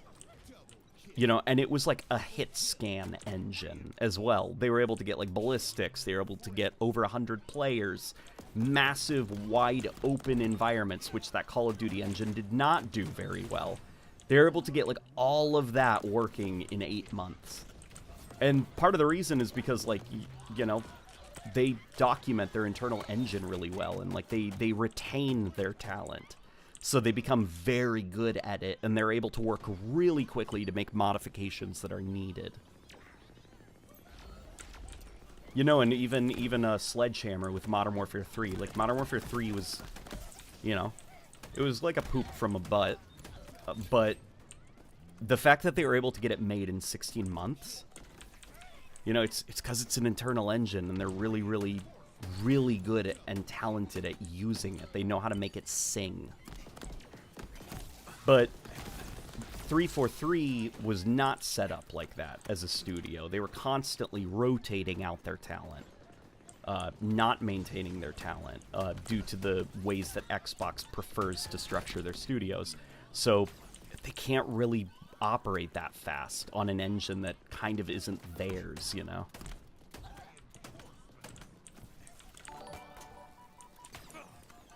This is an extremely inefficient and stupid way to do this. Too bad. This shouldn't work. It never works, but it does. Why? I don't know. Don't touch it. Yeah, oh my god, that video is so fucking funny. It's just...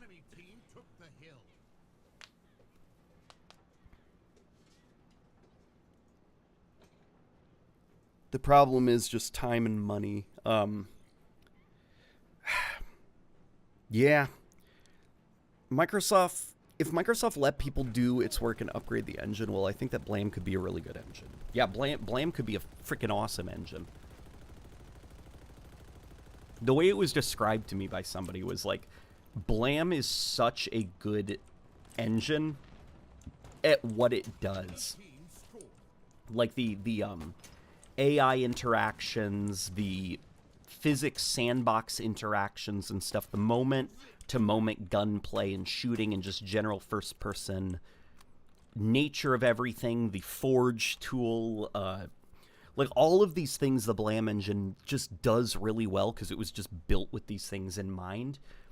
But what was really holding them back was just the mess of code under the hood of years of engineers like not really understanding why things were designed the way they were by their predecessors, and then having to come up with band-aid solutions that eventually come to bite the designers in the ass when they're trying to build a functional game. And it's just that slip space engine. Like the slip space engine is fine now, like for Halo Infinite. It's got a lot of problems still, but it's like at the point where they've mostly got it under control. There's still a lot of things that make it really tough to build content for it, but at least they know how to build the content now. Like it's kind of like they've mapped out the insane labyrinth under the hood, the insane strings of code and why things are the way they are. So now if they want to implement something, they know how to do it. They've just got to do it the hard way because of the way that the engine is just inherently built.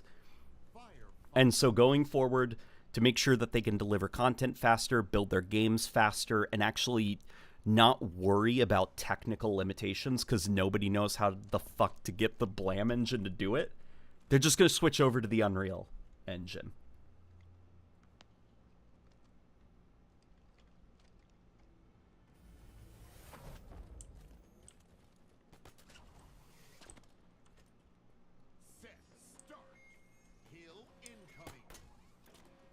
Hey, Late Night Gaming, what do you think of the trailers and promotional materials for Infinite lately being more like machinimas? Obviously, it's because of a lower budget, but I think it's cute regardless. I like it a lot. I like it a lot.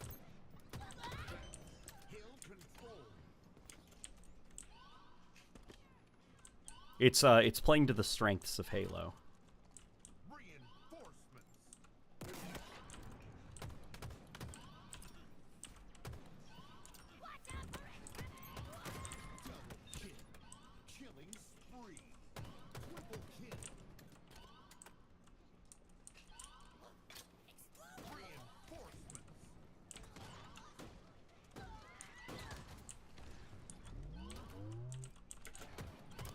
What's kind of like wild to me is like I've heard this story, like I can't verify it, okay? So what I'm going to tell you is basically a story.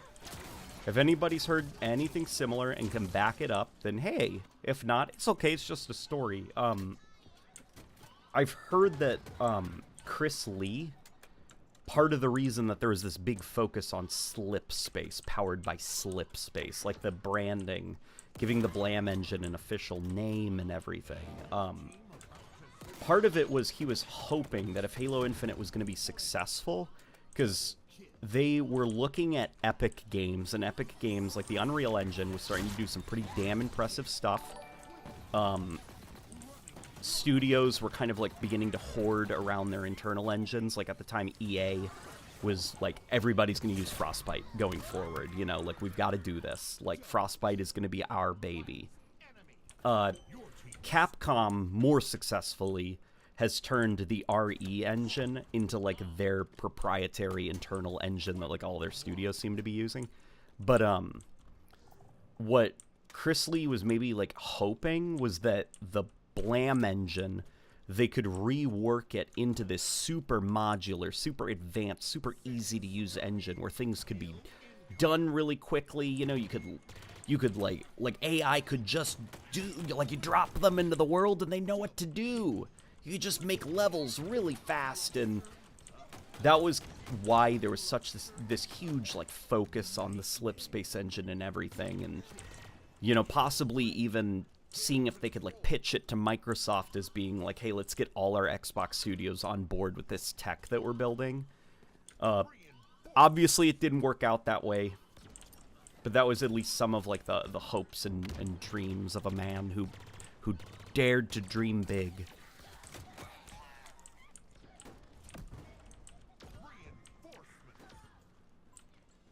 The 2017 demo of the slip space engine was quite impressive. Well, it was very impressive because it was like, you didn't really have to do anything. It was just showing like assets, you know? in a very, very, very controlled environment.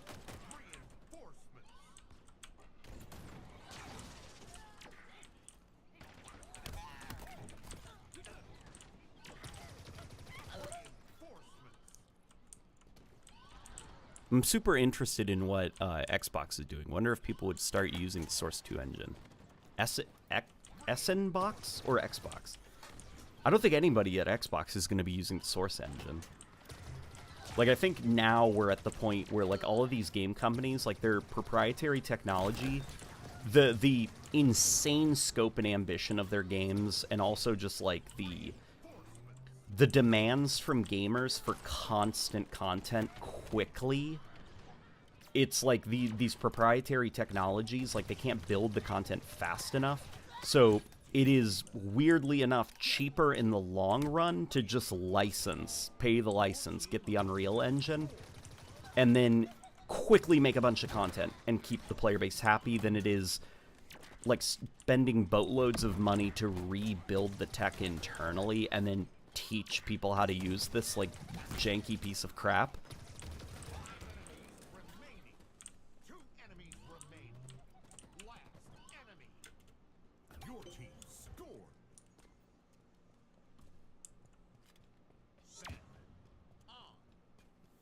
Oh, SN Box is a sequel to Gary's Mod. Gotcha. Okay. Here,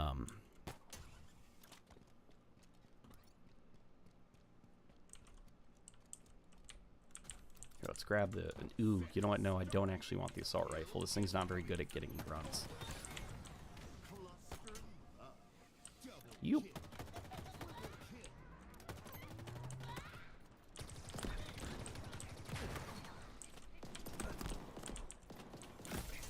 I've been playing Firefight for 3 hours now.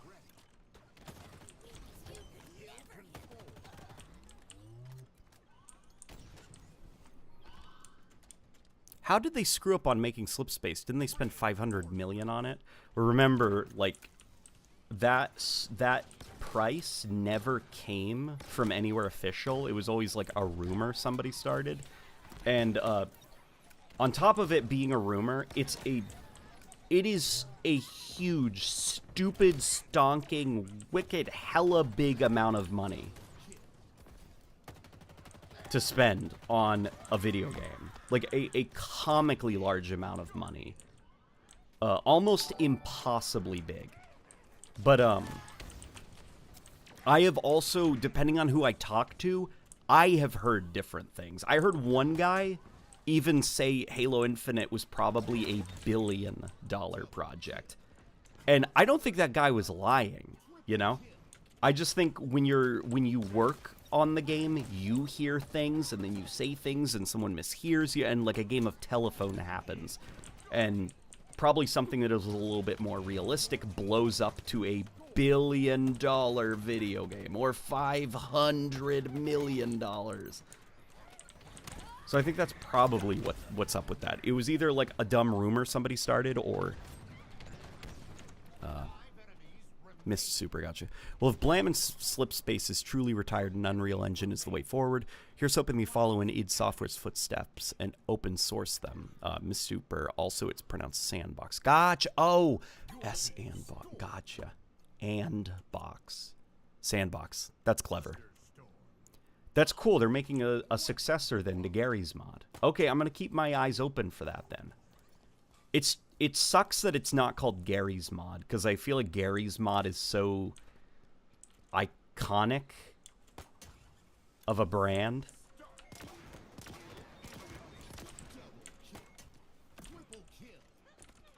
You know? G-Man in Sandbox doesn't roll off the tongue quite as well as G-Man in Gary's Mod.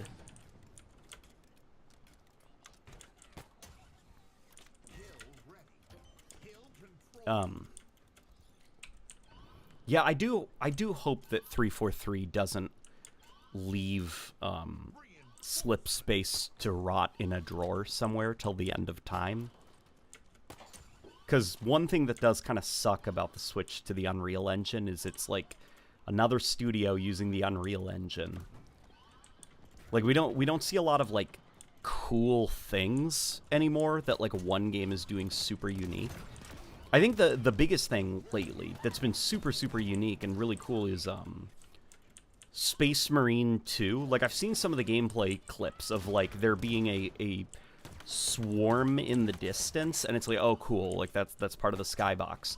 But then the swarm like makes its way to the playable level, and it's like, oh, there actually is thousands and thousands of creatures on screen, and they're gonna kill me. And like, that's tech and stuff that you don't see a lot in games. You only really see super innovative stuff come out of proprietary game engines, because everybody using Unreal, they're all kind of using the same tech.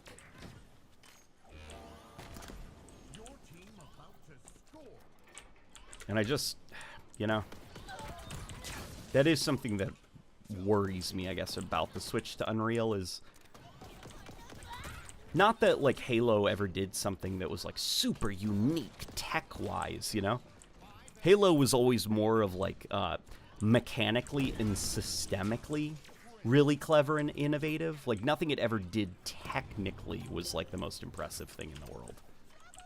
But I don't know. Just me thinking out loud.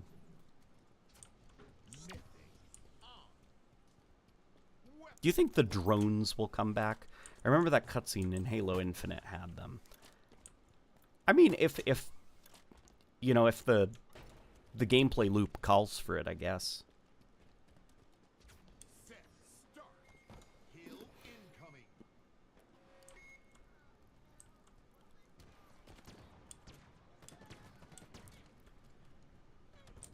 Why do you think 343 never implemented flying phantoms and pelicans, despite it being able to be modded so easily? Probably because in the campaign, they just never found a purpose for it. Like, there was never a point in the campaign where Master Chief would fly a pelican, so they never, like, put in the resources to make the pelican, like, a proper vehicle.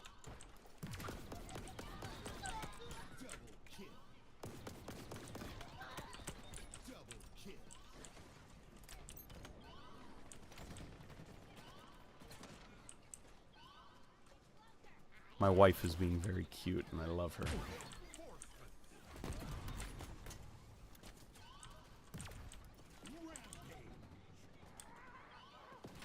X-user fork. Oh god, yeah, that's stupid nonsense. Yeah, the fake controversies, the fake outrage.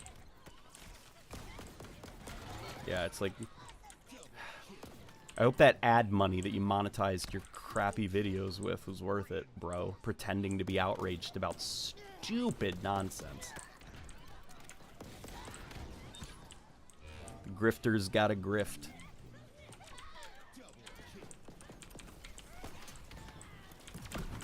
Oh my god, there's so many. There's so many grunts. Holy crap. Oh my god.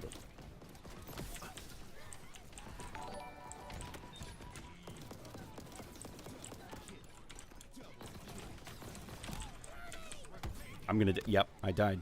Agreed. It's all becoming concerningly homogenized. I hope it doesn't become a near monopoly, like how you can only choose between Intel and AMD CPUs. It might become homogenized at some point. Like, I can't think of anybody else. Like, as far as, like, open source engines, like, you know, Unity's cool and all, but it doesn't seem like Unity has, like, the tools needed to push the kind of visuals that modern gamers want. Like, Unity is more good for, like, artistically stylized games.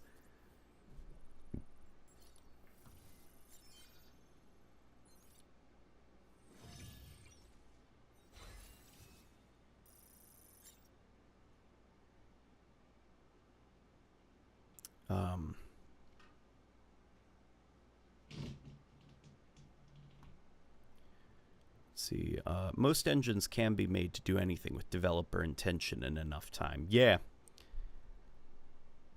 Finals had some insane homebrewed destruction in Unreal Engine. That's true.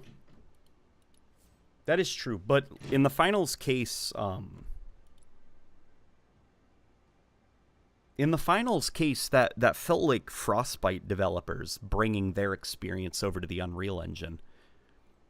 Which I guess, you know, now considering, like, Unreal Engine can now do some pretty complicated destruction tech along the lines of the Frostbite engine.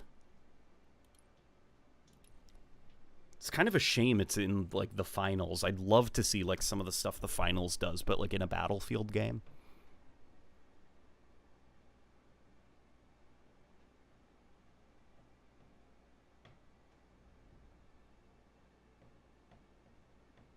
Hey, LNG, whatever happened to that custom Halo main menu you were working on? Oh, that thing was always me learning how to use After Effects. I could probably actually redo that project. I could start it over. What's a lot of fun now is thinking back on that project, that fake main menu that I did. Oh, man. I did it the hard way. I could whip that thing up fast now. Easy peasy lemon squeezy.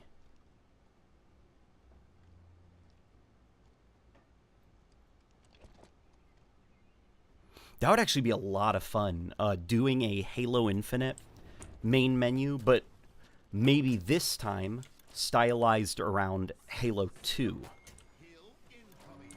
You know, with like the scrolling symbols and stuff. I could probably like add endless stuff. Like weird, spooky, ominous, banished hieroglyphic scrolling semi-transparently.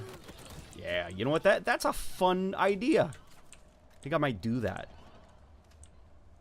It's like just a fun little project.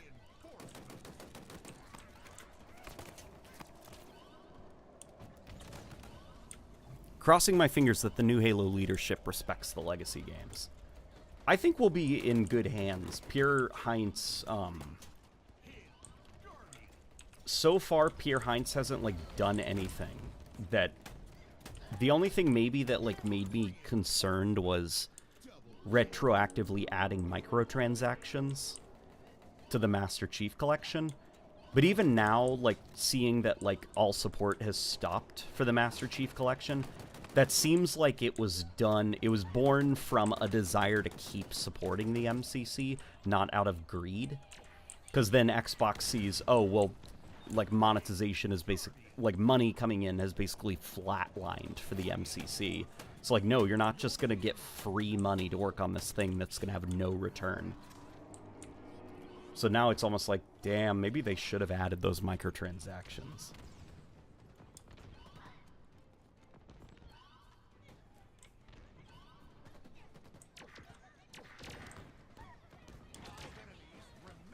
Do you reckon they'll continue the story of Halo Infinite again?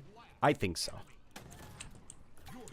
If they're smart, what they probably could do, because Halo Combat Evolved, if the remake is true, you know, the next Halo game, it's going to be on the PlayStation 5. So a ton of people are going to be playing Halo. Not just Halo, the first Halo story. And then so Bathrobe Spartan, I think it was, said that he heard if the Combat Evolved remake is successful, they might remake the entire trilogy.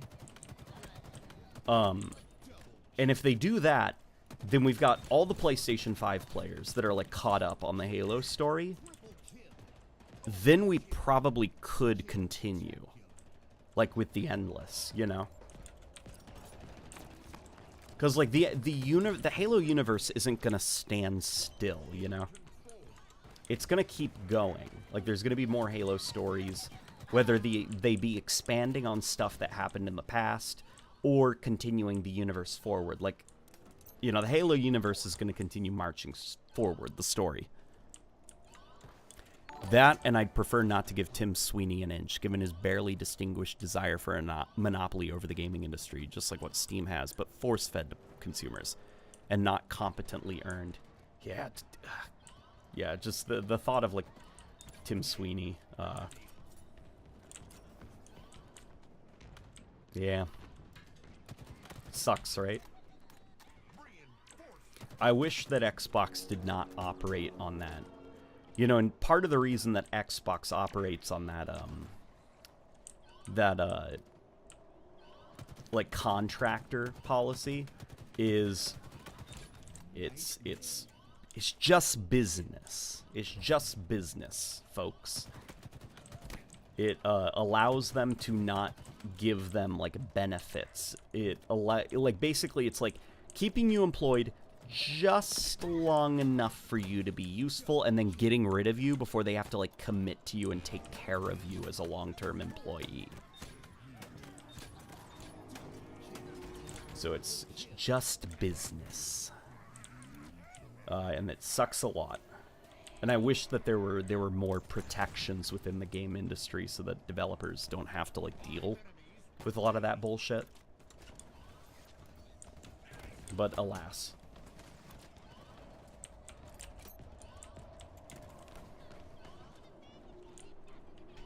Personally, I want to see where things go with the Endless storyline. It's already more sensible than the Prometheans and created stuff. Yeah. They, I had, like, okay, so, like, Joe Staten's, like, Halo stuff, you know, the next Halo game, it was never, like, in active development, you know, whatever Joe Staten was doing over there. It was more like Joe Staten has ideas, and the narrative team has ideas. Because, one of the folks that was in charge of, like, some of the core stuff, like, the actual structure of the campaign, you know? He had no clue what they were doing, like what the next Halo game was going to be. Like, he said it was like a very boring time creatively after Halo Infinite came out, because it was just kind of like stand by for further instructions, you know? They're working on what they think the next Halo campaign is going to be. And he understood that Joe Staten was super interested. Well, Joe Staten is interesting, but he was also interested in doing something with Atriox for the next Halo game, like possibly even making the game star Atriox and maybe even be third person. Like, and remember, these aren't plans, okay? It's like conversations. But ultimately, you know, Joe Staten's not there anymore. They have new plans for the future of the Halo franchise. And it'll be interesting. It will be interesting. But I am quite interested to see where it goes. I have concepts of a plan. Basically, yeah, Joe Staten, he didn't have a plan. He had concepts of a plan.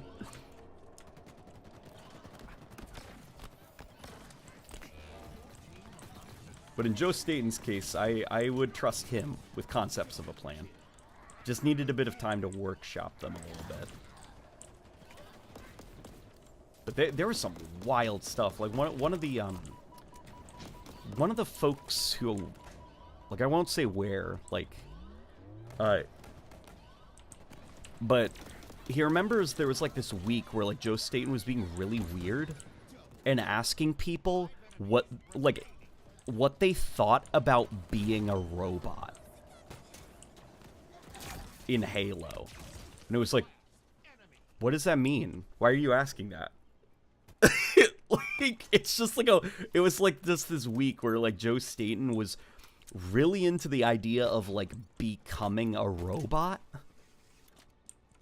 And he was like asking other employees what they thought of it, like as a concept in a Halo game, and I have no clue what that means.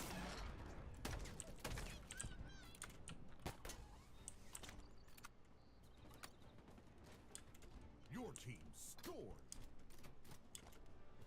It'll be interesting, but what kind of interesting? Weapon drop.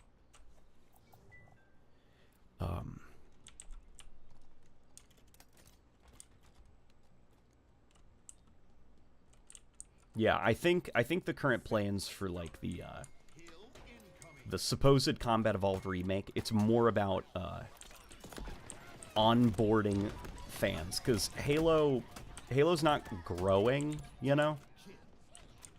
Like Halo's not getting any bigger. Unfortunately, the only real people that play Halo are like Halo fans.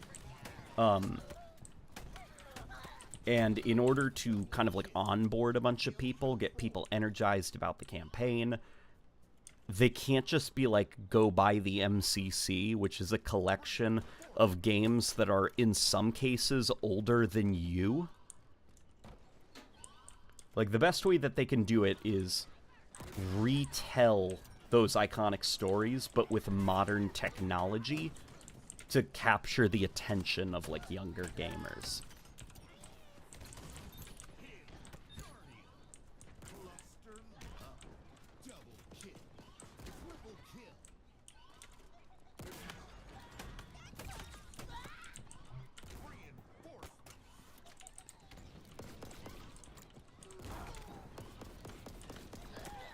So I've got a personal theory what that playing as a robot is about.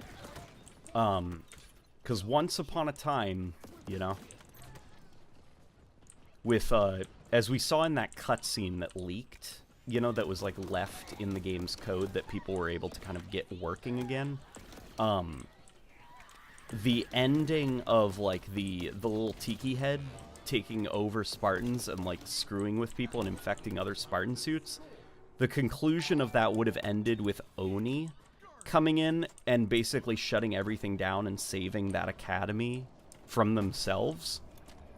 And it was supposed to also introduce a new core, and that core would have been an Oni drone.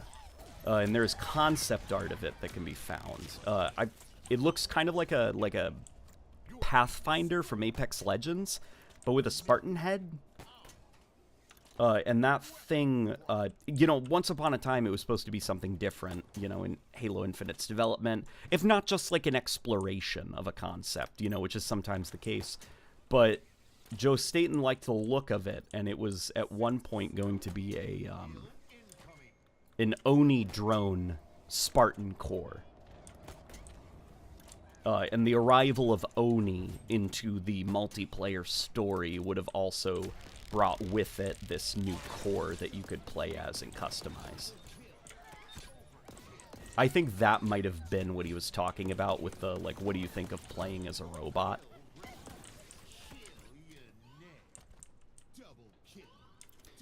If I were put in charge of restructuring Halo 2's campaign, I'd do something similar to Sonic Adventure 2, a hero and dark story, with each focusing on Chief and RB respectively, with a final story concluding both. That is that is so perfect. I'm just picturing now the Sonic Adventure 2 intro, but instead of Sonic and Shadow striking the pose, it's Master Chief and Arbiter. It's...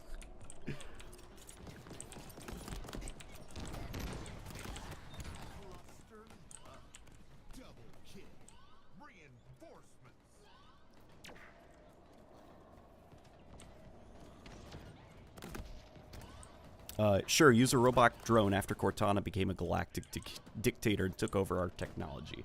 Great idea, Oni.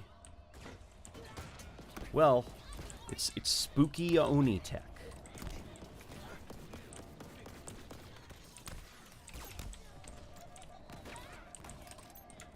You know, it's spooky Oni tech. Like, I guess it was supposed to be kind of like going forward than the Academy story. You would have had, like, Oni drones be involved, you know, patrolling, like, the Academy grounds and stuff like that. They were even, there were going to be these, like, I forgot what the name was for the concept. I think they were just called, like, strike missions or something. And they were short little narrative things. So it's like you were going to get your firefight mode, but there would be a narrative mode that was like these strike missions. And they were more of like, you could think of them like Spartan Ops, but focused. Like, not just kind of like running around for 20 minutes doing whatever. It would be like, kind of like, get in, complete the objective. And one of the strike missions would have involved, I guess, like the Banished finding the Academy.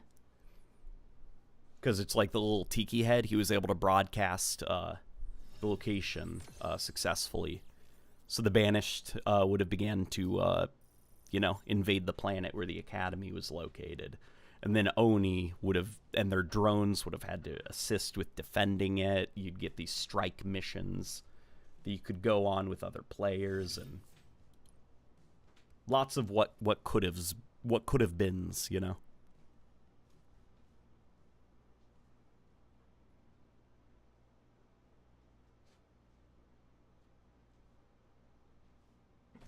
If the CE remake is real, what would you want them to change? Well, you know, if I were remaking a Combat Evolved, if I was remaking it, I would have kept the gameplay almost identical to the original. I mean, polish things up, you know. Give Master Chief a walking while throwing a grenade animation. You know, maybe eliminate some of that input lag just a little bit. But for them, I guess, make the changes that make people like Halo again. Make whatever changes are necessary to get the new gamers into the Halo story. I want to be overwhelmed and flooded by a new generation of Halo fans.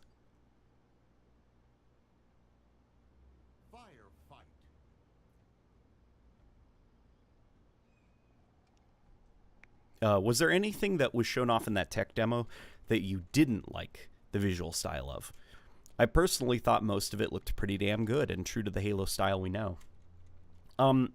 There was a subtle grid effect on the energy sword. And I didn't like that too much. Like, I think the energy sword should just be pure energy. You know, it doesn't need like this kind of like techie, hologrammy, subtle grid. But I can't tell if that was, like, deliberate visual style or if that was, like, I don't know, some kind of, like, breaking up of, like, the way that the Unreal Engine renders things, you know? It's hard to tell because the Unreal Engine, you know, TAA stuff, visual reconstruction in modern games. If we want to talk about problems there, we could probably start talking about the Unreal Engine. Because that thing, if developers aren't careful, it can produce some pretty nasty-looking games. In a bad way. All 3 campaigns would be expanded stories. Chiefs would live up to 2's OG marketing by defending many sites on Earth, before heading to Delta Halo. Yeah, it would be an opportunity for them to capitalize on a lot of, like, fan-favorite moments from the campaign that maybe weren't as fleshed out as they... you know, as they could be. Not fixing issues is what I would say. Because, like, all of those games, I think, shine. They've all got, like, their own unique voices and identities. And I wouldn't change a thing about them. But, you know, doing a remake would give you the opportunity to riff and expand on some ideas from the original games.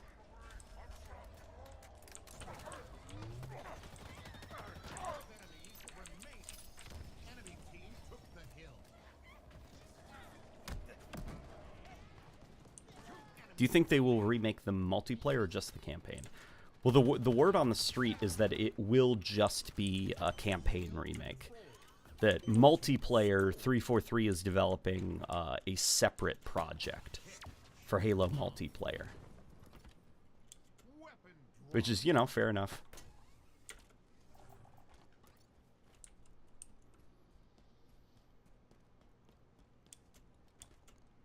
Holy shit, it's not growing. Halo has been mismanaged for 10 years. Well, it's also... part of the reason it's not growing also, I think, is just Halo's very long in the tooth, you know? Halo's like a pretty old brand.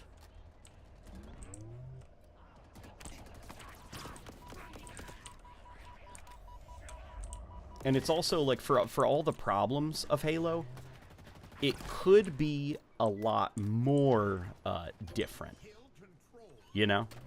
Like, 343's Halo has made, like, a lot of, like, kind of, like, weird changes that a lot of us classic Halo fans aren't too fond of. But even up to Halo Infinite, aiming down the sights isn't fully in the game yet. And even Halo 5 made some compromises with D-scope. You know? So it's like, every time, like, that Halo has changed, it's been kind of like a half step.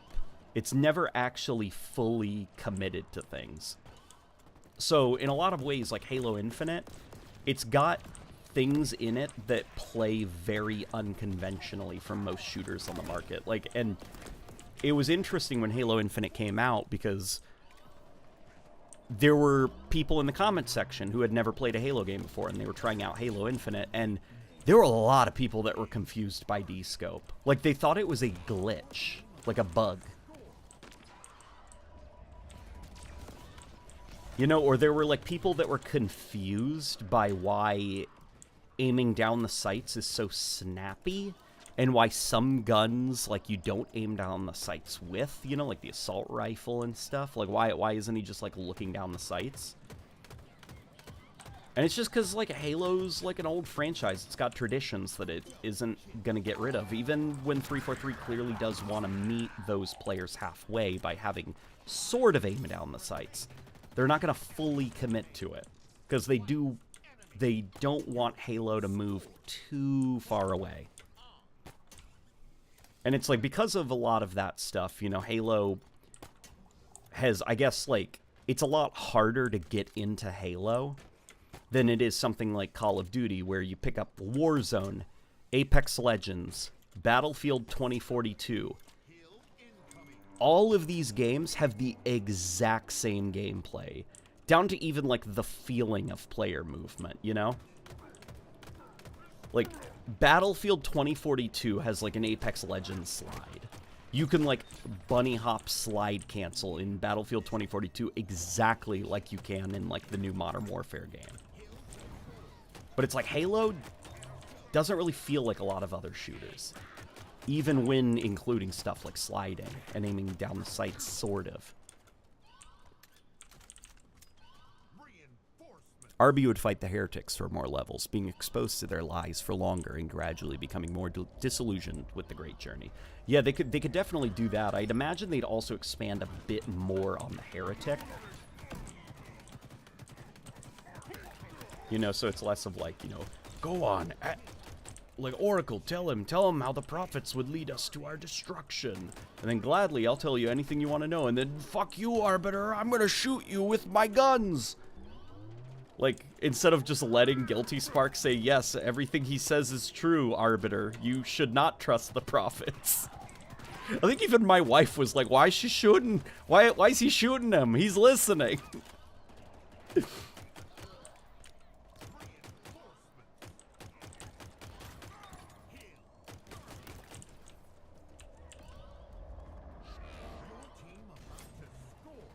The lack of aiming down the sights is honestly among the core pillars of what makes Halo Halo. Yeah, it really is. And a lot of kids nowadays, they think it's weird, it's odd. You know, and for us, it's like, no, it's not. Like, that's how Halo is. But for them, they don't have that familiarity, so they just see it as, like, odd. You know, even to the point of, you know, D-Scope. Go check out the video that I made a while ago talking about D-Scope and what it is as a mechanic. Like, defending it and stuff. You're gonna see a lot of people in those comment sections say, D-Scope was a stupid mechanic. They should get rid of it right now. Because it's like, for them, it's weird. It's very, like, unconventional, you know, of a mechanic. But we take it for granted because we're used to Halo. These darn kids. Exactly.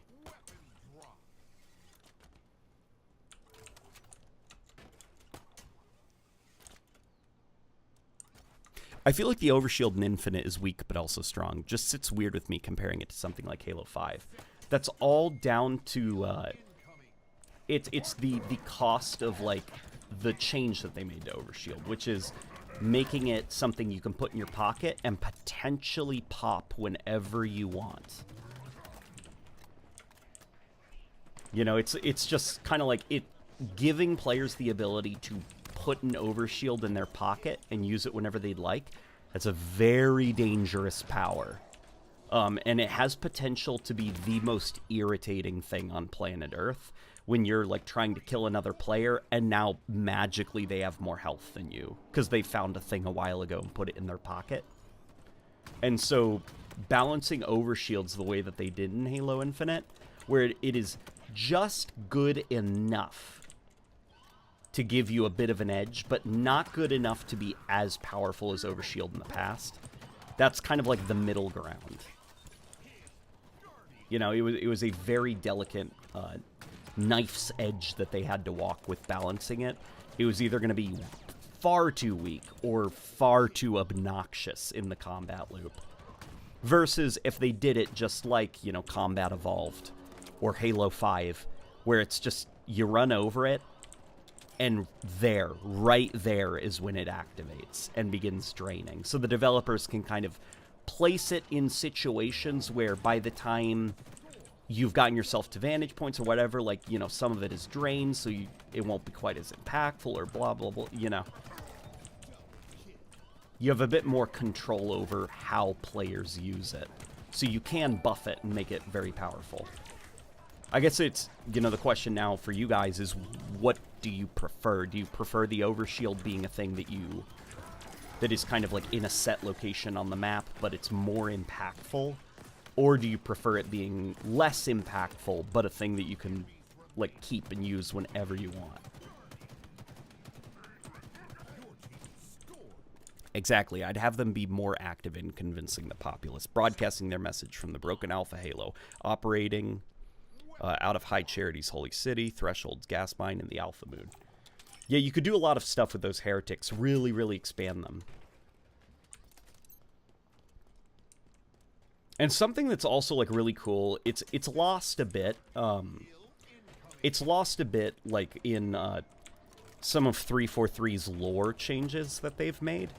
But the original intention with those heretics, the reason their armor looks like really kind of like fucked up and weird, and their banshees, if you remember the heretic banshee that he gets in, it's like all yellow and it's got this weird tech on it. It's because when they discovered that the Great Journey was a lie, out of anger and defiance, they took their armor and their technology and they stripped it of, like, the beautiful purple, like, shine of the prophets, you know, technology. Like, to just be like, you know, like, fuck this, fuck the Great Journey, like, and they just got rid of any markings of, like, you know, the Covenant look. Which, that's pretty cool. But then 343, they made some, like, a weird change to the lore that I don't think was entirely necessary, which is now it's like, no, they do that when they're miners, when they're mining on distant moons or gas giants. They strip their technology to its bare essentials so they can be laid bare before the Great Journey, true in who they are. And it's like, that makes no sense. It made a lot more sense before that they just tore off all the, like, beautiful decorations.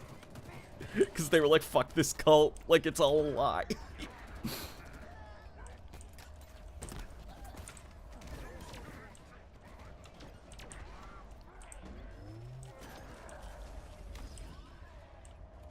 Sprint makes a lot of sense. A Spartan not being able to run is weird. That's the kind of stuff that, like, modern gamers think about. To us, we're like, you know, well, Spartans don't need to sprint in Halo, because, like, if the gameplay doesn't need you to sprint, then you don't need to sprint, you know? But then there's some people that, you know, are more concerned about, like, wanting a more immersive gameplay experience, rather than just kind of like, here are the rules for how the game plays.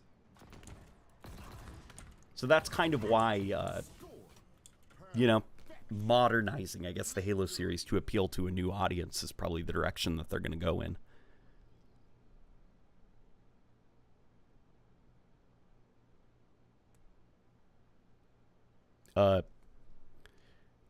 Call of Duty is still around, and so is Mario and Sonic. Age is not an issue. No, I disagree. Age is very much an issue. Because what is Call of Duty now? Call of Duty is Warzone. Call of Duty is not 6v6 team deathmatch and domination anymore. It's Warzone. Call of Duty saw that in order to stay relevant, It needed to make some pretty big changes. And Call of Duty reinvented itself into a free-to-play battle royale franchise. With, you know, like a little 6v6 thing stapled to the side. Sonic, the biggest issue people have with Sonic is that no two games play the same. Sonic's always changing up its formula to a point that it makes some Sonic fans really annoyed that they won't stick with a formula. Mario has the benefit of just being able to have so many different games. You've got like your standard 3D games, you got your 2D games, you got your Mario Party, Mario Kart. Like Mario is like the definition of being different. You think they will add Sprint to the Halo CE remake? Oh, I think Sprint's a given in the Combat Evolved remake. Probably aiming down the sights, probably sliding, mantling, all that. The best I can hope for, you know, like I could choose to be mad that like my perfect little time capsule isn't going to stay the way I want it to be forever and ever and ever. Or I could just be like, they're going to do it. They're going to do it. It's going to happen. I'll meet this remake on its own terms. Like the original game is a super mechanically tight first-person shooter campaign. Like every sandbox item, your core player movement, all of it flows flawlessly together. And that will be a game that I replay till the day I die. But this new Halo remake, it's probably going to have a more immersive gameplay experience where it's more like, but what is it like to be a Spartan? But playing through the events of Halo 1. So I'm going to think of it more of like being, it's probably not going to be as mechanically tight as the original campaign. It's going to be a little bit messier, you know, there's going to be things that maybe like make pacing not, just like a little bit more awkward, you know, you're sprinting, you're aiming down the sights, sliding, clambering and stuff. But I'm going to approach it on like, okay, well, let's see what Halo is like if it had immersive gameplay. That's the approach that I'm going to take with it, you know, because I'd prefer to still like Halo, you know? I don't like being upset. I don't want to become an old man angry at clouds. Like, back in my day, you couldn't run. If you wanted to move faster, get in a damn warthog. Like, I don't want to become that guy, you know? So I'm like, okay, the original will always exist, and I'll always replay it. I'll probably replay this remake too a lot, and it'll be really different. I'm interested to see the ways that it's different. Yeah. But not gonna lie, I always thought the old lore was silly. Screw you, oppressive regime. I'm stripping my body armor of its key protective parts in protest. Well, it's not the key protective parts, it's the Covenant decorations. And it does totally make sense if you are like, if you're in a cult and you discover that like the cult you're in is a lie, the first thing you're probably gonna do is like, if you're wearing like the cult necklace, you're probably gonna rip it off and throw it on the ground and then stomp on it in a rage, you know? It does make sense symbolically, you know? That they've done everything they can to strip their armor of any markings that they're Covenant.